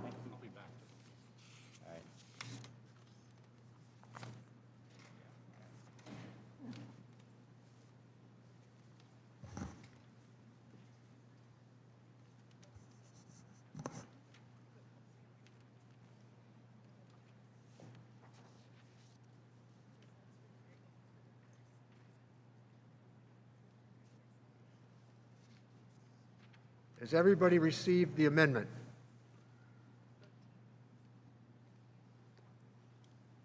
The gentleman from Pennsylvania is recognized to speak on his amendment. Thank you, Mr. Chairman. And as a new member, in fact, this is my first time addressing or speaking as a member of the committee. I want to say that it's an honor to serve on this committee, and I look forward to working with you, Mr. Chairman. And I chose to serve on this committee. I hope to serve on this committee, wanted to serve on this committee, because I think the work that this committee does impacts every American individual, perhaps more than any other committee. I think the work that we do on this committee helps to ensure that every American has the opportunity that they deserve to provide for their families and to live their own American dream. And so That's why I wanted to serve on this committee, because of that impact and that assistance that we can provide for those that we represent. And I think right now we must rise to the occasion as a committee and as a Congress and prioritize shutting down this virus, defeating the virus, getting through this, and then reopening and rebuilding our economy. So I'm glad, Mr. Chairman, that we are discussing this today.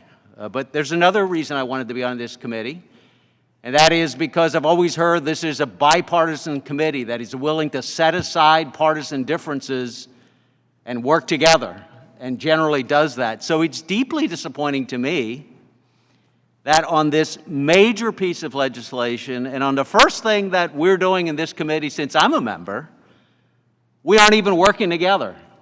I saw language from this bill just less than 48 hours ago. And every single amendment so far that was introduced by Republicans have been shut down. And not one Democrat has voted for one of these amendments. We could do so much better, and I think we would have a better bill did majority choose to work together on this. There are pieces of this bill that are important. In fact, my amendment, which I'll get to shortly, asks for more funding in an area where I think we need it. But we've had this discussion about dollars going to folks that don't need it. There's a lot of retirees that live in my district.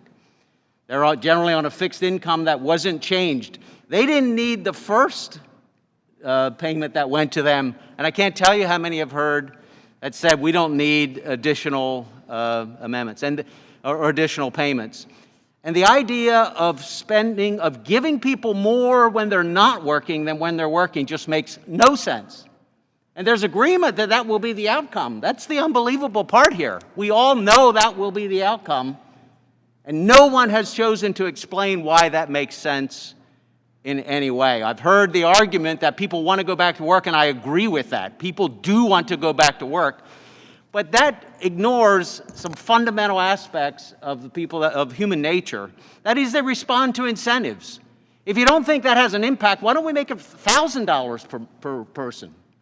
Why don't we make $1,000 per person per week and see if that keeps people from going back to work? Fact of the matter is, every one of the constituents I represent wants to provide for their families, and they'll take another job for $100 more a week, let alone consider staying at home if that helps them provide food for the table. But we've had a lot of discussion about that. The amendment that I want to talk about specifically looks at something that was brought up by Representative Del Bene, and I appreciate her bringing this up because nonprofits, many of whom have elected to self-insure for their unemployment, are hurting. And I think we need to do better than the 75% reimbursement that is provided for in this bill. And I appreciate the work of Representative Del Bene of changing this from 50% reimbursement to 75%. But this amendment would raise that to 100%. According to the Nonprofit Unemployment Insurance Relief Coalition, approximately 100,000 nonprofit organizations are impacted, and many were forced to lay off their employees through no fault of their own. And many it will be difficult for them to continue to operate if we don't come back and provide 100% federal support. And unfortunately, many will be forced to shut their doors permanently. And this is when we need them. This is when we need the nonprofits to provide the kind of services that they provide so well to all of us in our districts and to the people that we represent. So I ask for support for this amendment. It would change the reimbursement for the nonprofits that is currently at 50% beyond the 75% that is proposed in the bill today, and would change that to 100%. Thank you. I yield back. I thank the gentleman. Does the gentleman from Virginia withdraw his point of order? Yes, Mr. Chairman, I withdraw the point of order. So let me inform the gentleman, you have a good amendment. And generally, the committee does try to do what you said in your opening statement. One of the challenges we think, and I give you my word, I'm going to work with you on this if we can do something about it, but we think it might violate the rules of reconciliation. So stay with us on this. Likely, if you want to withdraw it and come back, or if you want to vote on it, we can do either. It's likely to be defeated, but if you want to vote on it, that's fine. And if you want to continue to work together, we will try that as well. It's up to you. I will take the chairman's offer, and I'd be happy to work with you on that. And so I'll withdraw my amendment. Yeah, and let me say something. You did a good job on that amendment.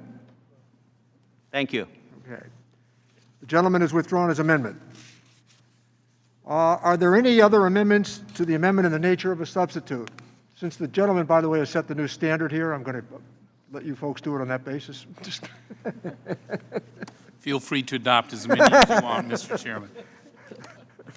Are there any other amendments to the amendments in the nature of a substitute? Mr. Chairman? I believe Mr. Nunez has an amendment. The gentleman is recognized. If you could just hold off while we get this amendment passed out. Mr. Chairman. No problem.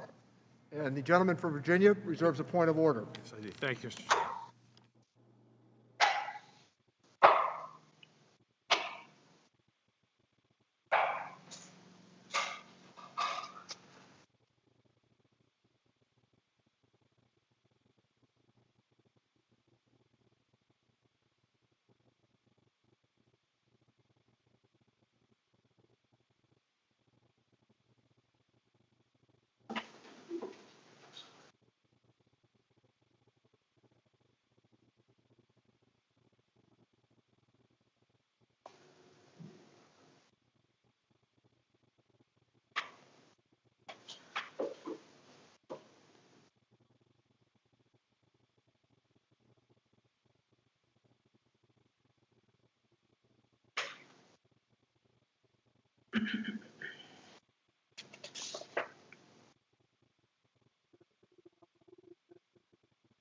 Has everybody now received the amendment?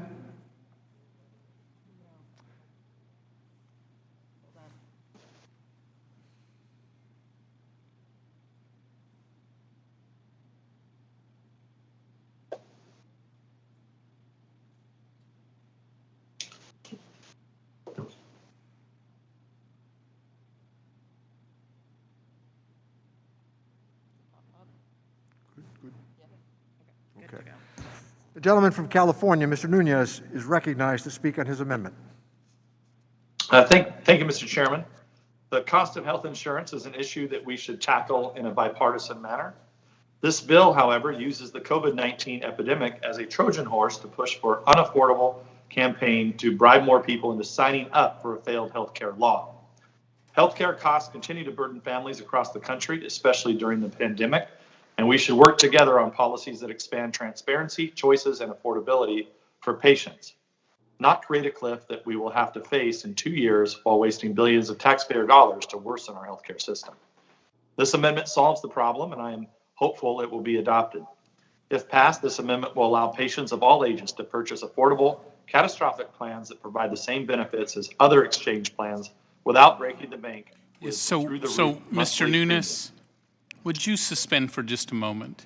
I want to make sure, because we're in this first new virtual approach, we've got the right amendments at the desk. I believe we were attempting to introduce your amendment to require states to verify identity and prior wages for applicants prior to authorizing benefits, right. if you don't mind. Thank you, Mr. Brady. Thank you, Mr. Brady. I apologize. Look, Mr. Chair, can I strike we are that working and, through these new changes, so thank you for understanding. Mr. Chair, I'd like to strike unanimous consent to strike my previous testimony. So moved. Thank you, Mr. Chair. And I'll be quick here. Mr. Chair, this bill we are considering today would extend the CARES Act pandemic employment benefits through the end of August. It includes no additional protections against continuing fraud in the program. Last week, California officials confirmed that they paid out fraudulent employment claims totaling over $11 billion and identified another $20 billion in claims still under investigation. The state auditor's latest report on these claims is staggering. Not only did California officials pay out fraudulent claims, they ignored blaring signs of massive fraud in a rush to pay claims.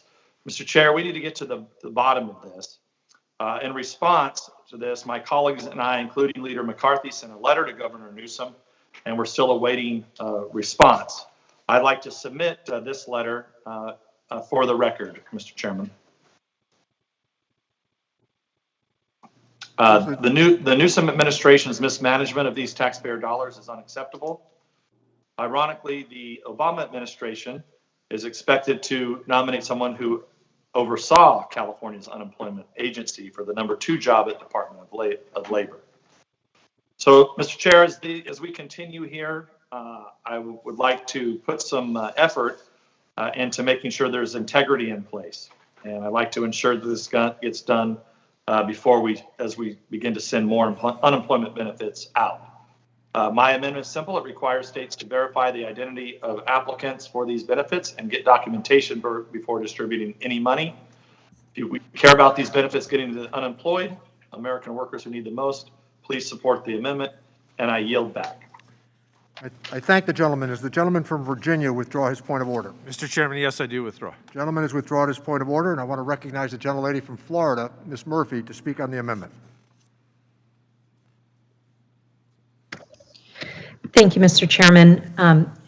I'm the chair of the Blue Dog Coalition, and we are very focused on fiscal responsibility. And within fiscal responsibility is the need to make sure that there's no fraud, waste, and abuse. It's not just about what top line numbers are, but it's also about making sure there's no fraud, waste, and abuse. And I think that that's a really important thing. However, this legislation already includes a $2 billion fund so that the Department of Labor can work with states and other agencies and law enforcement to address fraud while ensuring that equity and timely payment. So we shouldn't substitute these one-size-fits-all rules, which fail to strike a real balance between timely payment to workers who are truly eligible for benefits and desperate for our help, and deterring criminal fraud. You know, this amendment would delay likely payment of benefits to workers who need them and qualify for them. And many of those workers have already waited months or gone into debt during the periods in which Republicans forced benefit gaps or cuts. And, you know, I share the concerns about fraud in the pandemic unemployment assistance program. States struggled to set up a new program quickly using antiquated systems, and the basic fraud prevention mechanisms in the regular UI program, employer wage reporting, wasn't available to them. So large-scale fraud rings using Social Security numbers and other people's personal identity information seized this opportunity to file false claims. And we should absolutely find and prosecute those criminals and also hold their victims harmless. But this amendment isn't the answer. Our bipartisan previous legislation provided some of the tools that are necessary to address this problem. The CARES Act provided the Department of Labor Inspector General with $25 million, basically increasing their annual budget by nearly a third to allow them to find and prosecute criminals defrauding UI.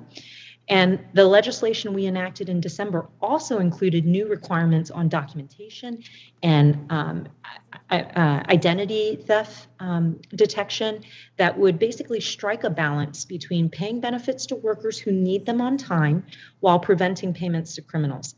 States have just begun to implement those significant changes, and we should give them time to try those before we change the rules. So this legislation also provides additional funding for the Department of Labor to support their efforts to provide states with clear guidance and TA to support implementation of the December provisions. And so if we find that after those provisions are fully implemented, there's still gaps in our fraud prevention, then we should work together on a bipartisan basis to address them. Thank you, and I yield back. I thank the gentlelady. Is there any other member who wishes to be heard on the amendment? Gentleman from Nebraska, Mr. Smith, is recognized on the amendment. Thank you, Mr. Chairman. Hearing my colleague from Florida talk about the concern about frauds, or quite honestly, the lack of concern about fraud, I hope that we would realize that the $2 billion fund is to address fraud after the fact. So some would call it the pay and chase. So once that first payment is issued to a fraudulent recipient, it's up to the government to then chase it down, rather than, with Mr. Nunes's amendment, prevent the fraud from happening to begin with. I think it's pretty easy to determine which is the best way to go. And it's interesting that there seems to be opposition to giving states flexibility to do what they need to do for what's best for their own constituency in favor of this one-size-fits-all approach that comes out of Washington. I mean, listening to some of these comments today, it's almost as though the only effective answer to any of our nation's problems has to come through Washington, D.C., through legislating at the federal level, and that local folks, they don't get it.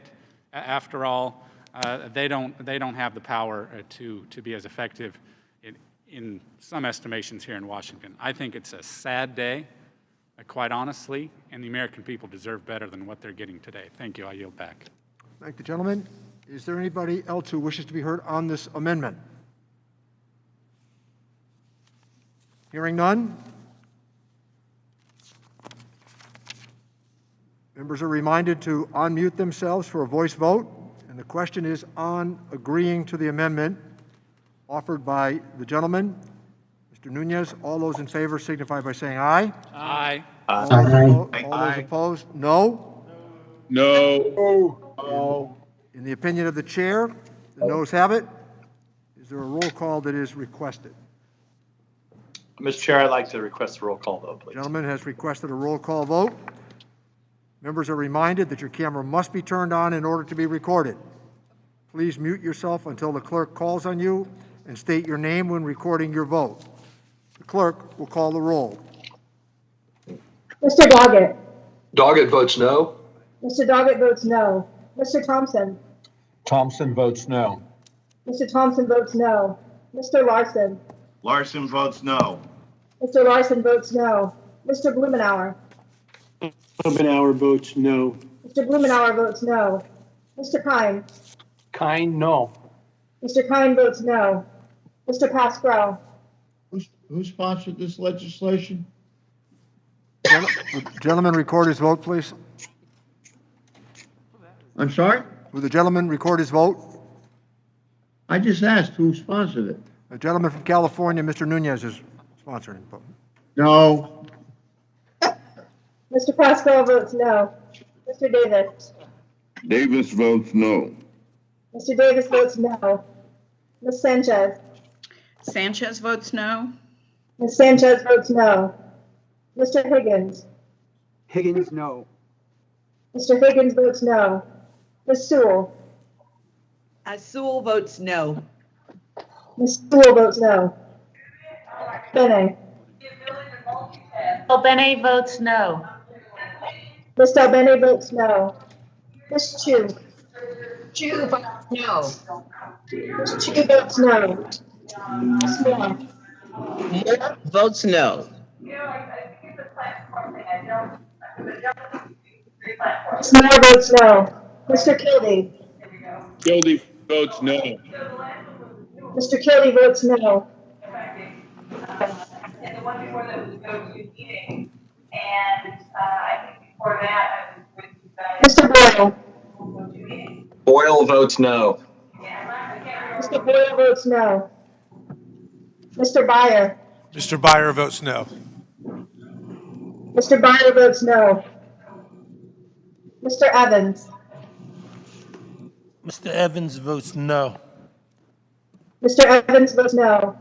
Mr. Schneider. Mr. Schneider votes no. Mr. Schneider votes no. Mr. Swazi. Swazi, no. Mr. Swazi votes no. Mr. Panetta. Panetta, no. Mr. Panetta votes no. Ms. Murphy. Murphy votes no. Ms. Murphy votes no. Mr. Gomez. Gomez votes no. Mr. Gomez votes no. Mr. Horsford. Horsford votes no. Mr. Horsford votes no. Ms. Plaskett. Mr. Brady. Brady votes aye. Mr. Brady votes aye. Mr. Nunez. Nunes votes yes. Mr. Nunez votes yes. Mr. Buchanan. Buchanan votes aye. Mr. Buchanan votes aye. Mr. Smith of Nebraska. Smith of Nebraska votes yes. Mr. Smith of Nebraska votes yes. Mr. Reed. Reed votes yes. Mr. Reed votes yes. Mr. Kelly. Kelly votes yes. Mr. Kelly votes yes. Mr. Smith of Missouri. Smith of Missouri votes yes. Mr. Smith of Missouri votes yes. Mr. Rice. Yes. Mr. Rice votes yes. Mr. Rice votes yes. Mr. Schweikert. Schweikert, yes. Mr. Schweikert votes yes. Ms. Walorski. Walorski votes yes. Ms. Walorski votes yes. Mr. LaHood. LaHood is yes. Thank you. Mr. LaHood votes yes. Dr. Wenstrup. Winstrup is yes. Dr. Winstrup votes yes. Mr. Arrington. Arrington's a yes. Mr. Arrington votes yes. Dr. Ferguson.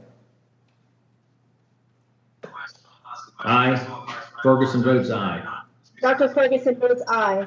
Mr. Estes. Estes votes aye. Mr. Estes votes aye. Mr. Smucker. Smucker, aye. Mr. Smucker votes aye. Mr. Hearn. Hearn votes aye. Mr. Hearn votes aye. Mrs. Miller. Miller votes aye. Mrs. Miller votes aye. Ms. Plaskett. Mr. Chairman. Mr. Neal votes no. Mr. Neal votes no.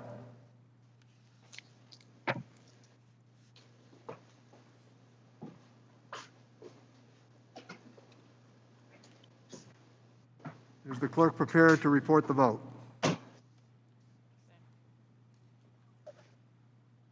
Mr. Chairman, I have 24 noes and 18 yeas. There being 24 noes and 18 yeses, the amendment fails. Are there any other additional amendments to the amendment in the nature of a substitute? Yeah, Mr. Chairman, I have an amendment at the desk. Dr. Winstrup is recognized to speak on his amendment as soon as we are able to get the amendment into the hands of members. Mr. Chairman. Thank you. The gentleman from Virginia? Mr. Chairman, I reserve a point of order. The gentleman from Virginia has reserved a point of order.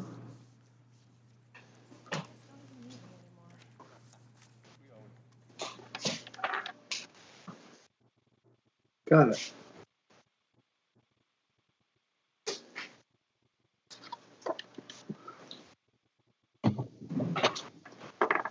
Yep.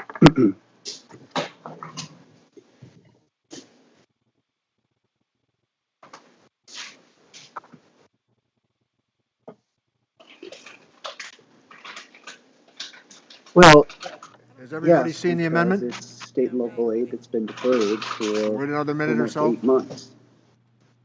And elections matter, and this one mattered.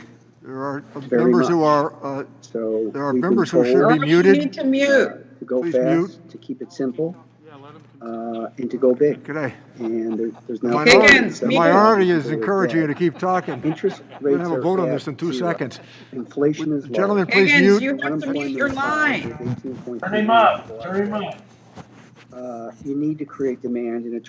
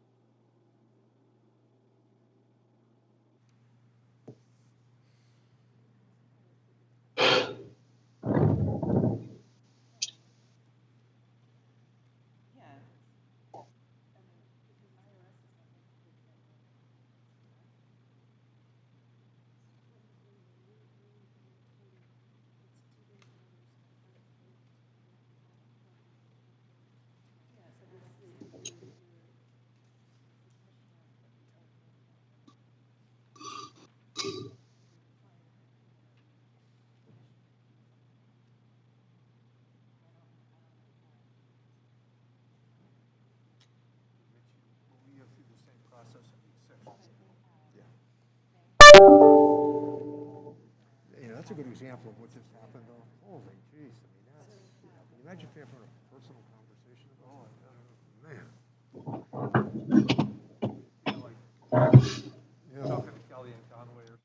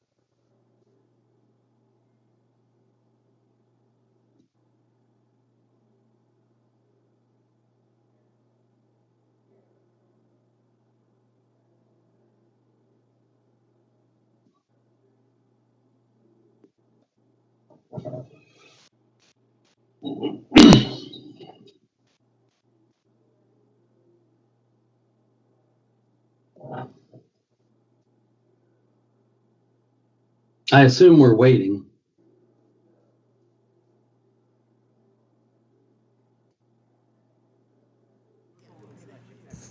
Could I call your attention? I'm more than happy to let Dr. Winstrup's amendment proceed, but we do want to protect taxpayers from stolen identity. I think that's universal here on the committee for sure. But we want to make sure that this could be administered by the IRS. So if the gentleman wants to speak on the amendment, perhaps, and withdraw it, that would be fine. Or if he wants to proceed. There's a question whether it's germane. Yeah, there's a question of germaneness on the amendment. That's the point. Mr. Chairman. Yeah, we think on substance there might be a way forward, but we do want to allow the gentleman to speak on his amendment if that is his preference. Mr. Chairman, am I recognized? You are recognized. Well, thank you, Mr. Chairman. This week, I wrote a letter co-signed by several of my Republican colleagues asking the Biden administration to take action to protect taxpayers who were victims of fraud, unfortunately by thieves stealing from our unemployment benefit programs. And Mr. Chairman, I'd like to submit this letter for the record. Without objection. As tax filing season swings into full gear, millions of American taxpayers have begun receiving forms indicating the amount of unemployment benefits they received in 2020. Now, for many, this may be the first time they discover that the state has issued unemployment benefits fraudulently claimed in their name. The Ohio Attorney General informed us that they project roughly 1.7 million 1099/G tax forms will be mailed to Ohioans throughout the remainder of this month. They suspect tens of thousands of those claims were filed fraudulently using stolen identities. Even Ohio's governor and lieutenant governor had claims falsely made in their names. So to avoid having to pay taxes on benefits they didn't receive, taxpayers will need to contact the state to report the fraud and correct the form. This amendment would first extend the deadline for states to submit these forms to the IRS so they have more time to work with taxpayers to correct the form and make it legitimate. Second, in many cases, fraudulent claims are filed using the wrong address. And in these cases, taxpayers never get the form and end up being flagged by the IRS for unreported income. After the unknowing taxpayer has filed their taxes, they find this out. So my amendment would require IRS to hold harmless taxpayers who believe they are victims of identity theft, so no penalties or interest will accrue against them. Finally, my amendment requires states to report the amount of fraudulent unemployment benefits that are excluded from tax forms so we can have a better understanding nationally of just how much of these funds were being diverted. And I imagine many of us have heard from our constituents on this issue. I'm pretty sure Ohio is not alone here. Recently, I had a constituent reach out to my staff in Ohio crying because he received one of these forms for his wife, who had passed away a few years ago. But the form had her Social Security number and their home address. So we really should not continue this federal practice of pay and chase. Too many people, and I'm sure your constituents as well as mine, have been hurt by this practice, by this theft, if you will, and there's too much at stake. And we need to put stronger measures in place as part of the eligibility process up front to protect Americans. This is already an unprecedented unemployment filing season due to the economic recovery measures enacted throughout 2020. And while we may have efforts to stop fraud, the fraud is robust and it's not being prevented. So the problem of unemployment fraud has created an added burden that will place undue stress on thousands of taxpayers when they can least afford it. So let's protect the victims of fraud in America, and I urge my colleagues to support this amendment, and I yield back. So let me recognize the gentleman from Virginia. The gentleman. Yeah, Mr. Chairman, I make a point of order that under Clause 7 of Rule 16, the amendment is not germane because it deals with a different subject matter and purpose and would broaden the underlying bill beyond its scope. Okay. The subject matter of Subtitle A is unemployment benefits. The amendment deals with the IRS and tax administration. The tax administration is not implicated in the underlying bill. Mr. Chairman, may I speak briefly on the germaneness? Let me recognize the gentleman from Texas, Mr. Brady. And I will be brief. Thank you, Mr. Chairman. So I believe this is germane, and more importantly, it is crucial for those who've had their identity stolen and are stuck with huge bills through no fault of their own. The Department of Labor would do this in conjunction with the IRS. Pertains to state workforce agencies that answer the Department of Labor. So I think this fits well within not just the intent, but the structure of this underlying manager's amendment. So the chair has no hostility to what the gentleman from Ohio is attempting to do here. I think we might be able to figure this out as we go forward, but the immediate question in front of us is the issue of germaneness, which has been raised by Mr. Byer. So the gentleman from Virginia makes a point of order that the amendment proposed to this section is not germane. Clause 7 of House Rule 16 provides no proposition on a subject matter and purpose that would broaden the scope of the underlying bill should be admitted under the color of this amendment. So the gentleman is free to appeal the ruling of the chair, or I give you my word, we are certainly happy to take a look at this with you. It's got some sensibility to it. Well, Mr. Chairman, I appreciate the offer from you to continue to work on this. And I based on the notion that the germaneness will be challenged and probably defeated, withdraw my amendment, but I really think it's a very, very important subject that we need to address and we can address. I've certainly heard arguments that the gentleman is making from my own constituents, so I think it's something that we need to take a look at, and I will assure you in the next few days I'm available to talk to you specifically or have our staffs begin to communicate on this. Thank you, Mr. Chairman. Thank you, Dr. Winstrup.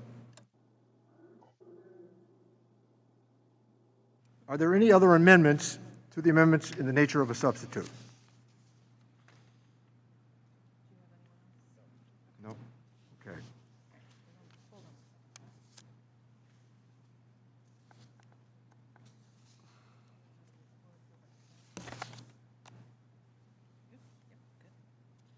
If there are no further amendments, the question is on the adoption of the amendment in the nature of a substitute as amended.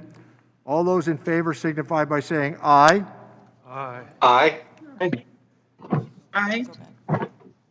Those opposed, no. No. Oh. No. Okay. I'm advised that I need to reassert the proposal. If there are no further amendments, the question is on the adoption of the amendment in the nature of a substitute. All those in favor signify by saying aye. Aye. Aye. Aye. Aye. Aye. Those opposed, no. No. In the opinion of the chair, the ayes have it, and the amendment is in the nature of a substitute is agreed to. Let me now recognize Mr. Byer for the purpose of offering a motion. Mr. Chairman, I move that the committee do now favorably transmit to the House Committee on the Budget Subtitle A, Budget Reconciliation and Legislative Recommendations relating to crisis support for unemployed workers as amended.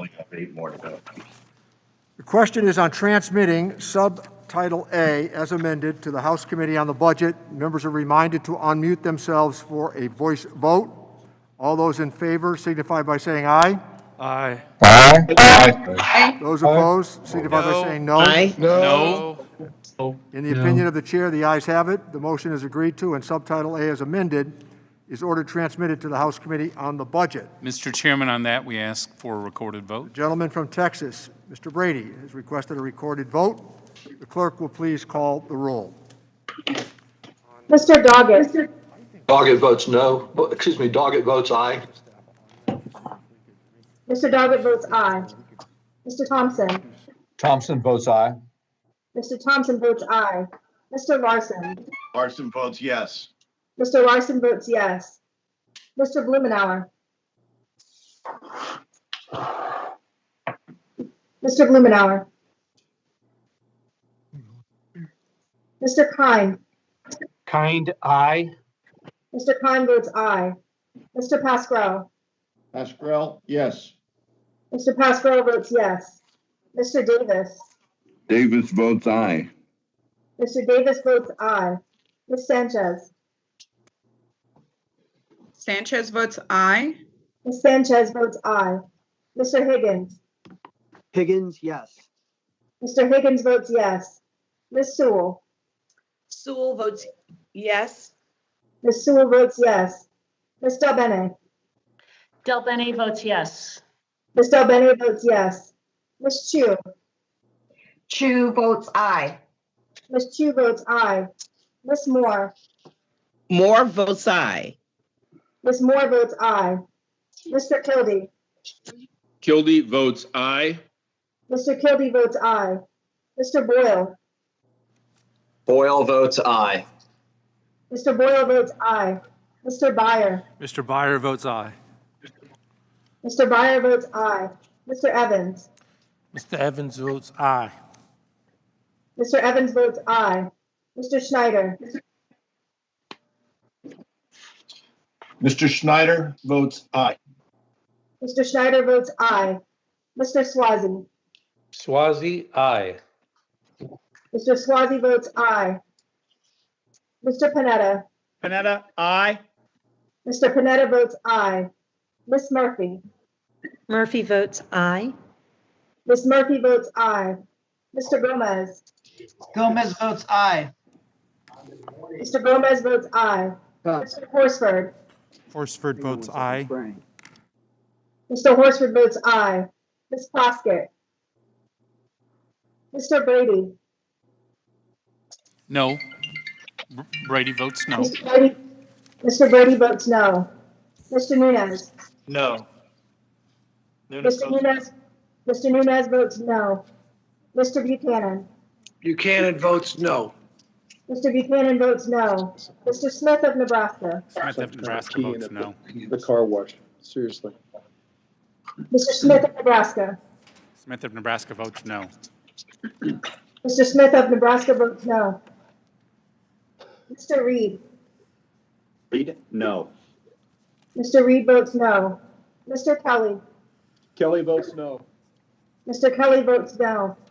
Mr. Smith of Missouri. Smith of Missouri votes no. Mr. Smith of Missouri votes no. Mr. Rice. Rice votes no. Mr. Rice votes no. Mr. Schweikert. Reichert, no. Mr. Schweikert votes no. Ms. Walorski. Walorski votes no. Ms. Walorski votes no. Mr. LaHood. Mr. LaHood votes no. Mr. LaHood votes no. Dr. Winstrup. Dr. Wenstrup votes no. Dr. Winstrup votes no.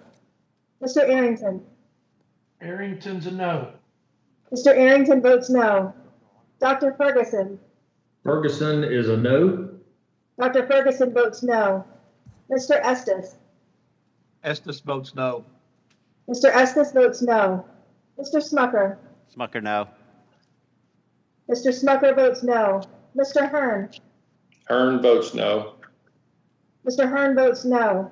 Ms. Miller. Miller votes no. Mrs. Miller votes no. Mr. Blumenauer.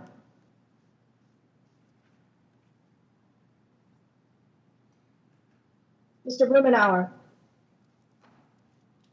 Ms. Plaskett. Mr. Chairman. Mr. Neal votes aye. Mr. Neal votes aye.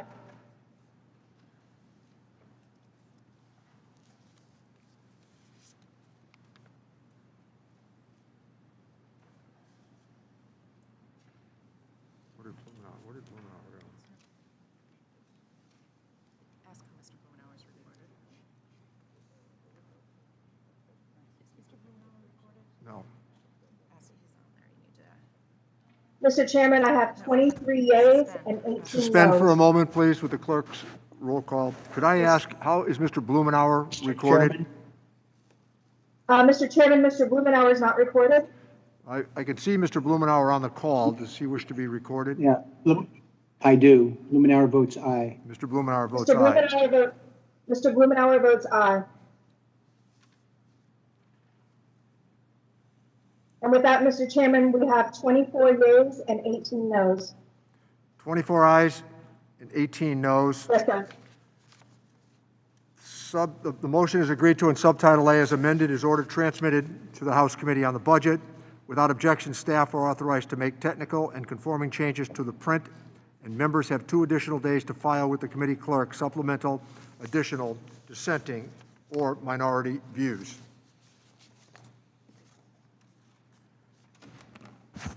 Our second order of business is Subtitle B, Budget Reconciliation Legislative Recommendations related to emergency assistance to families through home visiting programs. Now let me recognize the gentleman from Illinois, Mr. Davis, for the purpose of an opening statement. Thank you, Mr. Chairman. Voluntary home visiting programs are a proven way to support families and children experiencing social and economic challenges because they reach families where they live and tailor services to meet their individual needs. The maternal, infant, and early childhood home visiting programs, MACV, has a decades-long track record of improving key outcomes. Outcomes like maternal and child health, school readiness, and parent-child relationships. Key during this pandemic, home visiting helps reduce maternal depression.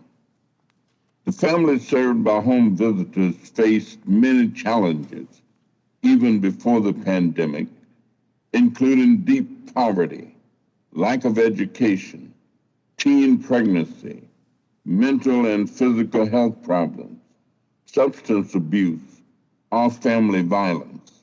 The pandemic created additional financial hardships, social isolation, and strains on the other social service programs that were helping these families. Families served by and eligible for MACV home visiting are particularly vulnerable during the crisis. The majority of participating caregivers are single parents under 25 with a high school diploma or less.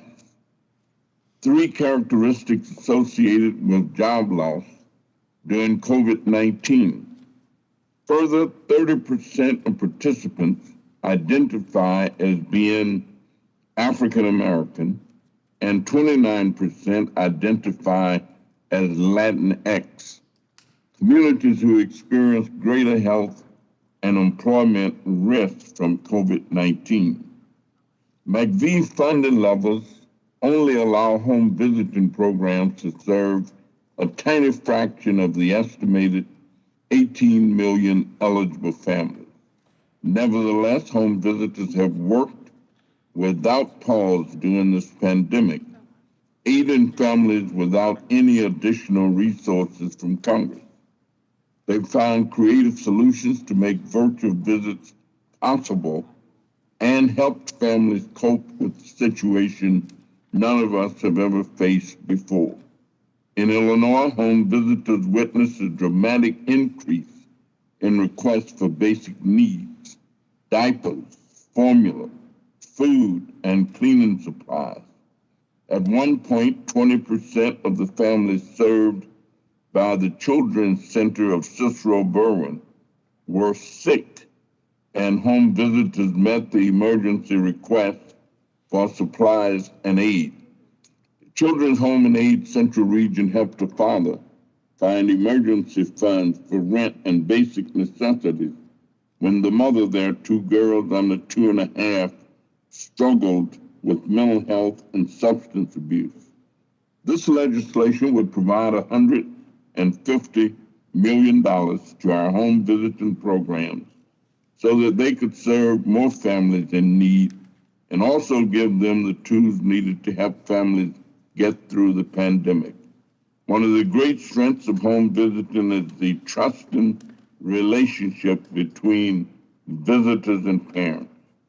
When these struggling families open up in confidence to ask for help with necessities for their babies and toddlers, this bill would allow home visitors to directly provide these resources or prepaid cards for purchase.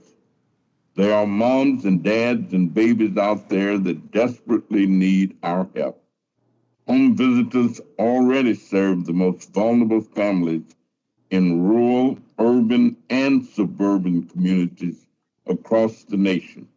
Thus, the MACV program provides a quick and effective way to help them if only and when we pass this legislation and let them do it. I urge passage of this bill and yield back the balance of my time. I thank the gentleman. Let me now recognize the gentlelady from Indiana, Ms. Wolarski, for the purposes of an opening statement. Thank you, Mr. Chairman. As the Republican leader of the Worker and Family Support Subcommittee, I am so proud of the work that Chairman Davis and I have accomplished on behalf of vulnerable children and families during the pandemic. Last Congress, Chairman Davis and I worked together to create new flexibilities in the Maternal, Infant, and Early Childhood Home Visiting Program, or MCV, through the end of the fiscal year. These and other provisions of the Supporting Foster Youth and Families Through the Pandemic Act were signed into law as a part of the year-end COVID relief package. These temporary flexibilities in direct response to the coronavirus included virtual home visits, sustained funding for staffing regardless of enrollment, expenditures for training, acquisition of technology for virtual home visits, and providing emergency supplies to families. We also temporarily provided HHS with authority to delay certain deadlines that may be impacted by the pandemic, including performance measured data reporting and states' needs assessments. We're grateful that our bipartisan efforts resulted in the enactment of these critical resources, and now our focus shifts to implementation and recovery. The MCV program is also up for reauthorization next year. I hope we can work to make that reauthorization bipartisan to build on our previously successful efforts together to improve conditions for vulnerable children and working families. While I oppose this amendment in the nature of a substitute, I do hope the majority on this committee can commit to working with me on MCV reauthorization. And with that, Mr. Chairman, I yield back the balance of my time. I thank Ms. Wolarski. The committee will now proceed to consideration of Subtitle B. Without objection, the measure will be considered as read and open for amendment at any point. At this time, I offer an amendment in the nature of a substitute, which was distributed in advance, along with a green sheet explaining it. Without objection, the amendment in the nature of a substitute shall be considered as read, open for amendment at any point, and considered base text for the purposes of amendment.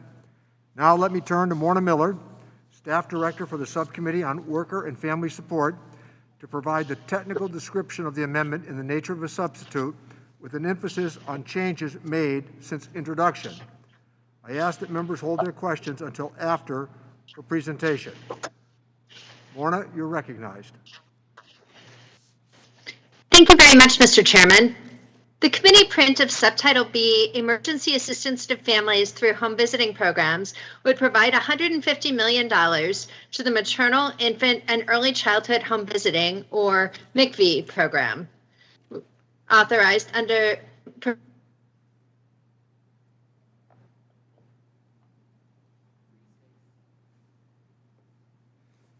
think we're having a technical challenge here, Morna.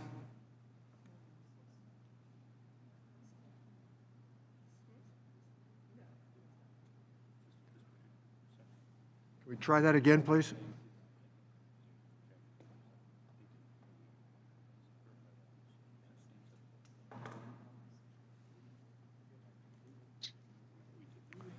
The amendment in the nature of a substitute makes one Morna, change to the committee print. Morna, excuse me, would you start over again because there was an interruption?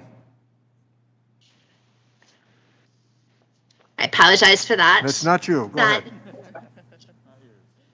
Mr. Chairman, the committee print of Subtitle B, Emergency Assistance to Families Through Home Visiting Programs, would provide $150 million to maternal, infant, and early childhood home visiting, or MICV programs, that are authorized under Section 511 of the Social Security Act, and permit those programs to use the emergency funds to provide supplies and other pandemic-related assistance, as well as to provide home visiting services.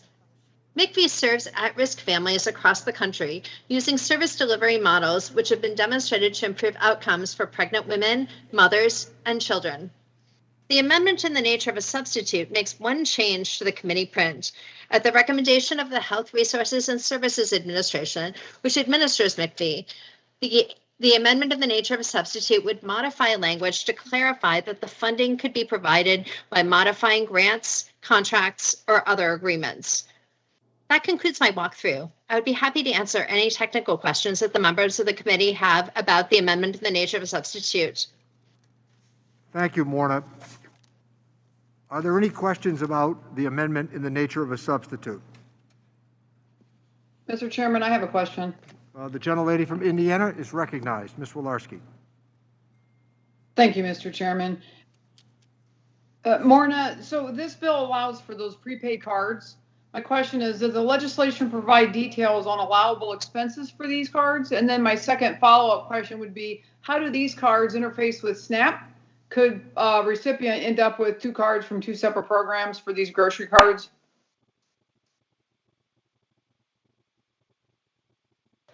Thank you for that question, Congresswoman. The prepaid cards are the Health Resources and Services Administration would have some flexibility to provide guidance to MICV programs about the specific uses of the cards.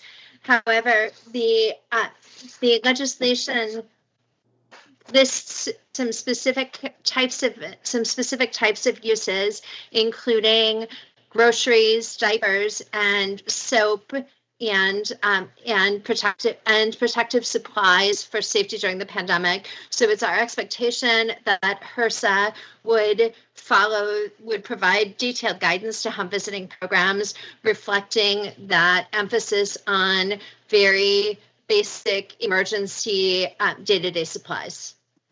And so will they intersect with SNAP? And our expectation is that they would supplement SNAP benefits if recipients are receiving them. So if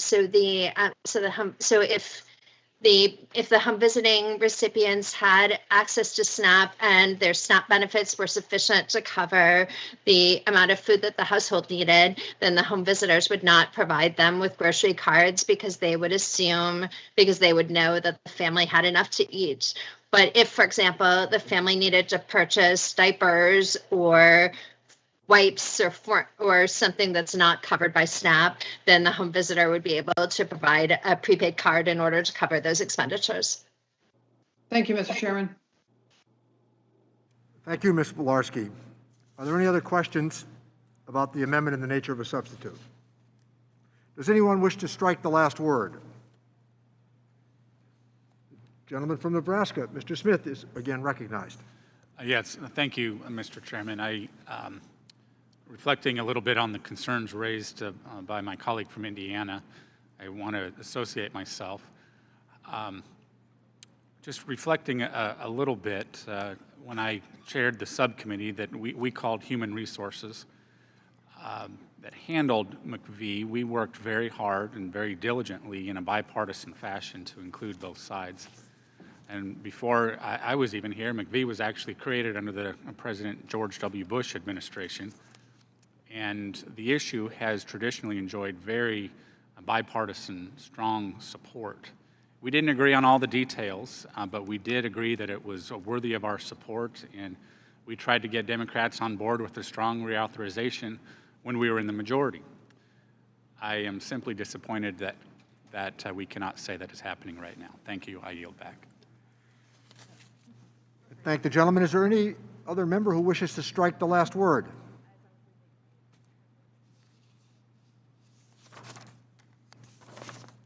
Are there any amendments to the amendment in the nature of a substitute? The gentlelady from Alabama, Ms. Sewell, is recognized. Mr. Chairman, I'd like to strike the last word. I'm sorry, we'll go back to that. Yes, the gentlelady's recognized to strike the last word.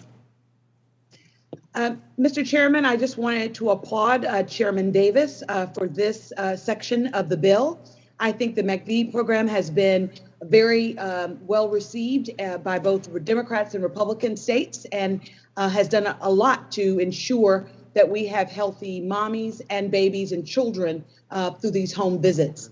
This, I believe that this part of this amendment, this part of the bill affects nearly half of the families with children who've reported difficulty affording basic household supplies.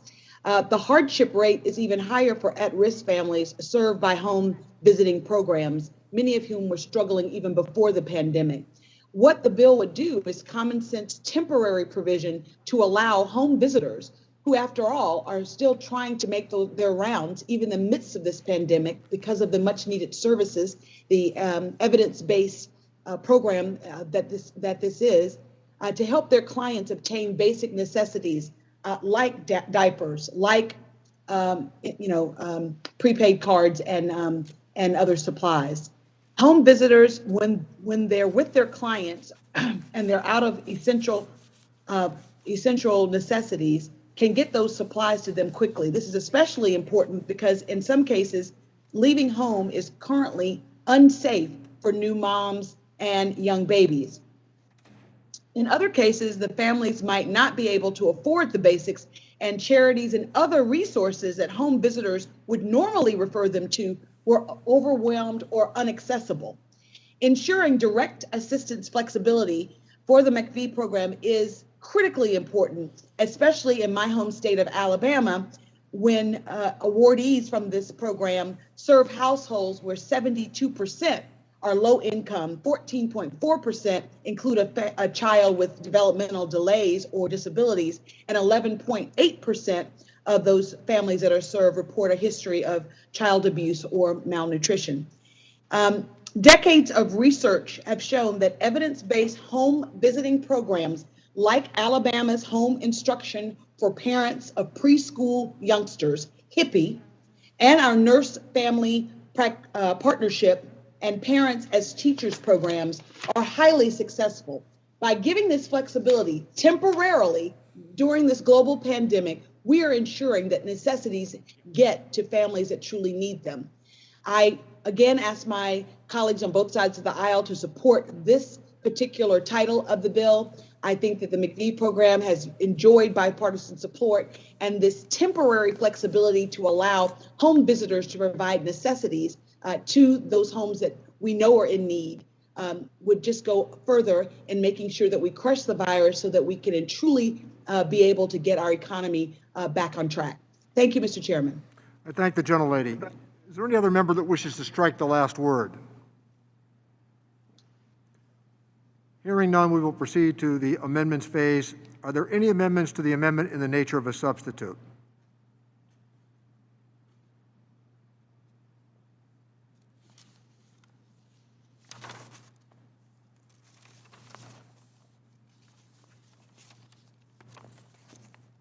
If there are no further amendments, the question is on the adoption of the amendment in the nature of a substitute. All those in favor signify by saying aye. Aye. Aye. Aye. Those opposed, please say no. No. No. I wish we could all do this at once. In the opinion of the chair, the ayes have it, and the amendment in the nature of a substitute is agreed to. Now let me recognize the gentleman from Virginia, Mr. Byer, for the purpose of offering a motion. Mr. Chairman, I move that the committee do now favorably transmit to the House Committee on the Budget, Subtitle B, Budget Reconciliation, and Legislative Recommendations relating to emergency assistance to families through home visiting programs as amended. I thank the gentleman. The question is on transmitting the bill Subtitle B as amended to the House Committee on the Budget. Members are reminded to unmute themselves for the voice vote. All those in favor signify by saying aye. Aye. Aye. Aye. Aye. Aye. Those opposed signify by saying no. No. No. No. In the opinion of the chair, the ayes have it. The motion is agreed to, and Subtitle A as amended is ordered transmitted to the House Committee on the Budget. Is that Subtitle Mr. Chairman, may I ask for a recorded vote? Gentlemen, this is Subtitle B, though. That should say Subtitle B. So a correction there is Subtitle B. And the gentleman from Texas has requested a roll call vote. The clerk will please call the roll. Mr. Doggett. Doggett votes aye. Mr. Doggett votes aye. Mr. Thompson. Thompson votes aye. Mr. Thompson votes aye. Mr. Larson. Larson votes yes. Mr. Larson votes yes. Mr. Blumenauer. Blumenauer votes aye. Mr. Blumenauer votes aye. Mr. Kind. Kind, aye. Mr. Kind votes aye. Mr. Pascrell. Pascal, yes. Mr. Pascrell votes yes. Mr. Davis. Davis votes aye. Mr. Davis votes aye. Ms. Sanchez. Sanchez votes aye. Ms. Sanchez votes aye. Mr. Higgins. Higgins, yes. Mr. Higgins votes yes. Ms. Sewell. Ms. Sewell votes yay. Ms. Sewell votes yay. Ms. Delbene. Ms. Delbene votes aye. Ms. Delbene votes aye. Ms. Chu. Chu votes aye. Ms. Chu votes aye. Ms. Moore. Moore votes aye. Ms. Moore votes aye. Mr. Kildee. Kildee votes aye. Mr. Kildee votes aye. Mr. Boyle. Boyle votes aye. Mr. Boyle votes aye. Mr. Byer. Aye. Byer votes aye. Mr. Byer votes aye. Mr. Evans. Evans votes aye. Mr. Evans votes aye. Mr. Schneider. Mr. Schneider. Schneider votes aye. Mr. Schneider votes aye. Mr. Swazi. Swazi, aye. Mr. Swazi votes aye. Mr. Panetta. Panetta, aye. Mr. Panetta votes aye. Ms. Murphy. Murphy votes aye. Ms. Murphy votes aye. Mr. Gomez. Gomez, aye. Mr. Gomez votes aye. Mr. Horsford. Horsford votes aye. Mr. Horsford votes aye. Ms. Foskett. Mr. Brady. Brady votes no. Mr. Brady votes no. Mr. Nunez. Nunes votes no. Mr. Nunez votes no. Mr. Buchanan. Buchanan votes no. Mr. Buchanan votes no. Mr. Smith of Nebraska. Smith of Nebraska votes no. Mr. Smith of Nebraska votes no. Mr. Reed. Reed votes no. Mr. Reed votes no. Mr. Kelly. Kelly votes no. Mr. Kelly votes no. Mr. Smith of Missouri. Smith of Missouri, no. Mr. Smith of Missouri votes no. Mr. Rice. Rice, no.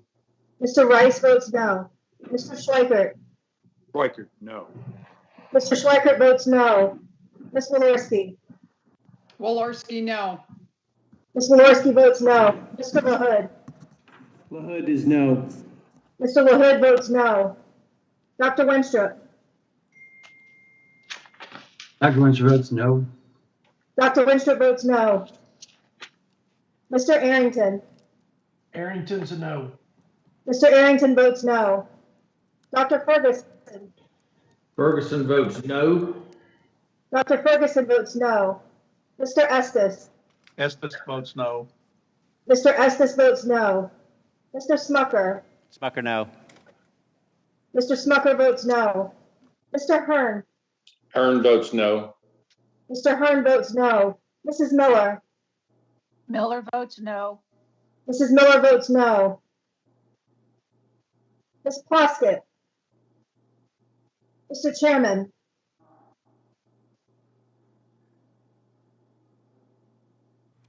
Mr. Neal votes Chairman. aye. Mr. Neal votes aye.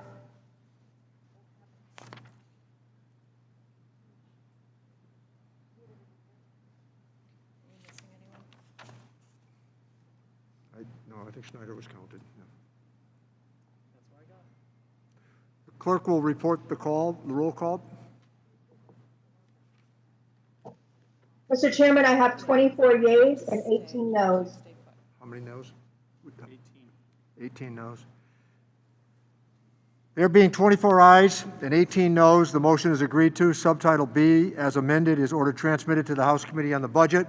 Without objection, staff are authorized to make technical conforming changes to the committee print, and members have 2 additional days to file with the committee clerk supplemental, additional, dissenting, or minority views. The committee will pause for 2 minutes to allow for a technology update. Please stay logged in, and I will alert you as we are ready to proceed. Okay, technology update. That's what I need. No, Dennis making that order for you, Tom. No, I can't. Okay, you Because this is fixing to be.